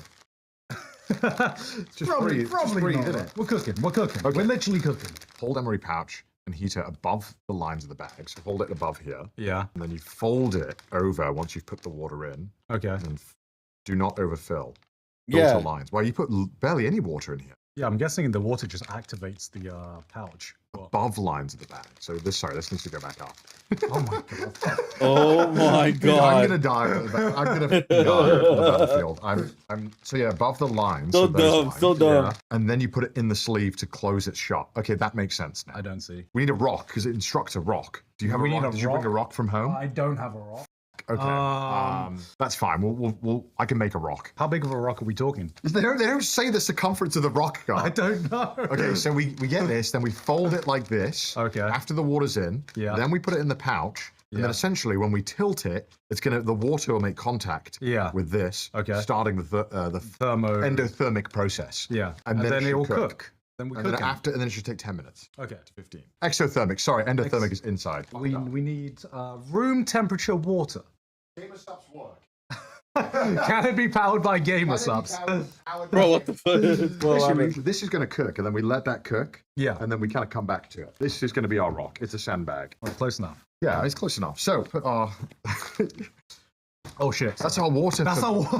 Well, you need water too. I went into trash taste filming mode, and I'm like, all right, I have water in front of me in gamer subs. I better take a swig of this. Okay, so you got to fill it and not go over the line. This line here. Okay? It's got a bread, right? Ridiculous. Okay, I just open it and I add the magic card in it. Okay, let's just hope we don't die. The room is ventilated. Card? Okay, stop. No. Oh, they just released a comic book with a Magic Gathering card in it not so long ago. Thor's Horsehair Borderless Magic Insert Media promo. Wow, $42 on it. Oh, you got that? Oh, you had the magazine? No, you overfilled, gone. How much? By how By much? a lot. Shit, pour some back in. Oh, bro, Don't drink it. Don't drink it. Don't drink it. Okay. Do not overfill. Gone. The reaction's about to start, mate. Okay. Okay, there we go. Now close the pouch. Close. Put it in the pouch. It doesn't fit. God. Okay, and then we lean it against the rock. Okay. Is it leaning the right way? That doesn't lean very well. Okay, well, gone, mate. It's the military's design. Okay. Right. Okay, do not. I gotta say that way. You're gonna drink it by accident. I will. I've drunk worse by accident. Oh, yeah, you did. Yeah, you did drink the. 20 minutes later. Well, Bro, how long? Nice and hot now. All right. So, is this like actual pizza or? Yeah, I is literally pizza just tossed it on the bed. Forgot about to open it. Oh, did you? Pizza tasting shit. You should not open it. You know, like you have like pizza flavored stuff, and it's not actually pizza. To be clear, it's been more than 20 minutes. Oh, it's definitely good then. Okay, let's open it up. Nice and soggy. All right, just the way I love it. I didn't see any fumes or anything, which is good. You don't always see fumes, God. You know, Wait, no, hold on. It's better. Oh my god, bro. It's not that hard. Oh, that's where you tear it. Yeah, that's right. That's when you're like, what is this? Okay. Oh, pizza. Okay. Ooh, nice and warm. Good temperature. This is nicely heated, nicely microwaved. Okay. Open that shit up. Wait, that's been the dirty water. Let's do a different plate. Bro, that looks vile. That looks. Okay. Oh, that is. Let's show on the camera. Technically pizza. Yeah, I guess. I mean, that's how it looks. It smells like pizza. Trying to try and grab it out without touching too much of the edges. Okay, let's. I'll put it on the plate. Yeah.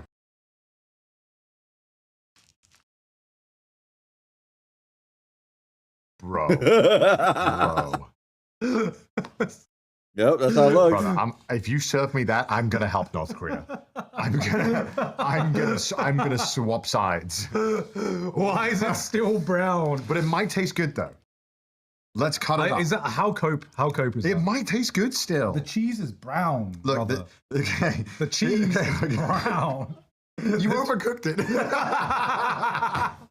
You overcooked. Oh, I overcooked. You overcooked it, God. I told you 20 minutes is too long. This is the most British way to tackle an American MRE. I'll have half. I will. You can have the crust. Oh, it looks malleable. Oh, it does. As every good pizza. Yeah, it's a nice floppy pizza, guys. I know you guys love that shit. Yeah, you can have the crust. Okay, wonderful. I don't even know what the spoon has touched at there. So there is a lot of sauce on both sides. Yeah. Okay. Let's do it. It doesn't taste that bad, by the way. When I ate the MRE pizza before, it was alright. It's not that bad. For MRE, You it's want to not eat that your bad. full slice? I didn't want to eat my full slice. All right, lol, man. That was it. Are you enjoying that decision? I will say, this is 100% real American marinara sauce. The sauce is so strong. I've had this exact marinara sauce in the Midwest, in Wisconsin. Yeah. Cheese. The cheese, Mara. The cheese. We gotta talk about the cheese. I think we can do without the cheese. Actually, I would actually just rather have pizza bread without the cheese. You know. But the worst part is it's not even pizza bread. This is like cake. This is pizza cake. It does not taste like bread. It tastes so crumbly and so moist that it's like a sponge. On top of that, the sauce is like, it's so strong, but like it's got this like weird tanginess to it that is not enjoyable. And the cheese is fucking. Honestly, the cheese is diabolical, bro. Marinara sauce, I can let pass. Right, this is just, I guess, just old marinara sauce, solid marinara. They're weird, sauce. all right. They're not It's real basically Americans. Yeah, let's not. Yeah. Okay. That was thickly. That was not good. I'm gonna give that as a starting MRE. There was some good hits. Yeah. The pizza and sadly, which is the main show, was very disappointing. I don't think I could eat that. 2 out of 10 for me. I don't know. Is that too low? Is it worse or better than expected? Actually, it was about what I expected, but there were some much better ones, like the nuts and the nuts, the energy bar. They really set a high standard. Yes, but this is just tragic. Yeah. Maybe the pepperoni one will be better. Maybe.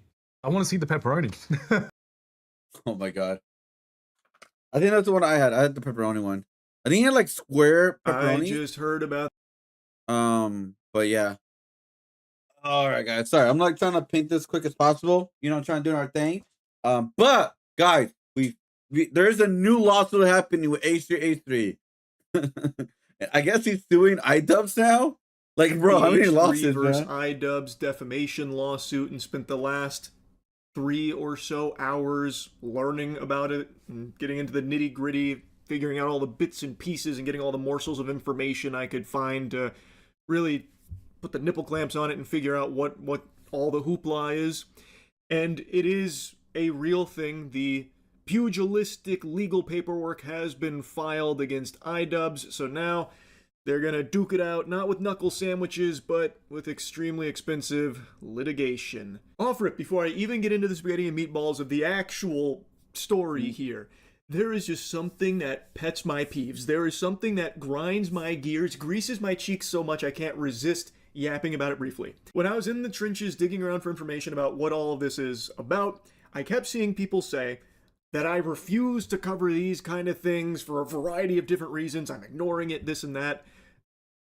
I don't know how many more times I need to say this. You used to wait for more information. I am just really not online that much these days. The only streams I watch are like the Summer Games Fest and like events like that, but I don't watch streams. I don't watch a lot of YouTube, and I don't go on Twitter, like, at all. I still have Twitter because I send and reply to DMs through there sometimes for like events, like Tyler won's League of Legends tournament. I heard from him on Twitter DM, so I have it for reasons like that. But I don't like doom scroll Twitter and see a bunch of things anymore. Look at the last tweet I made. So like I don't see a lot of these things that are going on anymore. I didn't know about it. But for some reason, everyone jumps to, oh, he must be ignoring it. He's got to be ignoring it. We can really tell a lot about this guy from the things he refuses to cover. I just don't see them. The things I do hear about come from my friends sending them to me, or when I stream chat telling me about them, putting them on my radar. But if neither of those two avenues show it to me or tell me about it, I just never hear about it. And I'm not even a fucking streamer anymore, not full time. I'm like a semi-retired streamer. I stream sometimes. And sometimes I'll stream like 3-4 days in a row. But basically what I do now is I just play like old school games, like a lot of retro games or a lot of Steam cum dumpster games, like actual trash. So like I'm not even really a streamer, so I don't even see a lot of that either. So like it's not me being retired, guys. Certain things for a nefarious reason. I just literally don't ever hear about it, so I never learn about it. Now there is some stories that I do hear about and get really invested in, like Bricks and Minifigs versus Reckless Ben. I've been very glued to that one, had my finger on the pulse of. But that was something I was put on my radar by friends and stream chat. So genuinely, I am just not online that much, so I don't see a lot of it. So with that out of the way, I did spend like the last 3 hours learning about this defamation lawsuit between H3 and iDubbbz, because that did sound pretty concerning. Because there's always been like an unwritten rule on the internet, not just YouTube, where if there's beef online, it stays online. Stays online, yeah. You don't sue people online without, you know, going over that threshold, the event horizon of trying to use litigation to silence your opponent or something like that. That had always been etched in the stone tablets, the fucking 10 commandments of online discourse. And now all of a sudden, I'm hearing about H3 suing iDubbbz for defamation. So obviously I wanted to hear more about that. And after diving in, hitting that cannonball into the pool, I learned he has a lot of active lawsuits. I think it's 5, maybe 6 against other streamers and YouTubers. Yes, he does. So it's a bit of a rampage he's been on. I knew about one before all this, which was against the Snark community. That I did hear about. And that one made a lot of sense to me, actually. The Snark community, from what I recall, was doing some diabolical, like, harassing, stalking stuff, sending CPS. I remember that, and like Human Skulls. Those things I recalled from like the Snark community. So it made sense that he would pursue litigation there, because that is highly illegal fucking psychopath behavior. So that one I remember, and that one made sense to me. But when I was learning about these other ones, granted I haven't dove too deep into all those because this is clearly a lot. I was mainly focused on the defamation one, but man, Ethan Klein has become like the Nintendo of YouTubers. He is extraordinarily litigious. Didn't he knew about the case, John? I remember he talked about it. What started this defamation lawsuit was this iDubbbz stream. Okay, this is my watermark for the stream. I don't want any of my content being stolen. Got another Kalshi ad? I'm sorry, Fazium. We're all getting Kalshi ads these days. It's okay, so I do want to quick daily reminder that Ethan from H3 is likely a PDF. Wow. All right. Say I don't agree with what's being said in this comment here, but I'm putting it on screen because I think it should be addressed because it's a big, bold accusation that's very fucked up. It is very fucked up, and it's despicable that he would think it's a good idea to post that there while knowingly aware that it's not true. So the message isn't Ian's, this comes from Destiny, and he found this screenshot and he kept it on screen for a very long time. And he said he didn't agree with it, but thinks it needs to be addressed because it's so fucked up. It is a terrible stream. Just giving it to you real blunt, real raw. It is no good. And I'm no stranger to getting shit-talked by iDubbbz. He has said some very nasty, very untrue things about me on his broadcast as well. Did he really? But what is being reported in regards to this stream isn't exactly telling the whole story. Now, when I first heard of this lawsuit, I was reading a bunch about it, but I wanted more information, like, directly associated with it to make sure I wasn't getting, like, fraudulent or misleading shit fed to me. So I reached out to someone whom I know is on the H3 team, and Ethan did hear about that, so he did talk directly about me on his show and challenge me on a few things, and I did eventually get to talk directly with Ethan, and I shared my full perspective on things and the problems I had around it and my concerns, and got his perspective on things to see if there's any misunderstandings and such. Ultimately, I don't think we fully saw eye to eye on this, which, you know, that's going to happen. I fully understand that this is a very emotionally charged subject for him after everything him and his family went through with Snarkers in particular. I know that the CPS and the Human Skulls incident are like a legitimately traumatizing thing, like the fraudulent That's CPS weird. That's call. very weird. Like, I get how inexcusable and abhorrent that is. I really do. But I just truly don't believe that this lawsuit is in any way, shape, or form helpful to anyone. Outside of the lawyers, they're fucking smiling ear to ear. They're salivating right now, literally drooling with a bib on. But it's harmful to, I think, literally everyone involved and does have potential ramifications for others way outside of it. I have never and will never be a fan of extreme litigation, and I have always been vocally advocating against creators going that nuclear path, and I always will. Of course, there are cases where it is understandable. Like unavoidable, yeah. Going after the Snarkers that sent a fraudulent CPS thing through and the skulls and stuff, That one I do understand. But this one, I could never support that. And I just can't see the real just cause behind it. And I think it is a terrible example for other creators in the space to follow, where maybe they believe that even though this is about like a Canadian defamation lawsuit, well, maybe they can try their luck in the States. You know, it's not like defamatory lawsuits are exclusive to Canada. There's better protections here, no doubt, but still, if they take from this that maybe the way to fight battles online is to go the litigious route, well, then it's just a huge mess across the board. Lawsuit after lawsuit. A very bad precedent. Even if, you know, the lawsuit doesn't end in a victory for him, this way of engaging with discourse, I think, has always been frowned upon, but for some reason is starting to get some more support behind it, and I just fully disagree with it. I think that this is genuinely just a, like, big threat across the board to just the entire space. Like, if discourse becomes... I think the reason why a lot of things are getting more support about, like, DMC people, bringing in lawsuits to people and stuff like that, I think the biggest reason is because people have too much power, too much leeway of letting people get away with so many things in recent time.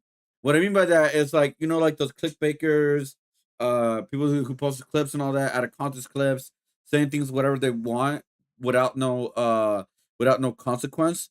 I feel like it's gotten way out of hand, and so maybe that's why the lawsuit is happening. Whether you agree with it or not, I feel like online there's just too many people with too much freedom because of the unspoken rule that you cannot sue someone, you cannot DM say someone, even if they are being assholes or they're taking things too far. In my personal opinion, I am for DMC clippers because they're not really transforming the content at all. All they're doing is just writing a caption of what exactly happens on the clip and not add anything new to it, only like their logo or something. And sometimes they take things out of context and just make it seem really bad, or they even write complete lies. So I'm all for DMC people who are doing that. Now for lawsuits, however, I feel like that's like pretty strong. But I can understand where they're coming from, because I feel right now I feel like a lot of content creators, a lot of streamers, or like in general, I feel like they feel that they could do whatever they want with no consequences. They could state whatever they want with no consequences. And I feel like it's just like I feel like some people just take it too far beyond just content. Right? So I can understand it in that kind of aspects. Like, you want to get the power back, I guess you could say. Yeah. You know, fearful of like litigation flying back and forth, it's going to stifle a lot of voices and stifle some very like legitimate criticism down the line. It's just not something I want to see become commonplace. I get what he's saying, though. Now, I did also have a brief conversation with iDubbbz about this as well, letting him know that this really is a horrible thing that he did to try and make his point. And he agreed. He said that it was a legitimately awful thing that he did to make that point, and that it was a genuine, sincere apology that he was issuing and how regretful he was from it. So I did have a conversation with both sides of this to make sure I had like a full, clear picture of where everything was and what this was all about. I don't know how it works in Canada, if the complaint is public or what. But if you look at it, he emphasizes throughout that he does think it's a serious accusation that needs to be investigated, and that he doesn't think it's a joke, right? Now, I know people are like, well, why don't you sue Destiny for saying it? Well, Destiny made it immediately. First of all, this is a comment from Destiny, like, made in passing. Ian put it on his screen for 2 hours during his main broadcast. Destiny made it clear that he was not being serious, right? Pretty much immediately after writing it. Like, nobody was like, yo, Destiny made this claim that Ethan molested his children. Oh, shit. No, people knew that when Destiny said it was like, he was just being a dickhead, or I mean, he was being a giant fucking piece of shit, right? But he immediately afterwards made it clear that he didn't actually think that. But Ian took that, and just because you're showing what someone else said doesn't make it not defamation, because you're showing essentially you ran this with it. accusation bare of context and and also kind of saying that you think it's true, right? Now, after hearing Ethan explain that, I actually made the noble sacrifice of going back and watching the entire iDub stream segment with this in it when he was talking about it. Boy, howdy. I'm not a hero. It was brave, but I don't need your flowers. That was agonizing. It was heinous, even. It was brutal. This whole segment where he was talking about that, I think, was really, really rough. But I don't recall at any point throughout it him actually trying to argue that it's a legitimate thing or trying to convince his audience that it's real. So I know one of the big things is that it came from iDubbbz, who has actually met Ethan and his family. So there's like this air of credibility around him saying something like this, but that's just not true. He's not even trying to say anything about it is credible, even outright says that it's not, that he doesn't agree with it. So he's not trying to present it as a real argument based on, you know, any of his experiences knowing Ethan and his family. Also, I will say that I think Ethan Klein is terrified of this guy. Why did it dragon So out? it's just kind of like legit. It is, to me, it's super funny that he has so much smoke for everyone that he thinks he can bully, but the person that he's fucking terrified, he just keeps very overtly running from. And it's like, yeah. Now, while Ethan is 100% correct that iDubbbz says that this is a big allegation that Ethan should be addressing, he's not doing it earnestly, or at least I don't think he was. It's actually really kind of hard to tell. The whole segment was fucking awful, and the point he was trying to make was really dog shittily done. But what he's trying to say is that clip right there at the end, where Destiny said this extremely outrageous, outlandish, disgusting thing about Ethan, and yet Ethan doesn't have smoke for him, but he does for the other people that he's gone after through lawsuits. I'm pretty sure that's the point he was trying to make by putting that on screen, like, look, Destiny has said something absolutely despicable, yet you don't have that same energy for him as you do for the others. Unless I've blanked out and like erased moments from my memory from this segment, I don't recall him saying that this is like a serious thing he believes in and is presenting it as such. Like about Ethan is this, and this is a real allegation that really has a lot of water to it. Now, this doesn't change the fact that what iDubbbz did here is completely awful. To try and make this point using that kind of comment with something as monstrously evil as that is just so fucking low. It is. But I don't believe it's how Ethan is necessarily explaining it to everyone, where iDubbbz is really, you know, believing in this. You know, iDubbbz came over to my house, he met my family, now he's going out there saying these things. It is extremely scummy because he did meet his kids and everything, and now he's putting a comment out there like that. That is very scummy, but he's not using it to try and make this claim that Ethan is those things. He's trying to use that to show that Destiny has said something so fucking terrible, yet you are not approaching him with the same energy you have everybody else.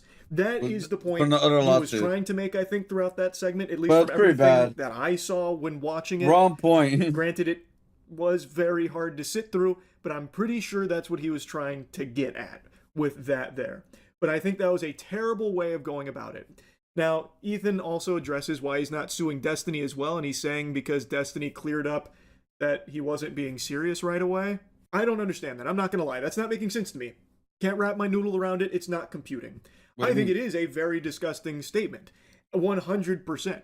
He's not wrong for feeling like this is a terrible thing that's being said about him. That is a line you don't cross, talking about people's children in a manner like this. It's gross. It is gross. So then why is this defamation lawsuit reserved exclusively for iDubbbz with a nice big bow on it, but not also extended to Destiny, the genesis of that comment? Does that not just prove the point that I believe iDubbbz was trying to make in the first place, which is Destiny, for some reason, can say these atrocious, abhorrent things about Ethan, and for some reason, Ethan doesn't have the same anger towards Destiny as he does someone like iDubbbz. Now, I guess with iDubbbz, you could then say, well, iDubbbz I was about to say something. Okay, actually did meet his children and stuff, so it's an extra level of fucked up. Well, I was gonna say, he literally had the thing up like for 2+ hours. Compared to Destiny thing, it's a passing comment where it'll be gone and forgotten about as soon as like pretty quickly, right? So maybe that's like that's what he said pretty much. So I think that's like pretty much what it is. Which is fair. I do completely agree. It does add another fucked up rancid layer to this lasagna here, where he did actually know Ethan and his family and would use a comment like that to try and make his statement about like being soft on Destiny or whatever. But I still just don't understand why Ethan is willing to just be like, yeah, but Destiny, you know, cleared up that he wasn't being serious. He was just goofing around. He was just being a dickhead. What? If the reason truly is that Canada's laws around defamation are significantly more lax and thus you have a case in Canada but not the US, then to me that tells me that it's not really a defamation case worth pursuing. And if you're not going after Destiny for these comments, but you will for iDubbbz trying to make a different point about it, again, I want to make it clear. I think the way iDubbbz went about doing this point is fucking atrocious. I don't know how much more clear I can make, but he wasn't trying to argue the legitimacy of the claim or anything like that. It was to show that you're very soft on Destiny, but not others, and used that outrageously gross comment as an example of it. But if you're going after iDubbbz solely because you know you can get a defamation case win because of Canada's laws not being as protective as the US's, that's why you don't go after Destiny, then that to me says that you were just trying to take advantage of those laws, the lax nature of those laws in Canada, to get revenge on someone that has wronged you. I said from the beginning that if people want to go after my children, then, you know, the rules of engagement have changed forever. And that's what I said then. And when, you know, when Ian broadcast this, I sent him a cease and desist because, I mean, there's certain things that you don't say and you don't do and lines you don't cross. And they flaunted it. They didn't take it seriously. And I totally understand that. If someone is going to cross that line, going after like your children or your family, I get being upset about that. Absolutely. But you're saying that the rules of engagement have changed for everyone but Destiny? Because he's the one that made the comment, and you are like totally just okay with being like, but he cleared up that he wasn't serious. He cleared up he was just being a dickhead. It was a passing comment. It's just not making sense. And if iDubbbz throughout that stream segment was going on and on about how like actually serious this is and how much he really believes in it, trying to convince his audience that it's true, trying to like lead some kind of like investigation against you, like another CPS visit, like another fraudulent visit from CPS, then I would totally understand pursuing like litigation against that to stop it. Now, but from what I saw in that stream, there was nothing of the sort, and he did outright say that he doesn't believe it, and that he was only saying that it should be addressed as a way of pointing to you not wanting to engage with Destiny because you're afraid of Destiny. At least that's how it seemed from all of that garbage I sat through there. I'm pretty sure that's what he was getting at. Now, he does mention a cease and desist here, which they did send a cease and desist to iDubbbz, and it does seem like iDubbbz was fucking filled with jubilation upon receiving it. I've seen a couple of clips where he was like really nonchalant about it, almost seemed kind of happy about it. Maybe he thought it'd be like a big boom of exposure or something. I really don't know who would celebrate something like that. But yeah, it seemed like he wasn't taking it seriously.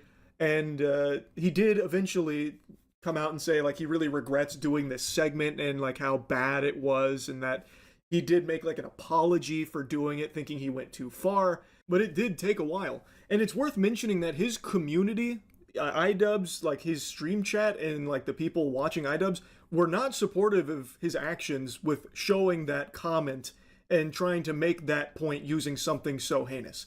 It's not like his audience was eating it up and really celebrating what he did here. His own audience was turning against him for doing that, from what I saw. Now again, I've only learned about all this after the fact, so maybe some of like the positive stuff was scrubbed or deleted. But a lot of what I can find was people in his audience really didn't agree with him doing this.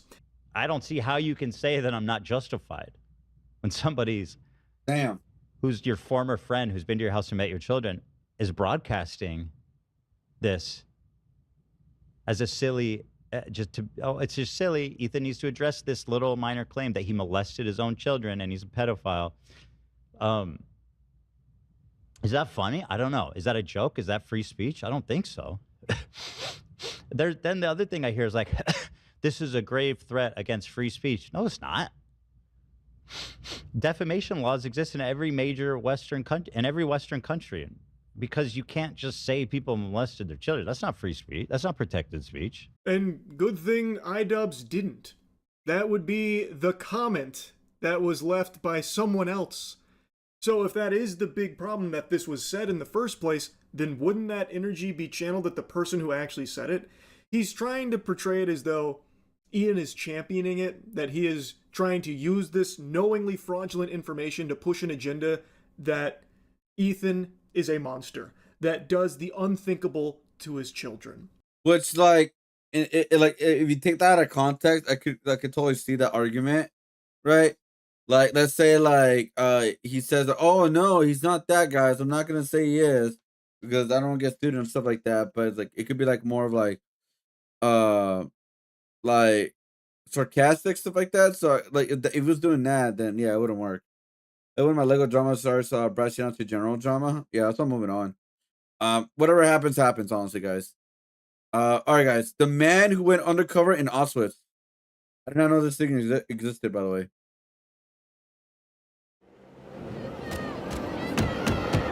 The Nazis are combing through Warsaw. Behind the door, the man doesn't move. He knows exactly what's happening. This is a roundup, part of Hitler's plan to destroy Poland by annihilating its professional class. Lawyers, writers, doctors, teachers, Jewish Poles, Catholic Poles. They're seized from the streets, from their homes. Thousands of them. Many will be sent to concentration camps. The others will simply be shot. But he has a plan. Unlike the thousands of others, he wants to get caught. Should I go more lighter, guys? I think I should. Like, it's not really like light. He's a member of an underground resistance movement. He knows he'll probably be interned and sent to a recently opened concentration camp outside a Polish town called Oświęcim. Okay, He's adopted a false identity, Tomasz Zerafinski, and his mission is clear. Enter the camp, form a resistance, and send reports of Nazi crimes. Now, he can't know that he'll succeed, that he will build a secret network, that he'll smuggle out multiple reports on the murderous labor, the starvation rations, the rising death toll, that he'll watch as the camp expands from labor to death camp, and that the Allies, despite his pleas, will do nothing. Damn! This is the story of Witold Pilecki, the man who infiltrated Auschwitz.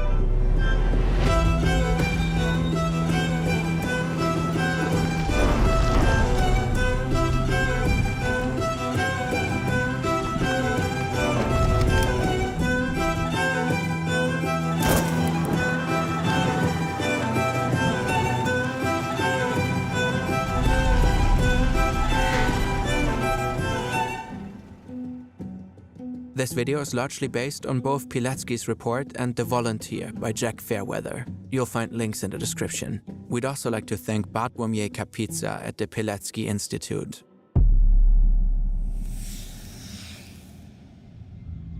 Government, and Brussels says that Allied troops are moving to their support.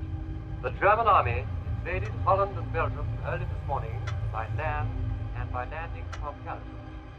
It's a crucial moment. Either the Allies will defeat the Germans, or the war will stretch on. Poland's fate hangs in the balance. The reports are terrible. At Dunkirk, the British are routed. Then Paris falls. The news is devastating. The war will continue. It's only been 8 months, but already Poland has been grimly transformed. Germany invaded on September 1st, 1939. Some 1.5 million German troops and more than 2,000 tanks stormed the country. The Blitzkrieg. The Luftwaffe bombed cities and airfields. The Poles fought back but were eventually overpowered. Witold, a 38-year-old second lieutenant in the cavalry reserves, was in the thick of it. His men were mowed down by German tanks in early September. He only narrowly escaped with his life. His beloved Arabian mare fairy tale wasn't so lucky. It was over in minutes. Most of his men injured, captured, or dead. Witold heads for Warsaw. If the capital falls, all will be lost. The retreat of the Poles was plagued by German planes, bombs, bullets. They killed indiscriminately, soldiers and civilians alike. Hitler's orders. When Witold arrived in Warsaw on September 6th, he found a city in chaos. The Polish government had fled. Damn. Witold left too. He planned to regroup with troops in the east, but each rallying point was bombed before he arrived. On September 9th, Witold and his men headed towards Włocławek. On September 13 in Włodawa, it was the same story. But here he met an old military colleague, Major Jan Włodakiewicz. Both men had collected stragglers along the way, a full company's worth. As other members of the military command left the country, Witold and Jan decided to stay and make a stand. But the fight didn't last long. Damn, bro.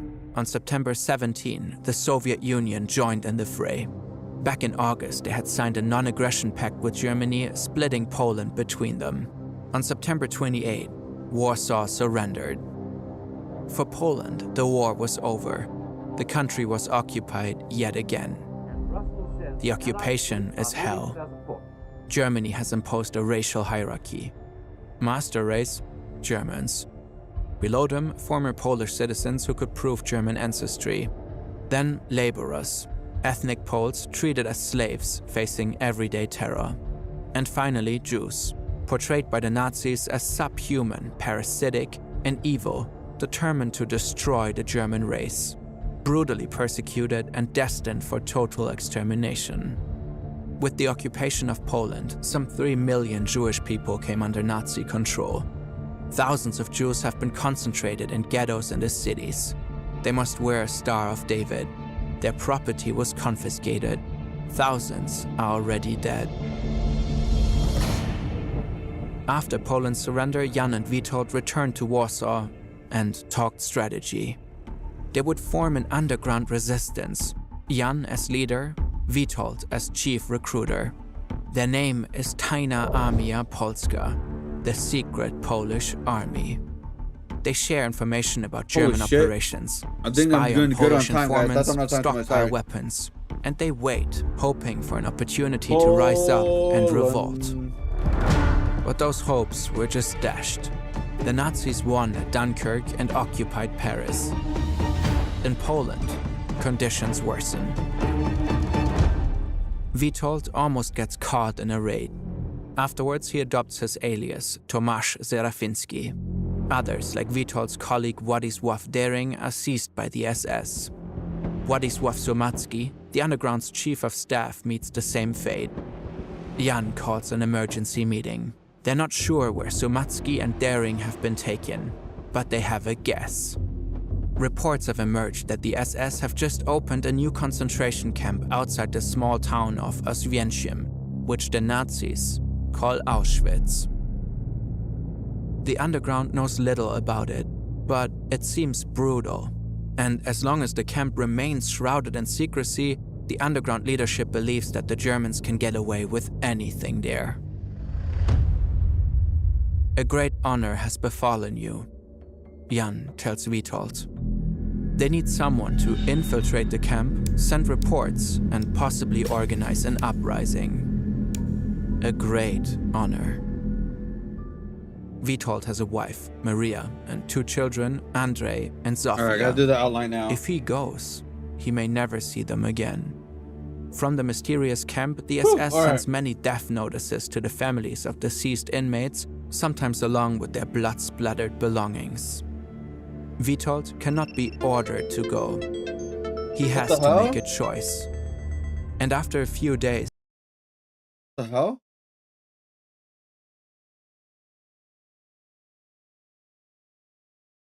We detected an activity. What do you mean? I'm literally talking right now. You're live and not allowed for a recommendation. Wait, what? Why? So many rules. What? Bro, I remember now why I stopped streaming on TikTok. There's just so many rules. Like, what do you mean? Oh, it's because I wasn't talking? Let's see, hold up. Let me see. No. Hold up. So is my stream no longer active? Is that what's going on? It's so weird. That is strange. You guys heard that, right? Yeah, I don't know. That's very, very strange. Huh. Okay. I'll just restart again. Like, fucking hell, dude. Like, I don't know what I did. Like, that is so weird.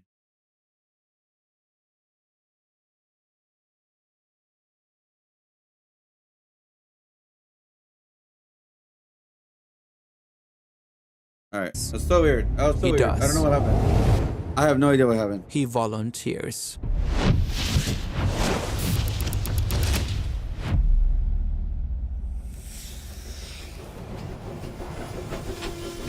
Yo, what up, Rob? How's it going? And the horror begins. We're gonna on vEGETA. Heraus! Raus! Raus! Chaos, confusion. Witold manages to avoid the blows. Zu fünfen! He follows the order, joining a row of 5. Another man follows orders too. How you doing? He is told to run to the side of the road. Holy shit. It's a lesson. If one man tries to escape, everyone gets punished. Arbeit macht frei. Work sets you free. Soon I got a enough, they'll vinyl of learn yours what that this came truly 5 years means. ago. Really? 5 years ago? Which vinyl was it? Was it the? Are you talking about the flower? Or are you talking about? I done a couple actually. Yeah, I done a couple of vinyls actually. So like a bunch of again. This is for video. Yeah. We're watching a for video. There's a moment of pause. Everyone is counted, even the corpses. Then the nightmare continues. At first, Witold thinks this is an insane asylum. But then this. Insane asylum? One of the lunatics grabs a man. What? He demands his profession. A judge, the man responds. Wrong answer. These men aren't lunatics. They are pole-killing machines. Or, as Witold will learn to call them, capos. And their first targets are the intelligentsia. Judges, priests, lawyers. Only workers and craftsmen are spared. This is Auschwitz concentration camp, my dear sirs. In groups of 100, the men are sent to Orange the back. box lane. Oh, there, I a grim remember that. announcement. Yeah, I remember that. None of you should hope to get out We're of this gonna get place another alive. one, or like the an rations are updated painting. calculated for you to survive for 6 weeks. If you live longer, it means you steal. And if you steal, you will be put in the penal company, where you won't stay alive for long. Then each is transformed, from person to prisoner. Stripped, shaved. Witold's transformation is almost complete.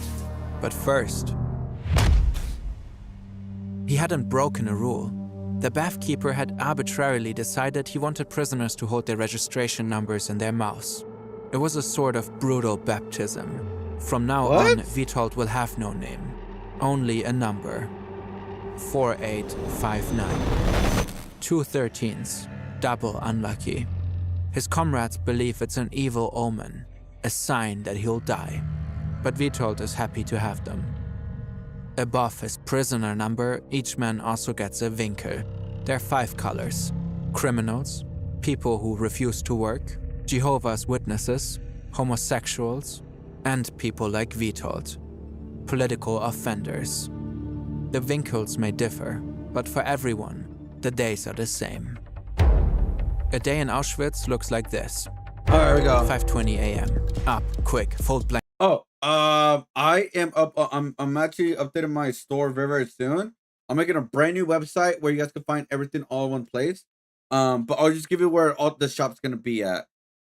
Which is gonna be at coffee.com/JonnyboiG. So the new store items should be uploaded by either this month soon, or they should be up, or you can just commission me if you want a painting of your choice. Because right now I've been working on a bunch of stuff for our show, so it's gonna be a lot of new stickers, prints, all the good stuff, and also more new paintings on my shop, guys. But yeah, that's where the shop's gonna be at. But the new website that I'm working on, guys, is gonna be like has everything on there: the portfolio, the shop, everything. The shop will direct you to this link right here, but you don't have to like search for it anymore. So that's the very good news about it, guys. So I'm working on it right now. I just don't have time to fully finish it. I'm gonna try to finish it before I go to like conventions and stuff. So I could like direct people there. But yeah, it'll be there. There's not a lot of stuff right now, but it'll be right there. You can sign up to make an account, guys. If you guys want to follow the shop only, or I will also be promoting my store, my website very soon. Blanket, mattress to the side of the room. Dress, quick, quick. Any delay? They call the block elder Bloody Alois for a reason. He will beat you ruthlessly. Single-handedly, he killed several people per day. Quick, to the latrines. Damn, you have 5 day? seconds. Any delay, more beating. Quick, bathe. There's no way to wash properly, but getting water is a matter of life and death. At night, the soles of your feet must be clean. If they're not, ruthless beating. 5:45 a.m., roll call. By 6 a.m., everyone must be present. If you are absent, you will be found and publicly killed. Then, the formation of work units. Here, work often equals death. Witold doesn't know this yet, but he got lucky. He was selected as a Stubendienst, a room supervisor, and is allowed to remain on the block. The less fortunate work until 11:20 a.m. 11:30 roll call. 12 to 1 lunch. Then more work until evening roll call. Damn, 6 p.m. Wow. Witold's role is to clean the block when the others leave, and to impose order. If anyone misbehaves, moves slowly, or steps out of line, he should beat them. Witold keeps the block clean and orderly, but Bloody Alois does not like his methods. For his lack of brutality, Witold is punished and gets banished from the block. Today, he'll work. He has no idea which work unit to join and ends up in the gravel pit. The gravel is for the expansion of the crematorium. Witold is strong and moves with caution. Rest means a beating, and falling, death. But the misfortune of others is also your salvation. Appreciate it. Thank you for following Waiting while a fallen comrade is beaten is the only rest you'll get. For sure. Days, I'll be posting all up there Witold's soon, life, Razda. Thank you for stopping by. I appreciate it. a back-breaking balancing act. No breaks, little water, starvation rations. Fucking asshole. Right when Witold thinks he won't be able to survive another day, Bloody Alois allows him back on the block. Now you know what work at the lager means, he says. There's only one benefit Witold can see to these horrendous conditions. They might unite the prisoners. And unity is exactly what his mission requires.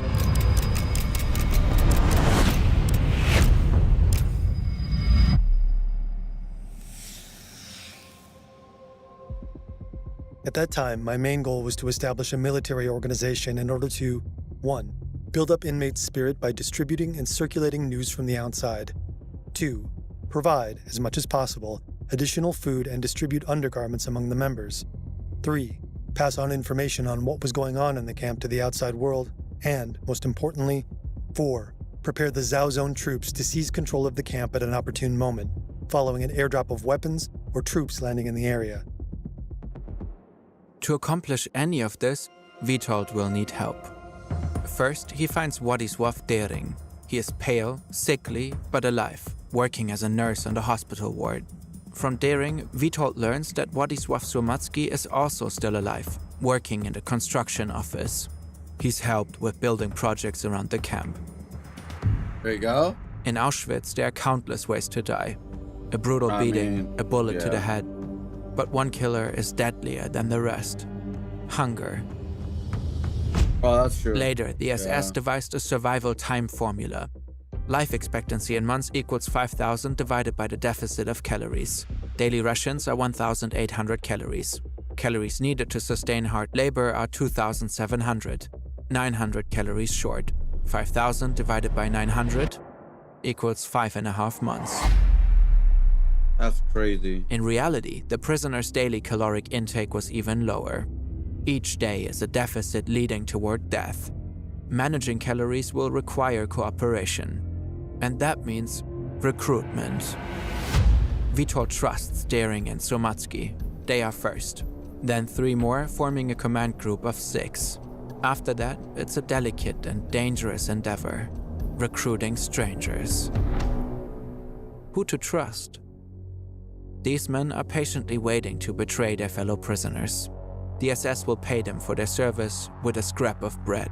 Not everyone stoops this low, but hunger corrodes the soul.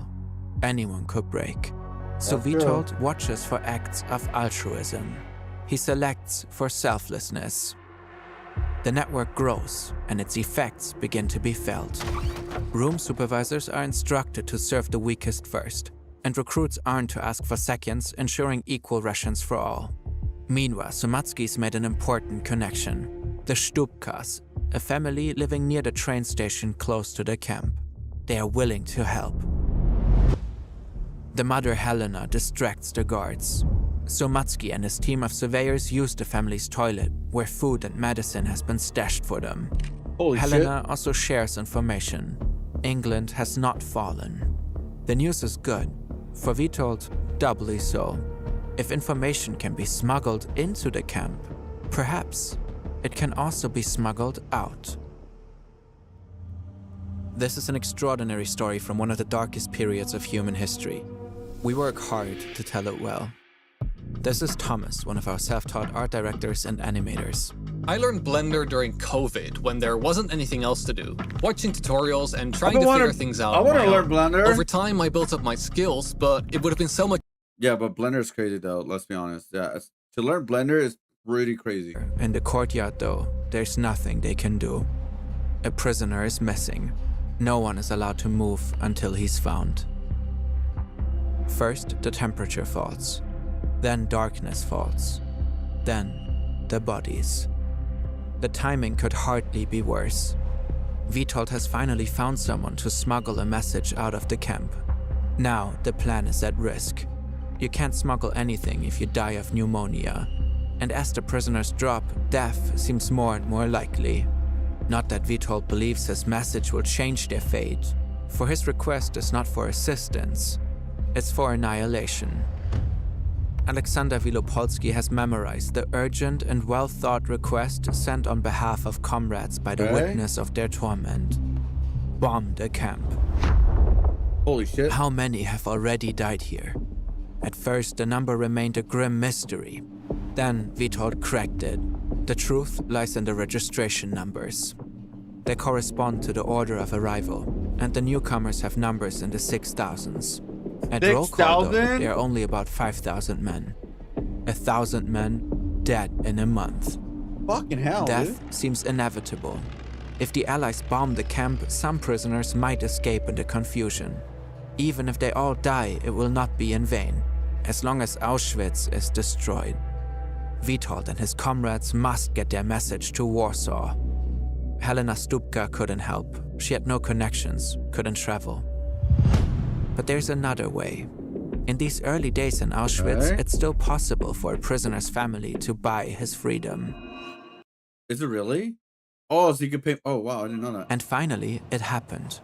A 31-year-old was scheduled to be released, Alexander Wielopolski. But smuggling a written report is far too dangerous. Alex had to memorize the message. From noon to 9, they stand, waiting. Finally, the missing prisoner is found, dead, beside a pile of logs. By morning, another 86 are dead. More succumb to pneumonia in the coming days. One of Witold's closest allies among them, but the plan remains intact. Alexander survives. He carries the message out, beyond the barbed wire fences, and is gone. For those left behind, it seems certain. Death will come. The only question is in what form. October becomes November. November, December. But no bombs fall. Months? Meanwhile, Witold's message is on the move. From Warsaw to Switzerland, through France to Spain, and from there to London, the underground finds a way. The prisoners begged the Polish government for the love of God to bombard these warehouses. Should they die in the attack, it would be a relief given the conditions. In January 1941, the bombing request reaches the Air Ministry in London. But over the course of its transmission, it's been shortened. The nightmarish camp conditions are only briefly mentioned. In the end, the chief of the air staff is curt and decisive. An attack on the camp would be an undesirable diversion and unlikely to achieve its purpose. Back in Auschwitz, Witold fell ill. The labor, the lack of food, the relentless misery, it's finally caught up to him. Now he's here in the hospital ward. But in Auschwitz, this is not a place where people recover. Witold has come to understand the meaning of the sign at the entrance. Arbeit macht frei. Work sets you free. Oh no. It grants the freedom of death. A corpse's escape. I would wouldn't they made a plan to like buy him out? Like, okay, we're gonna like have you stay there for this long, and then we'll buy you out after this. That's all. I'm like, why didn't you do that? Why didn't you just buy him out? Through the crematorium. If the fever doesn't kill him, the lies surely will. He kills as many as he can. A futile task. Luckily, the resistance network saves him. He manages to get a note to Dering, and Dering sneaks him to a different room with an uninfested bed. There, Witold fights his fever. Waking, sleeping, waking, sleeping. Fuck, waking, dude. Sleeping, waking, sleeping. Stop, man, stop.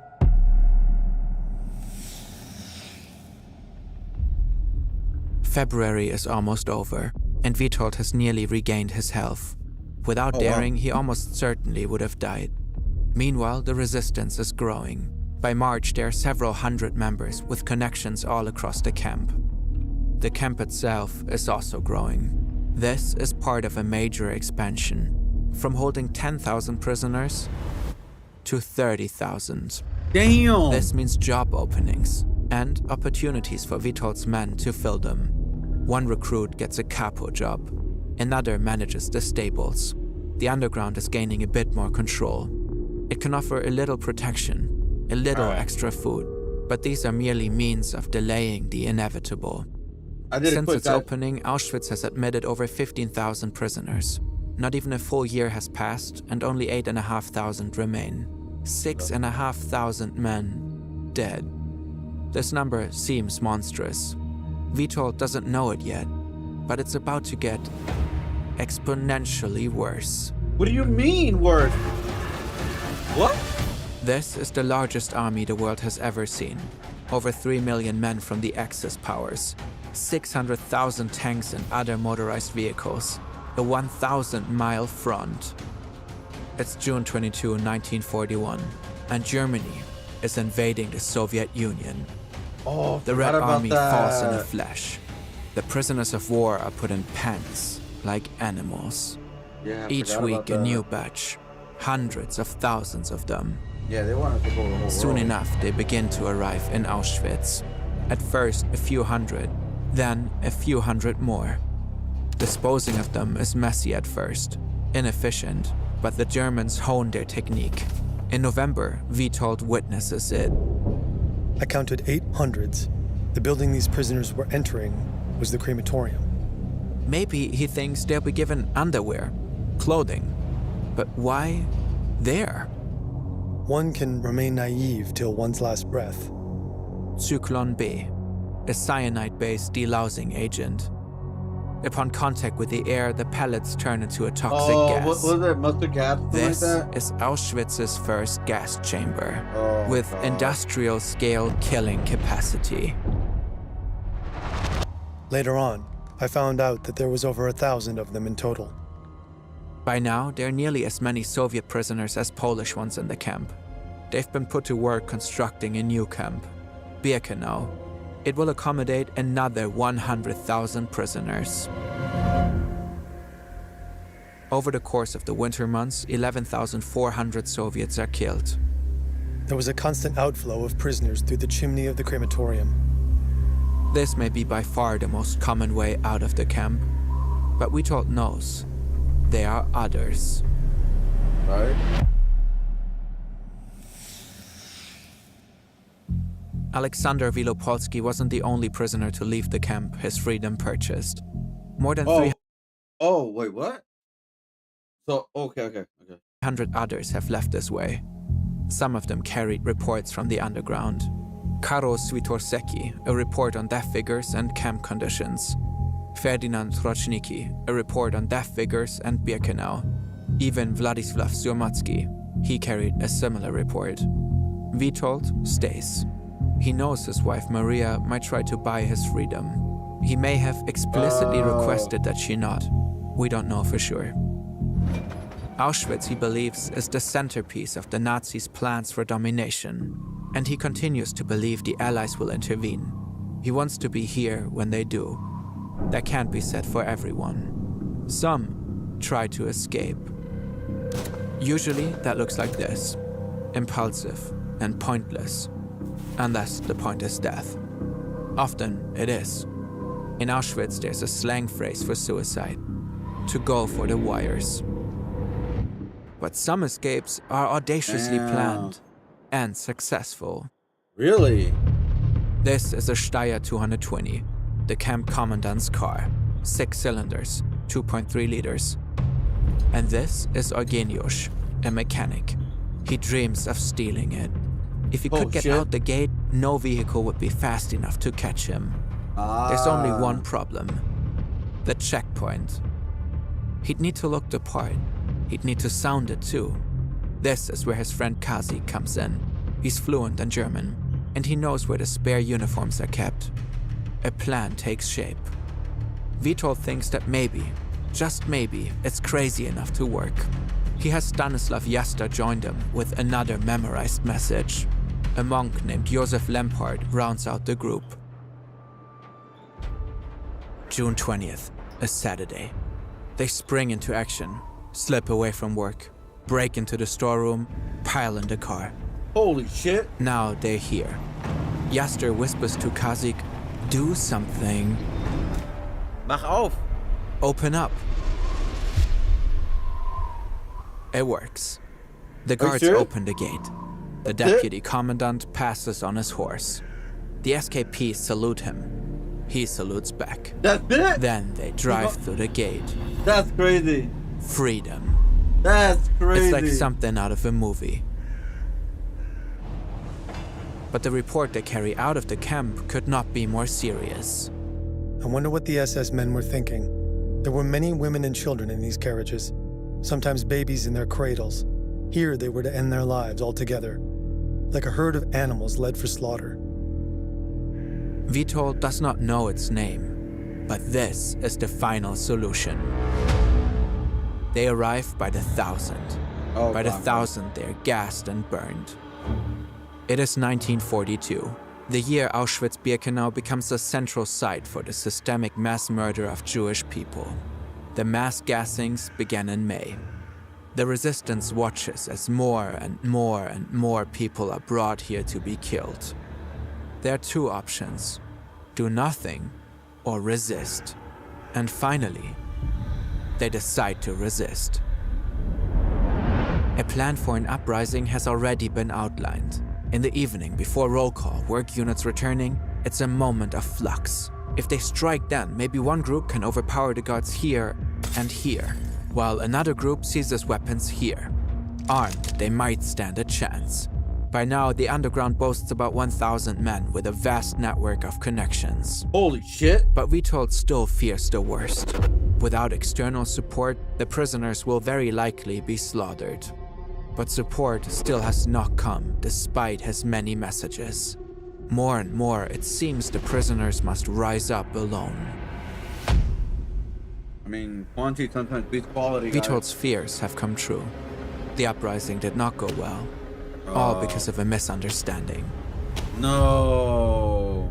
The uprising had been planned for 6 p.m. on June 10th, the end of the workday. Right. But that day at 4:30 p.m., a whistle blew. What? A break? Or was this it? The time to strike. No. Some acted, others didn't. Only 2 prisoners managed to escape. Those left behind are punished. Vitold survives, but morale plummets. That's crazy. 1942 becomes 1943. Vitold's messages have reached Warsaw. He described the horror in all its detail. Phenol. That was the new instrument of murder. On average, 1,000 people were burned every day. Young boys aged 10 to 14 or 15 were picked from these transports. The SS men would rifle through suitcases and wallets looking for gold, money, and diamonds. The camp authorities had them all murdered with phenol injections. But liberating Auschwitz would be extremely difficult. Would there be enough Polish underground fighters to overwhelm the SS? Would the Allies support the attack with airstrikes?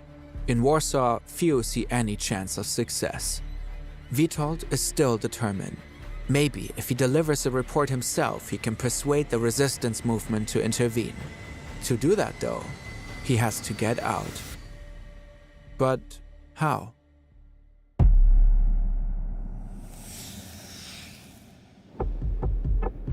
Civilian clothing, money, knife. They need all this once they make it out. If they make it out. Apples, honey, jam, sugar for bribes. Cured tobacco to throw the dogs off their scent. And if they're caught, cyanide capsules. Vitold collects it all. The plan is to escape from here, the bakery. It only has 2 guards, but that doesn't mean it's easy to leave. This is Jan Recce. He works on the baker squad and cases the premises. The windows are barred. There's a single entrance, it's locked and double bolted.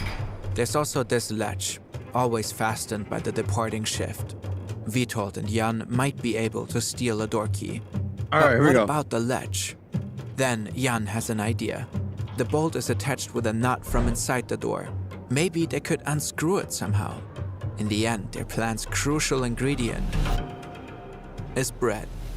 Bread? Jan uses a piece of dough to make an imprint. He does the same with the key. Vitold has a wrench made to fit the nut. He has a key made too. Jan tests it. It works. The bakery squad walks out of Auschwitz's front under the Arbeit macht frei sign. Vitold and Jan are among them. Also Edek, a 19-year-old who'd helped Vitold and been invited to escape. Bribes got them here. For the capo to convince him to let Edek and Vitold work on the bakery squad. For the bakers who let Edek and Vitold take their shifts. They won't get this shift again. They have one shot. Tonight or never. Darkness has fallen. They'd planned to be gone by now, but there's a problem. It's raining and an off-duty SS officer and his girlfriend are sheltering beneath the eaves of the bakery. Oh An my hour god. passes. 2. The odds of escape diminish with each passing minute. Finally, the rain stops and the lovers leave. Fucking A, dude. There's no time to lose. There's a plausible excuse to enter the storage room. They need more fuel. Edek pushes a wheelbarrow for coal. Vitold starts chopping wood. He makes as much noise as possible to cover for the sounds of Jan dealing with the door. First, Jan twists off the nut. Now, the bolts. Suddenly, an SS officer pokes his head through the door. He looks at Vitold and Edek. They freeze. Busted. Maybe. Wait. He walks across the room toward the bakery entrance. Luckily, Jan made it to the toilet. The SS officer is suspicious, but not very observant. He walks away. What? The plan is still on. Edek uses a knife to cut the phone wires. If they get out, they don't want the SS calling for backup. Vitold and Edek grab their civilian clothes. Jan has already changed into his. Now, there's one last step. But the lock doesn't budge. Jan tries again. Fails. There's no time to waste, and they're so close. Jan pushes against the door. Vitold joins him. The door bends, but stays closed. Another great heave, and... Oh my god. They are out. Wait, what The about the stars guards? are shining in the sky. What Jan about the sprints guards? ahead toward the river. Vitold follows, Edik beside him. Shots What the hell? ring out behind them. Oh, They don't wow. look back. Across a bridge, along the river. They run and run. Ahead, cover. They're almost there. But Holy now shit. they have to walk. Slowly. They can't attract attention. Oh, Finally, no. they make it to the forest. It's all like And vanish into the trees. Wow, dude, that's insane. What a contrast with the camp in which I felt I had spent 1,000 years. A silence far from the roar of humanity, far from man's scheming. A silence in which there was not a living soul. We were enchanted by everything. We were in love with the world, just not with its people. Vitold is finally free. Damn, bro. He stood there for a very long time. But why nobody came and saved him, dude? Like, what the hell? The execution is quick. A bullet to the back of the head. Wait, what? In the 5 years since his escape, Vitold has remained loyal to Poland. Wait, The what? country is now under Soviet control. Vitold sent information about the occupation to the Polish government in exile. What? He lived under various aliases. He changed jobs regularly. But at least he was reunited with his family. Eventually, the communists caught him. The list of alleged crimes is long. Forged documents, illegal firearms, espionage for foreign imperialism. Right. Brutal interrogations followed. A show trial. And now this. The Polish communist authorities tried to kill his story too. They had But why? executed a man who most Poles would consider a hero. A fact they tried to consign to the ash heap of history. And they almost succeeded. His story was hidden for decades. After his escape, Vitold wrote a comprehensive report chronicling the horrors of Auschwitz. It Yo, wasn't more good published until content? Hell yeah. 1991. More than 40 years after his execution, he years? was rehabilitated. Later, he was awarded the Order of the White Eagle, Poland's highest military honor. Wow. His grave has never been found. Wow. Rest in peace, bro. Rest in peace. Wow. What an incredible story. He escaped there too and everything. He tried to save everybody too. Multiple times. But no one came to save him. But he had no choice but to escape. After trying so many years, bro. All right. Well, there you go. We finished Vegeta and Goku, which is pretty cool. Let me see. Hold on. Let me see if I could try and hide some of the white. But there you go. We finished some of the stuff right here, guys. Let me know what you guys think. We finished 2 characters tonight, which is very, very good. It is 3 o'clock in the morning, which is not that bad. Let's see. Oh, that's the first time that ever happened. But I think I'm gonna cut that, so I think it should be fine. There goes slow then. There we go. There we go. All right, cool. All right, guys. So let's cut this up. And let's put this in the thing. So yeah, we finished Vegeta, and then we also finished what do you call it? Goku Kaioken version, by the way. This is the Kaioken Goku. Not the regular Goku, Kaioken times 4. Right here. We got Kaioken and then Scatter Vegeta. I want to do like the classic like the classic saga of the Saiyan saga and stuff like that. And I just put like his ship right there, like a little Easter egg. Well, not it's a big Easter egg, but you get what I'm saying. Yeah, it's a fun painting. Oh wait, what am I doing? That's right here. But yeah, we finished 2 paintings. Like I said, like I was gonna all right, we're gonna finish this, guys. We're gonna finish these 2 paintings. We're gonna do it. There you go. Yeah. Oh my god. We're not done tonight, guys. We are not done. Because we gotta do just a little bit overtime, guys. I'm gonna work on some other stuff right now, guys. All right. So we're not officially done yet. Um, because what I wanted to start working on is actually more Vegeta artwork, but in a different way, guys. All right. Join for your post, yo. Oh, we're not saying anything. Sorry, I'm new to TikTok live, guys. Give me one sec. I'm just gonna cut this up, and then we're gonna move on to the next segment. All right, guys. Let me just cut this up. But yeah, how's everybody doing today? Welcome everybody today. It's 3 o'clock in the morning, so I'm pretty sure everybody's tired. Everybody's excited for the weekend, I guess you could say, because Friday. For me, the weekend consists of working. I gotta work, but I work until like the afternoon, guys. So it's not. I work till like 4 o'clock to like 9 o'clock. So that's why I can sleep super late, guys. Um, but if you guys want to help me out and not how like no longer work as much, subscribe, follow the good stuff. um. So I could do more content. But every single weekend, guys, I do work. I work every single weekend for my part time job. What medium are you using for your artwork? I use acrylic, but I do a color pencil as well. I do digital art too as well. So those are like those three big main mediums that I do for the most part. So I try to learn as much mediums as I can. There's something that I do want to go back into, like one of my first mediums I ever got into, and that is watercolor. But yeah, those are my three main ones: acrylic and watercolor. Acrylic, color pencil, and digital art.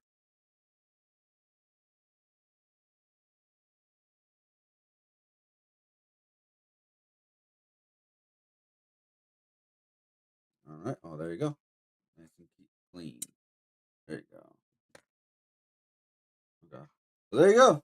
There you go. Vegeta. Vegeta. Vegeta. I'm sorry. It's like from was the second form? Oh no, perfect cell. Vegeta. But there we go, guys. We finished a lot of characters tonight. I mean, a lot of characters like these past like what, almost 2 weeks, guys. So we finished Vegeta, right? We got Kaioken Goku. We got Gojo. We got Samus. We got Wolverine. We got Ed and Eddie. We got Absolute Batman. We got Shadow the Hedgehog. Chainsaw Man. Sorry for like the blurriness, like the shininess. We got Beerus. Yo, thank you for the 350 jewels. Thank you so much. Appreciate the support. Thank you. We got oh my god, that's a lot. We got oh okay, I can't speak. We got Beast Gohan, right? We got Champa. We got Gear 5 Luffy. We got Scorpion. We got Reptile. We got Sub-Zero. We also got Chun-Li. And then we also got Saguya. I'm a fake fan. I keep forgetting. Why am I keep forgetting his name? Saguya. No, hold up. Oh my god, I forgot his name. Okay, what? And then we got Akuma right here, and then we also have another Gear 5 Luffy. More my art style. Like the first one was kind of like my art style still, but it wasn't. I wanted more me, if that makes sense. So that's why I did it again. But yeah, that's all the characters that we have so far right now. We still have a lot more coming very soon, guys, and more customized paging too as well, like from binders and spray cans and stuff like that, guys. Right. So we still have a lot of those coming very soon. So we switched from like digital art, traditional art, and we always keep trying to change the mediums for my streams, guys. But yeah, we just finished Vegeta and Goku. So I finally find what kind of pricing I'll be selling these at the store and also like at like the convention. So these are supposed to be like someone like kind of like quick paintings, but not quick paintings. You know what I mean? It's like in between. Um, so these are supposed to be just fun, like a quick paint stuff like that. I'm gonna sell these $50 because we also got other ones that are kind of quicker. And right here, like here is like here's the ones that we did like smaller ones, guys. Like we did Sonic, a smaller one, and then we also did like a Mario one, like kind of quick one, right? So like these are quicker. And then we have the bigger one. Like I said, I could do super detailed work, guys, but obviously those are the ones that cost the most, right? So like here are like the ones that are like more detailed that I've done. I mean, to be fair, guys, this was like I want to say a year to 2 years ago. So I can do better than this, but it's like these are like the more detailed ones, I guess you could say. But like here's an example. So you see like these two right here, and you look at Piccolo. As you can see, it's more detail, more shading, and stuff like that, guys. Again, to be fair, guys, this was 2 years ago, so I'm pretty sure I could do better. I could do a better Piccolo now. But I just want to let you guys know, like I do better. Like I could do super detailed work. But that's like when I reserve it for like when it takes me like 5 to even close to 10 hours.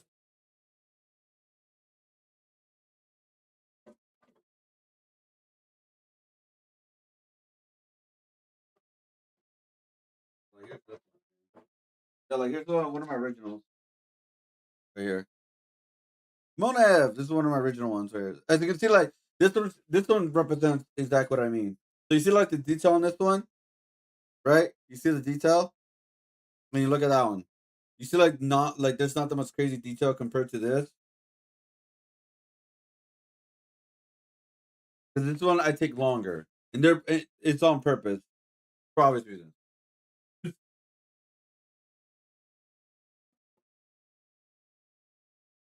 think like the bigger one is like this. I do have a bigger one right here. I don't know if I could put the whole thing here, but as you can see, like these are like the bigger paintings I've done, guys. You see that? I can't show you guys like the last part, I think. Well, I could do this. You see that? Like this is a big painting right here. Which I really want to do more detail work, guys. I really do. I just need to like I'm just doing these for fun and just like these are quick, fun, affordable paintings that people could get. Original designs for me, like my style. I mean by that, original style for me, and like have fun and like affordable. Instead of like only selling $100 to $200 paintings.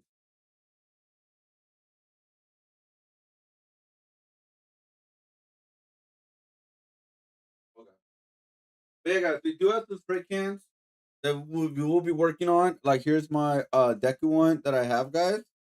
Here's Deku, and here is Green Ninja. So when you guys know, we are gonna work on more. We have 2 more empty spray cans we're gonna work on, guys. So we are gonna work on these. I think next week for sure.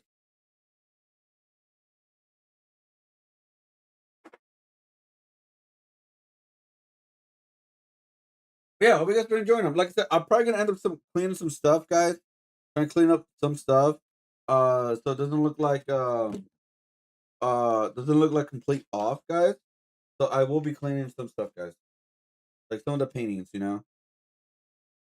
And I messed up that. Oh my god. Okay, cool. And let's do that just right now.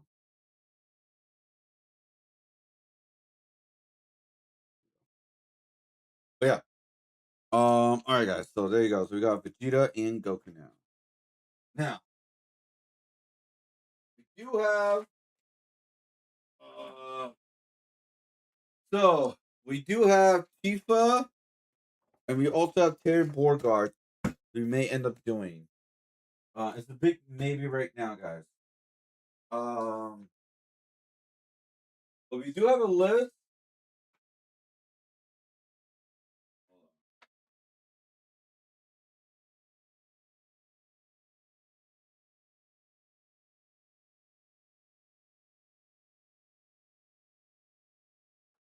So we do have a list though that I think I want to do before we are done for tonight, right? So we just finished Vegeta and Goku, right? We finished these right here, right? What I want to do, which is what's today? So we officially have 3 more days. 4 days you want to count Monday. So those 3 days we're gonna do for next week, guys. We're gonna stream all week next week, regular schedule. And then we're gonna do a lot of bonus streams when I do Artist Alley, guys. Cause I'll be at Nostalgicon. It's a smaller show. It's like a medium show, I guess you could say, for Nostalgicon. It's nothing too crazy, but I will be at that show and I will be streaming. But before that show starts, we're gonna do Ermac, Rain, and Smoke. Same style as the Scorpion. Just obviously, I'm gonna design their masks and everything, and give like their personality into the designs. So we're gonna do these 3 on Tuesday, right? Now, here's where I'm literally at a conflict, right? Should I do Sanji, Zoro, or Deku, Naruto, and Sasuke? I do have prints for Sasuke and Naruto, so I'm thinking about saving these for another time. But the thing is, the way that this artist alley is gonna work, guys. Let me make this full screen. Here's how it's gonna work. I do have extra. I'm gonna after I'm done with this show, right, which ends on the 21st. I will be at Evo on the 25th. So I'll have 3 days before I go to Evo. So what I was thinking before I go to Evo, I could postpone the Ermac and Rain right here until the 23rd or 24th. I could do all these 3 in that one day, right? So like let's say 23rd, right? And so that means I have an extra day now. We have 1 extra day now. So and also what I could do too as well, I could do Tifa on the 24th, right? But here's the thing, guys. I need to finish the last Ronin on the 18th because it's an art contest that's due on the 19th. So I need to finish the last Ronin design on the 18th, which is to be full digital design.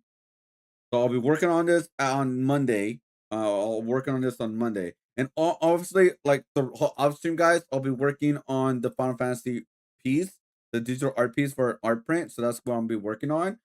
So that means I have an extra day. So when I'm thinking about my extra day, guys, I do Sanji and Zoro, right? I do Sanji and Zoro on I'm thinking on the 16th, right? On the 16th, right? On the 17th, I'll do like one binder, and then and then maybe a spray can. So 1 spray can as well, right? Because these are not supposed to be like really like super detailed art pieces. Maybe the binder, but we'll see. But yeah, I was thinking about that on the 17th. We could push it on the 18, like 18 and a half. So we could like push in 18 and a half, but we'll finish with the Ronin, right? So I still have Deku, Naruto, and Sasuke to work on. Luckily, I have a Deku spray can, so I'm not gonna make this into my priority because we do have a spray can at least, like a painting, at least of some kind. So I will have at least let's see, so the 18th is the last day, right? And then when I come back, I have another. I've only have 2 days when I come back after Evo, and that'll be on Wednesday and no, wait, no, that'll be that'll be on June 30th and July 1st. No, actually, no, I will be at Evo. Yeah, on the Wednesday I'll be at Evo on first because I have to set up and everything. So it's actually I'll be there on the 29th and 30th that I will have it. So pretty much I will have only 1 day because Monday I'm gonna rest up. Maybe I'll work on making an extra prints or something like that. Who knows? So I will have 1 day. So 1 day I could draw Sasuke and I could paint Sasuke and Naruto. And that's the plan right there, guys. We do have 2 binders, so I don't know. I may like scratch this and make the second binder. So that's like my plan, guys.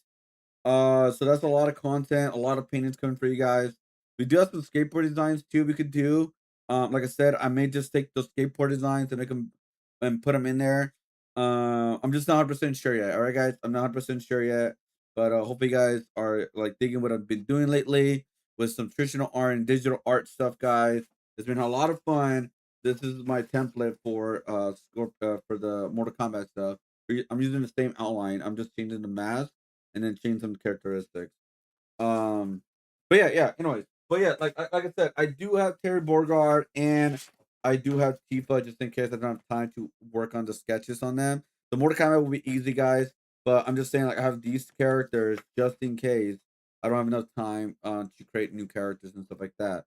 But I may want to make Terry Borgard. He's a fighting game character, so we'll see. Because I need more fighting game characters other than Mortal Kombat. So and then also Tifa will be great for Street Fighter. So like I said, I may just change these 2 to something else. So we'll see. But anyway, right now it is 3 o'clock and 3:50 right now. I will love to continue streaming, but I'm hungry. I may just start the stream up again, guys. Around 5 o'clock in the morning. I know it sounds crazy, but the reason why is because I'm thinking about like getting something to eat right now, come back streaming and start working on the Vegeta. I gotta finish the Vegeta, guys. I'm like pretty like not super done with it. I still need like a lot of work with it, honestly. Let's see, Vegeta. Like, I'm talking about the versus print Vegeta, guys. I'm talking about like an art print. Um, so it is right here. I'll show you guys right now. So it's because I'm really hungry. I only ate like once today. So as you can see, like I'm like again, it's bare bones right now. But I'm adding like the basic colors right now for Vegeta because I did change the Goku colors, guys, for the new one, and I already printed it. So like here's the Goku one. Oh, up there it is. So here's the Goku. It's not as bright, by the way. The printer makes it darker. I can't figure out the right way to make it exactly how I want it. So I had to make it a little bit lighter in order to like make the print well. But this is the Goku one right here. And so as you can see, this is the Goku, and as you can see the Vegeta. Actually, and also Vegeta has like more fights than Goku, by the way, if you guys believe it or not. And I'll also be changing the color as well, like the outline color too, and detail and all that. But I'm just barely adding a lot of the outline right now, guys. Like the base colors, which is like the number one thing I'm trying to finish first, guys. Is the base colors because once I get the base colors done, the shading will be a lot done quicker. That's why I need to get that done as soon as possible. So I want to finish the base colors tonight. I'm just very, very hungry right now. So I'm thinking about coming back like around 5 o'clock and work at it for like 2 hours. Maybe I'll do it off stream. I have not fully decided yet. But I do want to finish the base colors on stream because the thing is, guys, I gotta finish my YouTube video that I'm uploading today at 3 p.m. So oh my god, I forgot I gotta finish that. I gotta finish editing because not only that, guys, I gotta finish my script for my Sunday video. Like I said, guys, I'm barely hanging on right now. I'm doing so much content right now, but I hope you guys enjoy. I hope you guys will understand if I missed my day of uploading because there's just so much stuff going on right now, guys. So much stuff. Um, but yeah, I think I'm gonna call it right now, guys. I'll let you guys know if I do decide. If I don't come back, if I do not come back, guys, I may do a bonus stream on Saturday, okay? I may do a bonus stream on Saturday because I may work early that day and I'll get out early, maybe take a little nap and then stream and hopefully maybe finish the Vegeta because I gotta finish the Vegeta art print, guys. I gotta finish it this week. So I get started on the Final Fantasy VII artwork, which technically I have all month to do, but I have so many other products to do. So enough of me talking. Thanks again for watching. I really do appreciate it, guys. I'm super hungry. Hope you guys enjoyed all the paintings tonight. Yeah, and like I said, we're gonna continue making good content. But at the end of the day, guys, we gotta keep our health up. We cannot lose our health. We gotta rest up. We gotta sleep. We gotta take care of that first too, as well, right? So you can't go extremely too far. So, all right, guys. Thanks for watching, guys. I really do appreciate it. Hope you guys enjoyed the Vegeta and Goku. I'll see you guys on the next stream. If anything, guys. For sure you guys will see me on Tuesday next week, but I may do a bonus stream on Saturday, guys, because I gotta work on a YouTube video. I just forgot. I gotta finish the Vegeta and I gotta write my script for Sunday's video, which is not gonna be a super long video, but still I gotta write a script for that. All right, peace out, much love, and I'll see you guys on the next stream. If you guys want to see more content out of me, guys, check out my shorts and check out my YouTube posts or any of my social medias when I upload art pieces that I've been working on off stream. On those, I'll be posting the final art pieces on those social media. So again, I have not showcased every single thing that I've been working on stream, guys. So like I said, if you guys want to check out all of that, boom, here's the link tree for all my social medias, and I'll see you guys on the next stream. Thanks for watching. I really appreciate it. Much love, everybody. And I talked way too much already, so have a good night. Hit the like, subscribe, guys. I will really appreciate it. Follow the stream too as well. And yeah, it's been really fun. It's been stressful, but it's fun, guys. It's like I don't know how to explain it. It's like I'm not extremely overwhelmed just yet. But the reason I gotta get this overwhelmed stuff done this week, guys, so next week will be more calmer, and then I could do overall streaming a lot more easier, and then kind of go from there. You know what I mean? And there you go. And then after the first week of July, guys, ooh, more original content's coming for you guys. More original characters coming for you guys. Original designs. 2 community drawings that week, that month too as well. So much great content. More content coming for you guys. Original designs and kind of go from there. All right. All right. Bye, everybody. I've been talking way too much. Have a good night. Good morning, I mean. Thank you for watching. I really, really do appreciate the support, guys. Thank you again. Bye, everybody.